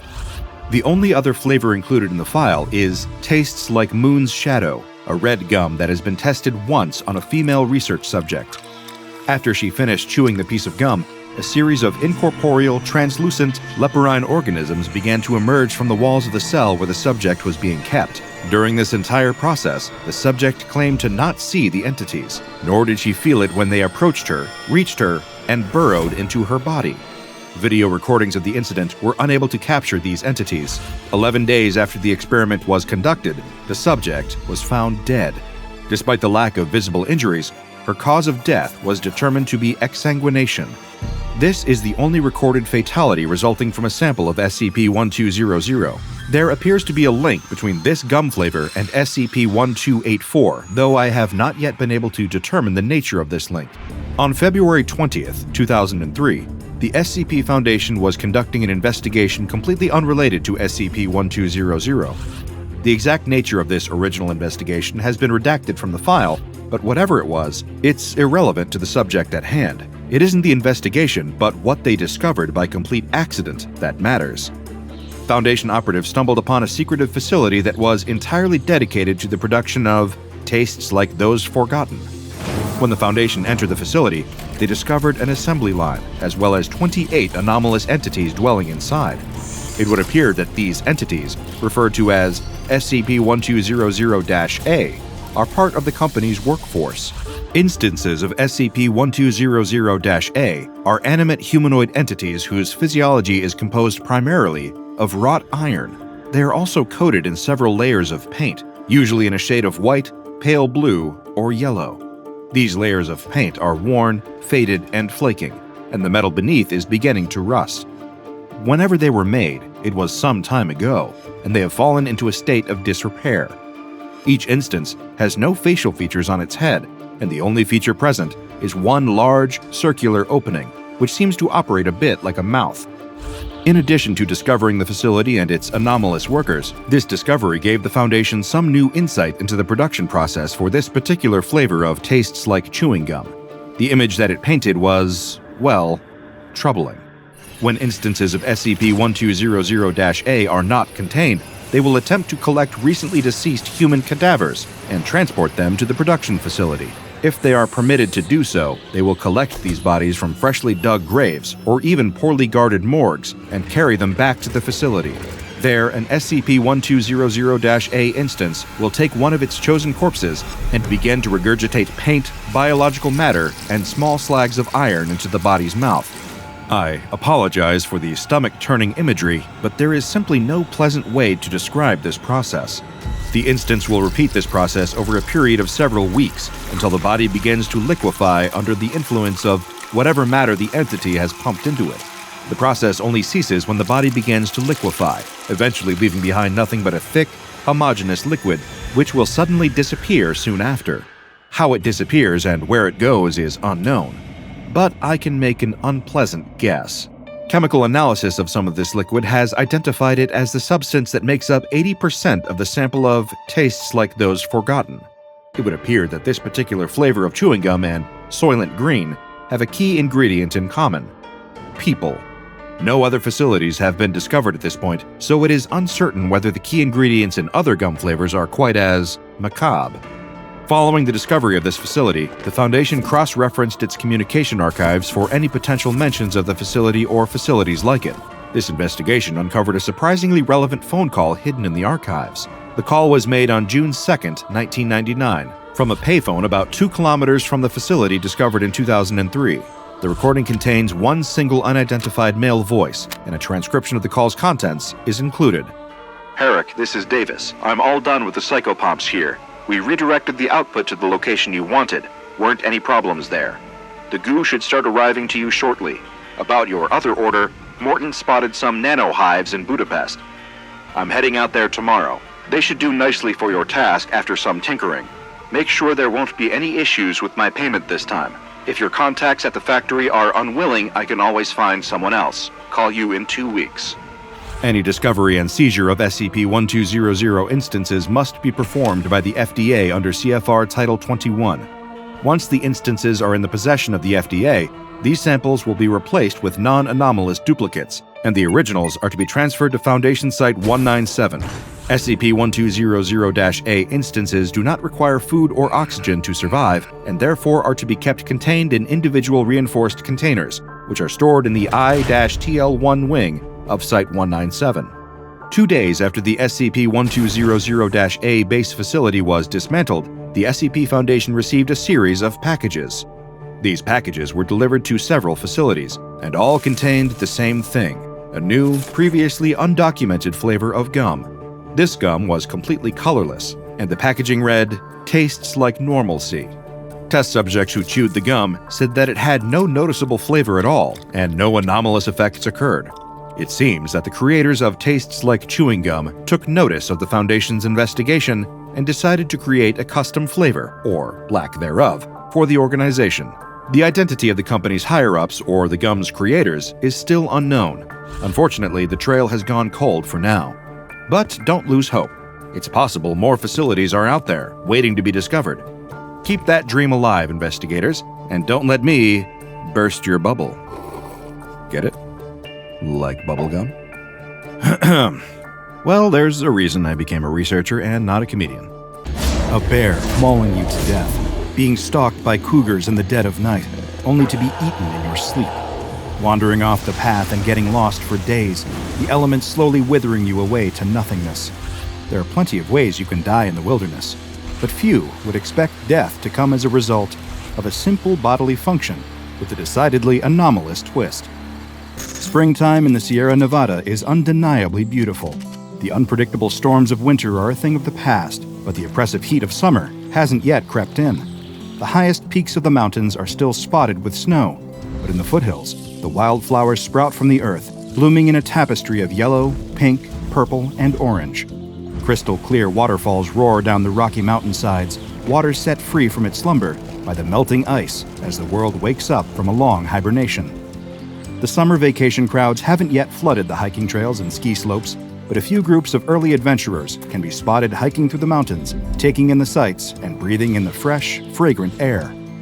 Among these springtime visitors are a pair of young men, one with blonde hair and one with dark hair, each wearing a small backpack and carrying a canteen of water, not a scuff to be seen on their brand new hiking boots. These two young men are on their senior spring break from college, gleefully taking the hiking trip they have been talking about since they were paired up as roommates their freshman year. Neither of these young men is especially experienced in hiking, but they have both spent dozens of hours in the library reading up on wilderness survival, on the best ways to pitch a tent and start a fire with nothing more than a stick and 2 rocks. The lighter-haired of the two especially prides himself on his knowledge of foraging for edible wild plants, a skill he is excited to put to the test on this trip. His dark-haired companion is a bit more suspicious of wild plants, frightened by the stories of foraging gone wrong and unfortunate explorers confusing a delicious mushroom for one that stops the heart in minutes. He has filled his bag with provisions, with granola and jerky, dried fruits, and cans of beans that he hopes his friend will share with him, rather than risking his safety by gambling on a wild root or berry. Still, his concerns about foraging are soon forgotten as the two proceed further along the trail, passing sparkling waterfalls, bighorn sheep grazing on wild plants, and a bird that just might be a bald eagle soaring by overhead. The two are lost in the majesty of nature, so lost, in fact, that they forget to eat until the sun is dipping over the horizon and the world is growing dark around them. Out here in the mountains, with no light pollution to speak of, dark is dark. Even with the help of the lanterns they brought, the two men can scarcely see well enough to put up their tents and build a small fire. Still, they remember all of their reading and manage to set up a modest camp for the night. The dark-haired man pulls a bag of beans from his backpack and begins to heat them over the flame. He offers some to his companion, but he refuses. The blonde man has found a shrub that he recognizes, weighed down with ripe fruit. This shrub, he explains to his friend, is a species of manzanita, an evergreen shrub that produces berries similar in flavor to little apples. The dark-haired man is dubious. Aren't manzanita berries typically red in color? These appear to be a shade of brown. Wait. The young man reaches out and stops his friend just before he can pop the berries into his mouth. At least let me look them up on my phone.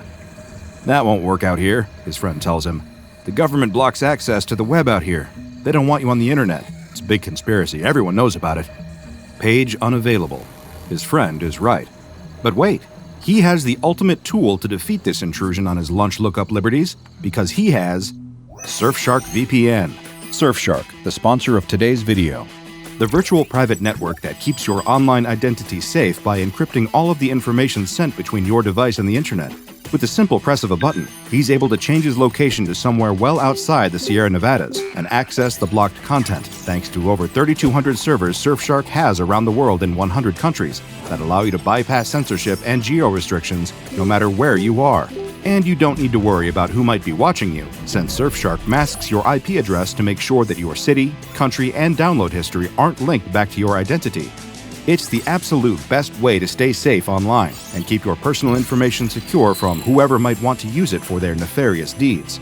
So why not try it out for yourself? Surfshark offers a 30-day money-back guarantee, so there's no risk. DrBob viewers who use my code DrBob get an extra 3 months free. So use the link in the description and check it out for yourself. You'll be glad you did. The wannabe forager insists that he has correctly identified the plant and that these berries will be his dinner. The dark-haired man shrugs and treats himself to a meal of beans and dried apples, while his friend munches on handfuls of the brown berries. He has no complaints about the taste, and does not immediately drop dead upon eating them, so perhaps he was right, and these are manzanitas after all. As soon as the thought crosses the dark-haired man's mind, he sees his friend double over, clutching at his stomach in discomfort. Afraid for his friend's safety, he rushes to his side, only to be met with a long, loud fart. The two share a laugh, the tension broken by the sudden smelly outburst, but the humor soon fades as the blonde man farts again, and again, and again. All through the night, he continues to emit loud, excruciatingly smelly farts. The smell permeates the campsite, seeping into the dark-haired man's tent no matter how he tries to cover his nose with his sleeping bag. He doesn't get a wink of sleep, spending the night wide awake, staring at the ceiling of his tent, and silently wishing for the relentless stream of gas to stop. But it doesn't. It just carries on until the dark-haired man can scarcely remember a time when he wasn't listening to the maddening sound. Again and again and again, the endless farts. He clenches his fists until the knuckles turn white, clenches his jaw, and grinds his teeth. It's enough to drive a man insane. The next morning, it is still happening. The blonde man expresses embarrassment, but does not apologize for ignoring his friend's warnings about the berries. He tries to laugh it off, but the dark-haired man does not join him in his laughter. If he had only listened, they wouldn't be in this situation. They wouldn't be about to continue their hike with this rancid, gaseous albatross around their necks. As they pack up camp, the dark-haired man glances down at the tent pole in his hand. One good swing, and he could put a stop to the madness. No, that's ridiculous. He shakes his head, clearing the impulse from his mind. The gastrointestinal distress will pass soon. and they will be able to continue the trip like they planned. But it doesn't pass. Nothing passes, but the gas itself. The blonde man asks if they can stop for water before they've even been hiking for an hour. He isn't feeling very well, he explains. He woke up dizzy and nauseated, disoriented from lying there all night, breathing in the fumes. The dark-haired man wants to say something, to retort that he too was suffering all night. But he doesn't. He just lets his friend stop to drink some water, and they proceed with the hike. Gone is the magic of the previous day, the time before the cursed berries. The men can no longer smell the wildflowers, the crisp mountain air. There are no wild animals to be found, not a single ground squirrel or little bird. Up ahead on the trail, the dark-haired man catches the barest glimpse of a tail vanishing into the brush as a mountain lion runs the other way. Is it fleeing from them? From the stench? He wouldn't blame the beast if it was. They have 5 more days of this planned, and he can feel his resolve beginning to fade. Maybe he can turn back, ask to cut the trip short now, but why should he have to suffer just because his friend made a mistake identifying a wild berry? It isn't fair. If he could just get a moment to think without the incessant farting, if he could just have 1 second of peace, maybe he could come up with a solution. But no respite comes. If anything, it only seems to get worse. The smell burns his nostrils, the sound rings in his ears. The blonde man tries to speak over it, to clear the air with pleasant conversation, but the dark-haired man brushes him off with grunts and shrugs. His eyes sting and water, he chokes on the stench. He knows in his heart that he can't take much more of this. When the men make camp for the night again, the dark-haired man's thoughts turn dark. He could just leave in the dead of night while his friend is sleeping, rush off into the wilderness and abandon his companion there, freeing himself from the farts. He tries to justify it to himself. They both have the survival skills to make it. He'll be fine. His thoughts of leaving his friend alone in the woods are interrupted by the sound of chewing. Is there any animal nearby? No, surely no animal would approach, given the smell. He takes a look in the blonde man's tent and finds his friend eating another handful of those same brown berries. The dark-haired man flies into a rage, unable to contain his fury. How could he do this? How could he eat more of them after what happened the first time? Doesn't he understand what this is doing to him, what it's doing to the both of them? How could he be so selfish? The blonde man insists that it's fine, that the farting can't possibly be related to the berries, because manzanitas don't cause that sort of thing. At this, something in the dark-haired man snaps. He can't take it anymore. He turns away from the tent, throwing up his hands and telling the blonde man to find his own way back. They'll split up from here. The blonde man emerges from his tent, begging his friend not to cast him out. He's certain the farting will stop any day now. At this, it seems to grow louder, more potent. The dark-haired man spots a large rock by the campfire, small enough to hold in his hand, hefty enough to do some real damage. He picks it up and turns to meet his friend. Without thinking, he swings the rock at the blonde man's head. For the first time in days, the sound of farts goes silent. The air smells sweet, like flowers, leaves, and campfire smoke. He did what he had to do. The dark-haired man lets out a sigh of relief, the rock falling from his hand. He glances at the rock on the ground, at the blood dripping down its surface, and realizes the full weight of what he has just done. He packs up the campsite as quickly as he can, douses the fire, and dumps the body over the edge of a nearby cliff. Over the next few days, he hikes back the way he and his friend came, noticing, in spite of his gnawing guilt, that the walk really is so much better without those damned farts. On the way, he passes that bush, that horrible bush, weighed down by the fruit that destroyed his spring break trip, that destroyed his friend's life. He opens his backpack, tearing a page from one of his books and grabbing a pen. He scribbles a warning, no matter what, do not eat these berries, and affixes it to the bush. He can only hope that the next person to stumble on this shrub will see the note and heed its warning. If they don't, they might meet a similar fate. Days later, the park rangers discover the blonde man's body and declare the death an accident caused when the man fell over the side of the cliff. Some of them suspect foul play, but are unable to find any evidence. All they can find is a strange note on an unidentified shrub and the faintest smell of something foul, like rotten eggs. The 2 doomed hikers had no way of knowing this, but the fruit they foraged was not from the manzanita family. It was from a plant known as SCP-4032. SCP-4032 is a wide, deciduous shrub characterized by a rounded crown and wider base. It produces a distinct, small, round brown fruit that has been designated SCP-4032-1. Whenever any animal or human consumes an instance of SCP-4032-1, this meal will result in intense gastrointestinal distress.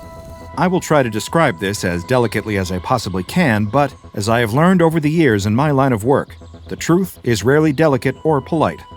1 hour following the consumption of an SCP-4032-1 instance, the person or animal will begin to emit an excessive amount of flatulence, consisting of elevated hydrogen sulfide levels and a small but detectable amount of methane gas. Perhaps you are familiar with an old rhyming song about the wonders of beans, the magical fruit. These berries function quite similarly. The more one eats, the more one does, in fact, for want of a better word, toot. However, unlike the second part of the bean-based rhyme, these fruits do not cause their unfortunate consumers to feel better, nor should they be eaten at every or any meal. The Foundation first discovered SCP-4032 on April 2, 2018, after a man named Anthony Green happened upon the plant in the foothills of Northern California. Hungry enough to forget his better judgment, Anthony ate some of the fruit and became immediately concerned for his physical well-being, as SCP-4032's effects began to take hold. Fearing he had unknowingly consumed a poisonous plant, he made a distress call to the local search and rescue team. This call was intercepted by Foundation operatives, who swiftly arrived at the scene to bring both Anthony and the plant itself into custody. The affected individual will continue to produce this flatulence until they have expired. Both starvation and dehydration have no impact on the flatulence, and no identifiable source of the gaseous output has been detected via endoscopy. If an affected individual finds themselves in an area without adequate ventilation, they will gradually begin to experience symptoms brought on by hydrogen sulfide poisoning, including but not limited to conjunctivitis, respiratory irritation and coughing, loss of smell, and eventually pulmonary edema and death.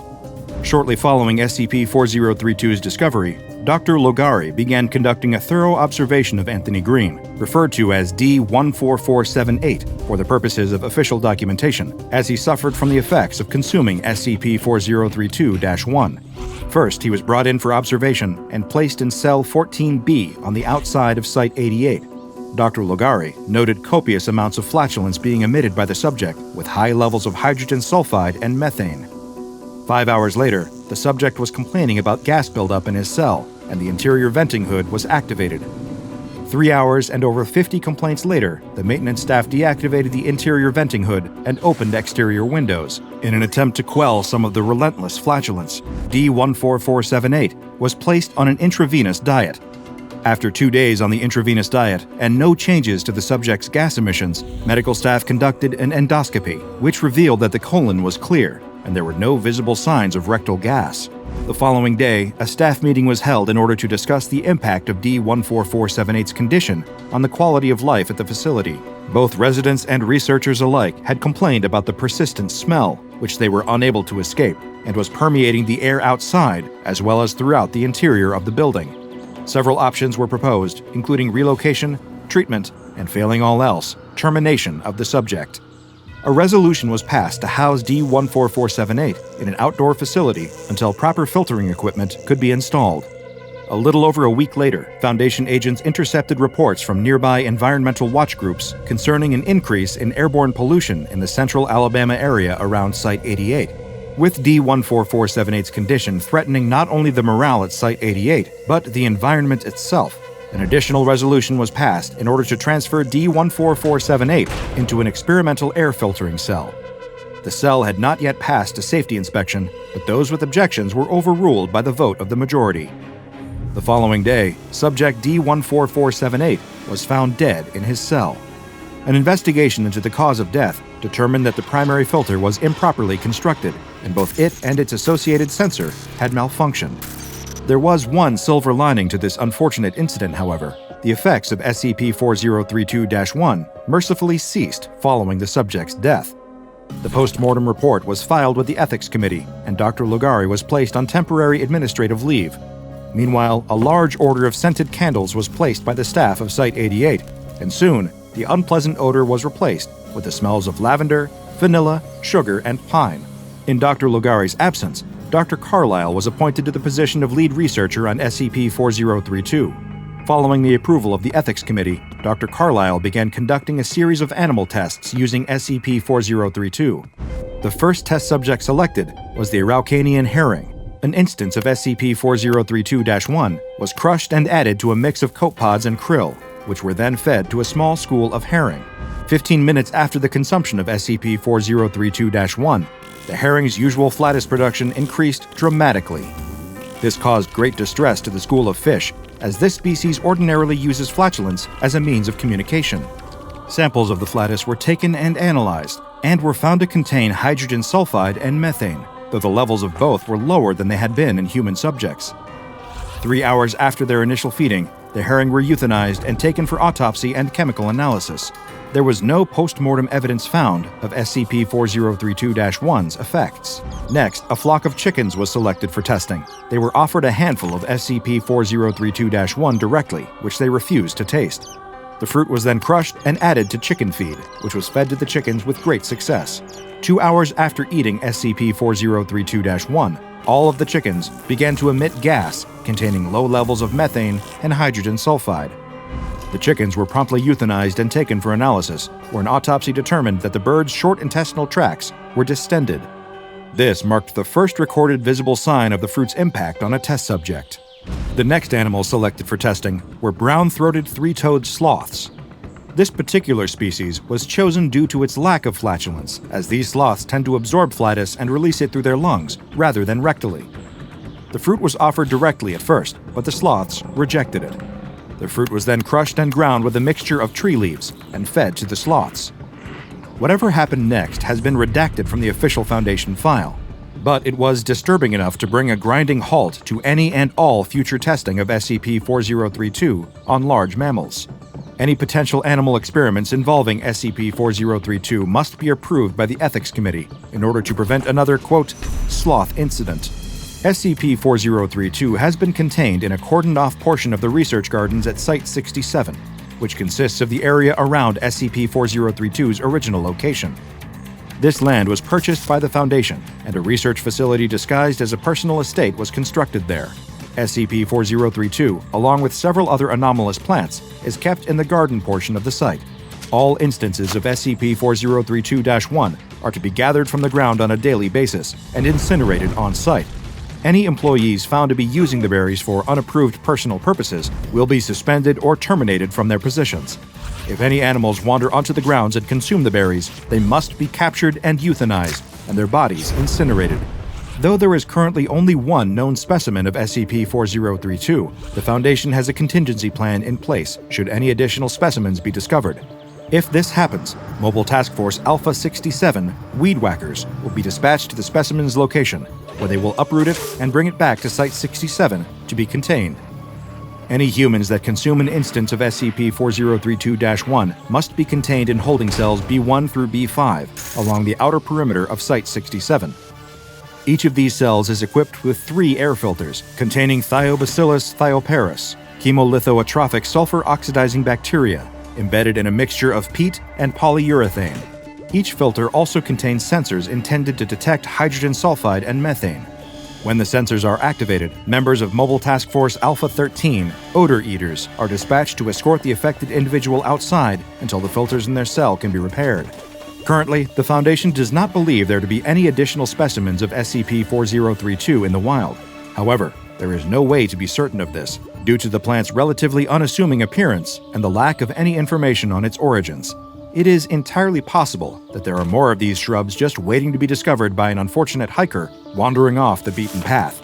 So if you find yourself out in nature with an empty stomach, make sure that you have accurately identified any of the wild plants you consume. If you don't, you may be met with a fate that is silent but deadly. The homeless man in the alley looks down at his arm, wide-eyed in horror. Is his skin moving? It almost seems to bubble, like water coming to a boil. He's experiencing a kind of pain he can't even imagine. He can feel something moving up against his bones, chewing through the calcium. He can't move. They're everywhere inside him, just eating. He opens his mouth to scream, but they've already chewed too many holes through his lungs for him to make a sound. Within the hour, he will be dead. But what's killing him? The store owner pulls a gleaming, serrated-edge knife from the knife block, and with deft, practiced hands, he slices a delicious ciabatta roll in two.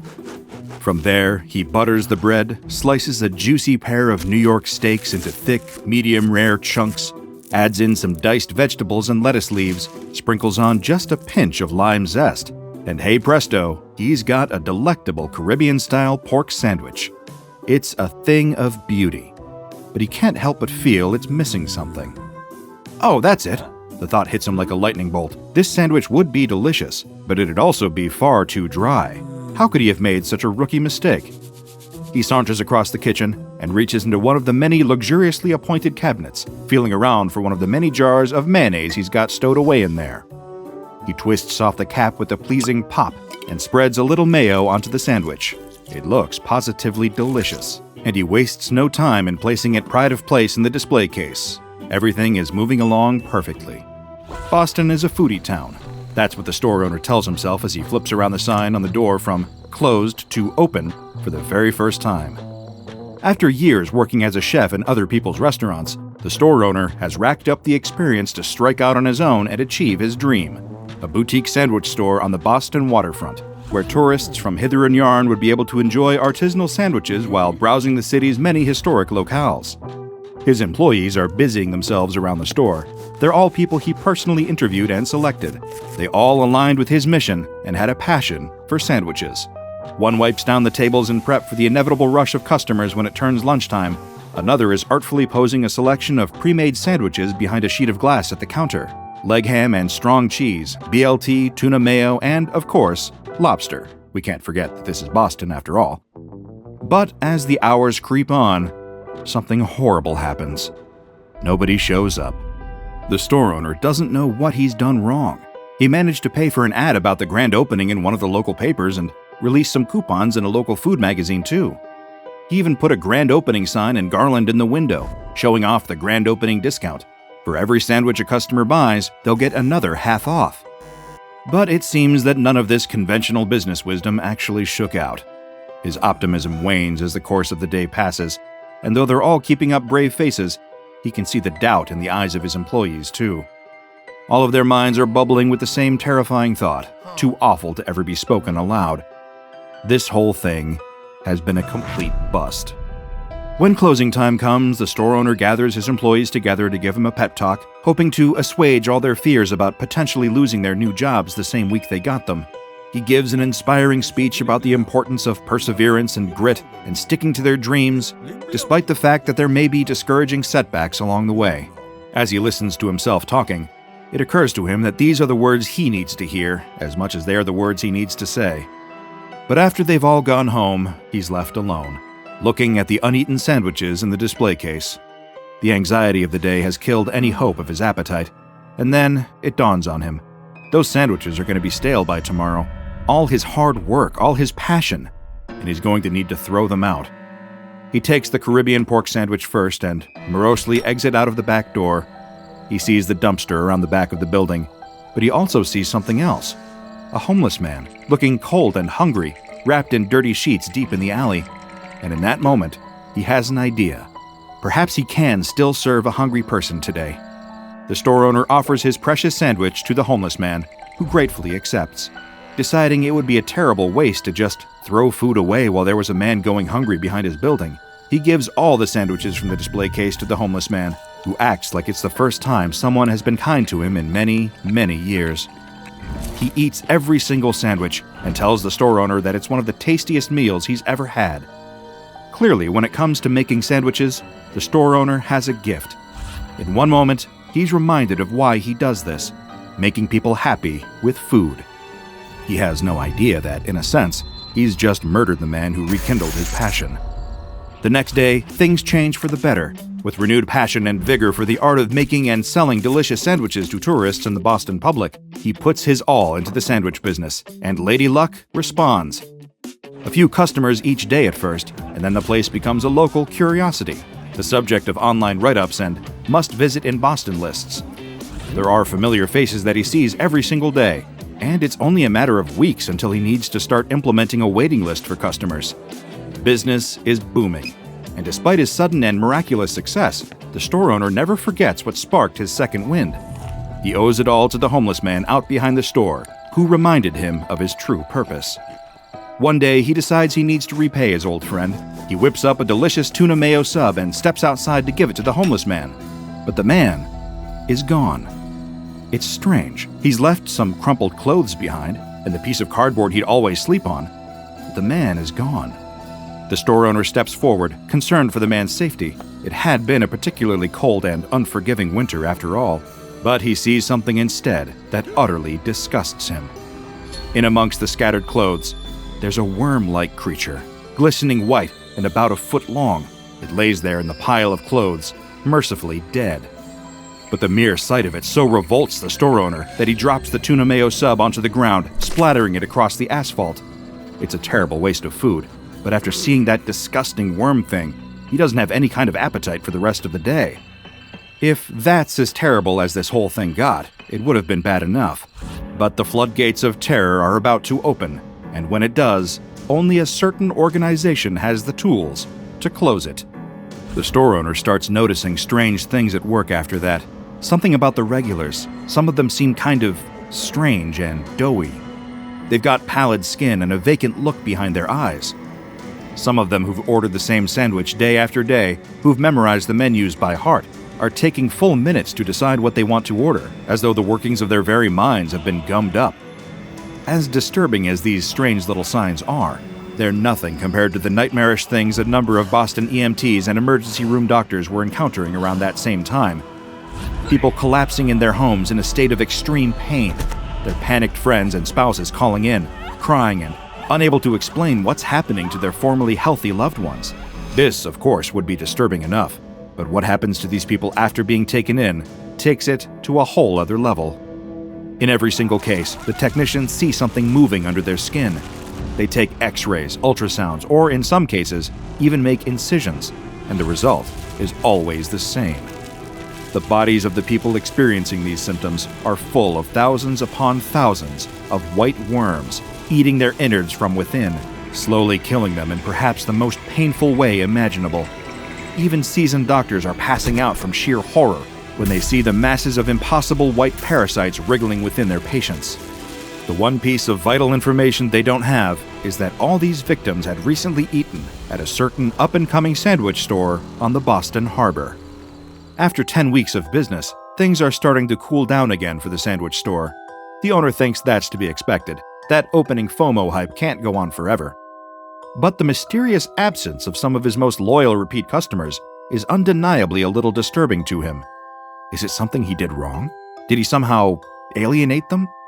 These thoughts are plaguing his mind when he's alone in the store one evening, cleaning up after everyone else has gone home.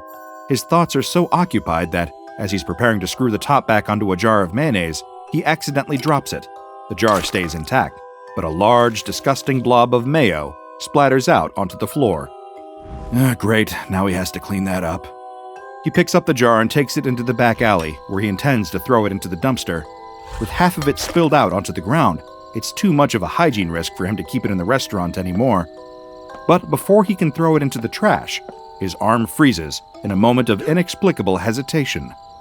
In that strange moment, it occurs to him that it's the only one in the cabinet of that particular brand. He's used it on so many sandwiches before, and yet he's never needed to buy a new jar of it either. On a pure whim, he decides to inspect it closer. The label on the back of the jar reads, "Water, vegetable oil, vinegar, eggs, eggs, eggs, eat eggs, be eggs.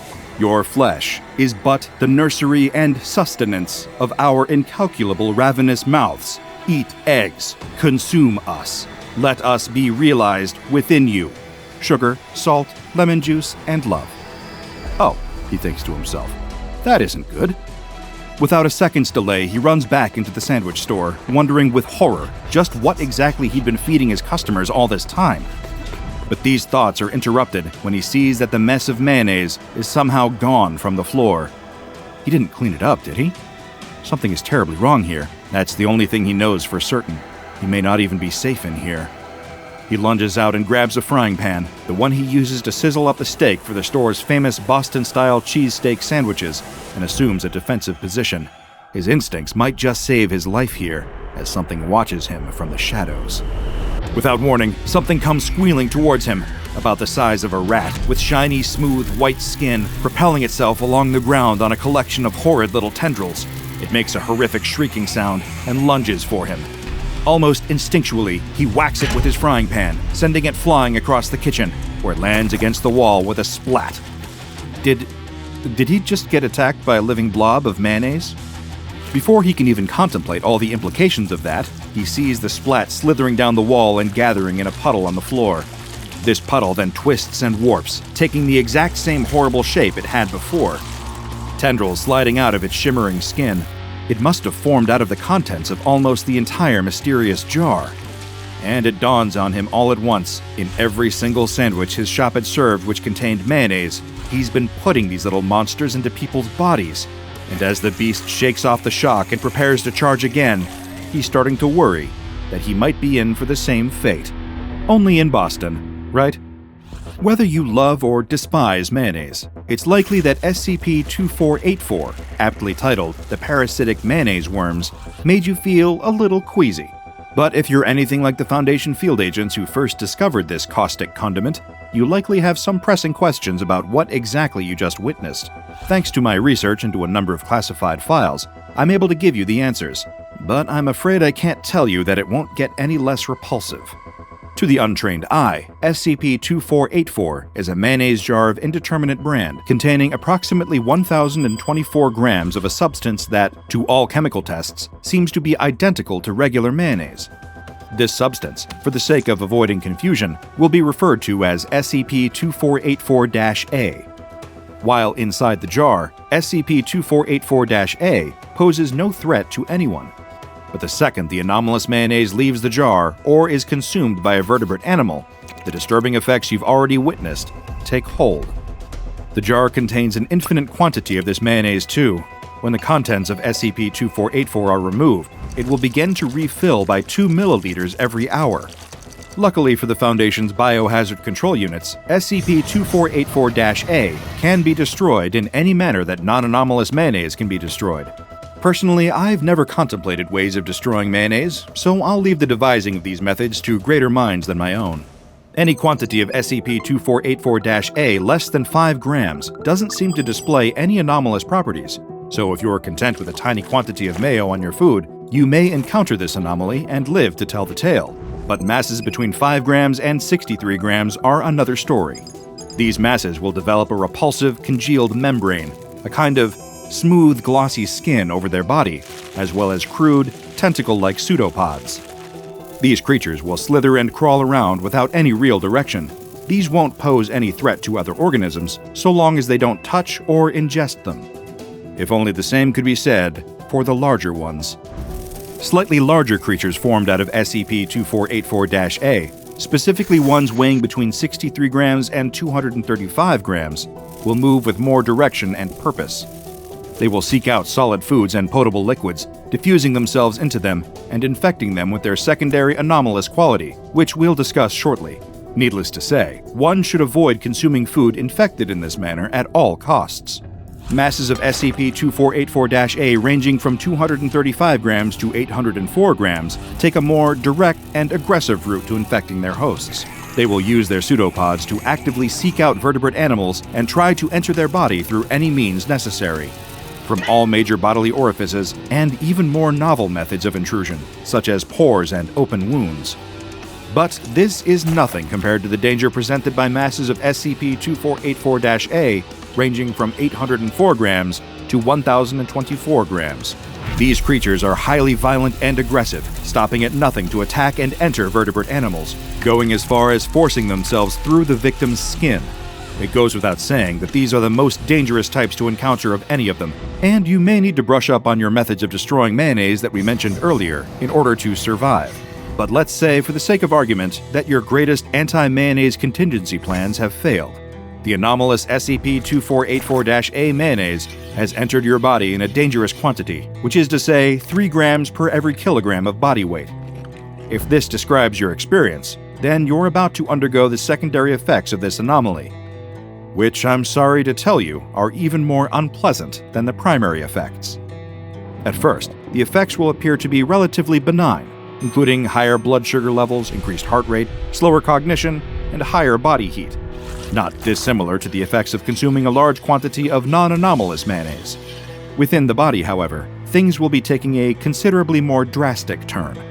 The SCP-2484-A in the victim's body will begin to turn into small, gamete-like cells through some kind of anomalous force of metabolization.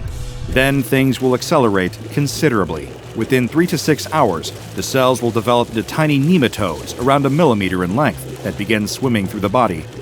A single gram of SCP-2484-A can become around 500 of these parasitic nematodes. If that's already making your skin itch, it's going to get an awful lot worse from there. Between 5 and 40 hours after SCP-2484-A infects its hosts, whether through consumption or forceful entry, the parasitic nematodes will begin eating the host's tissues, giving them the mass to grow up to 12 centimeters long. At which point, the host is likely to experience horrific pain as they're eaten from within. When the host has been entirely devoured, the parasitic mayonnaise worms will turn on each other and start eating. After all this, only one worm will be left, measuring from 20 to 30 centimeters in length. It will then enter a dormant state and die within 4 days. As obligate parasites, the creatures spawned by SCP-2484-A are not designed to survive outside the host body after they've developed. Any worms removed from the victim's body will die within 5 hours, but no attempts thus far to save anyone infected with SCP-2484-A have been successful. Infection is, sadly, invariably lethal. Our opening tale was also the first recorded case study of SCP-2484 encountered by Foundation field agents. The source was an independent sandwich store in Boston, Massachusetts, triangulated after a series of reports of strange parasite behavior over a 10-week period. The SCP-2484 jar had been in the store's refrigerator with a number of non-anomalous mayonnaise jars, though the store's owner, when questioned by Foundation operatives, could not remember ever having bought this particular jar of mayo. How it made its way into the store is, to this day, a mystery.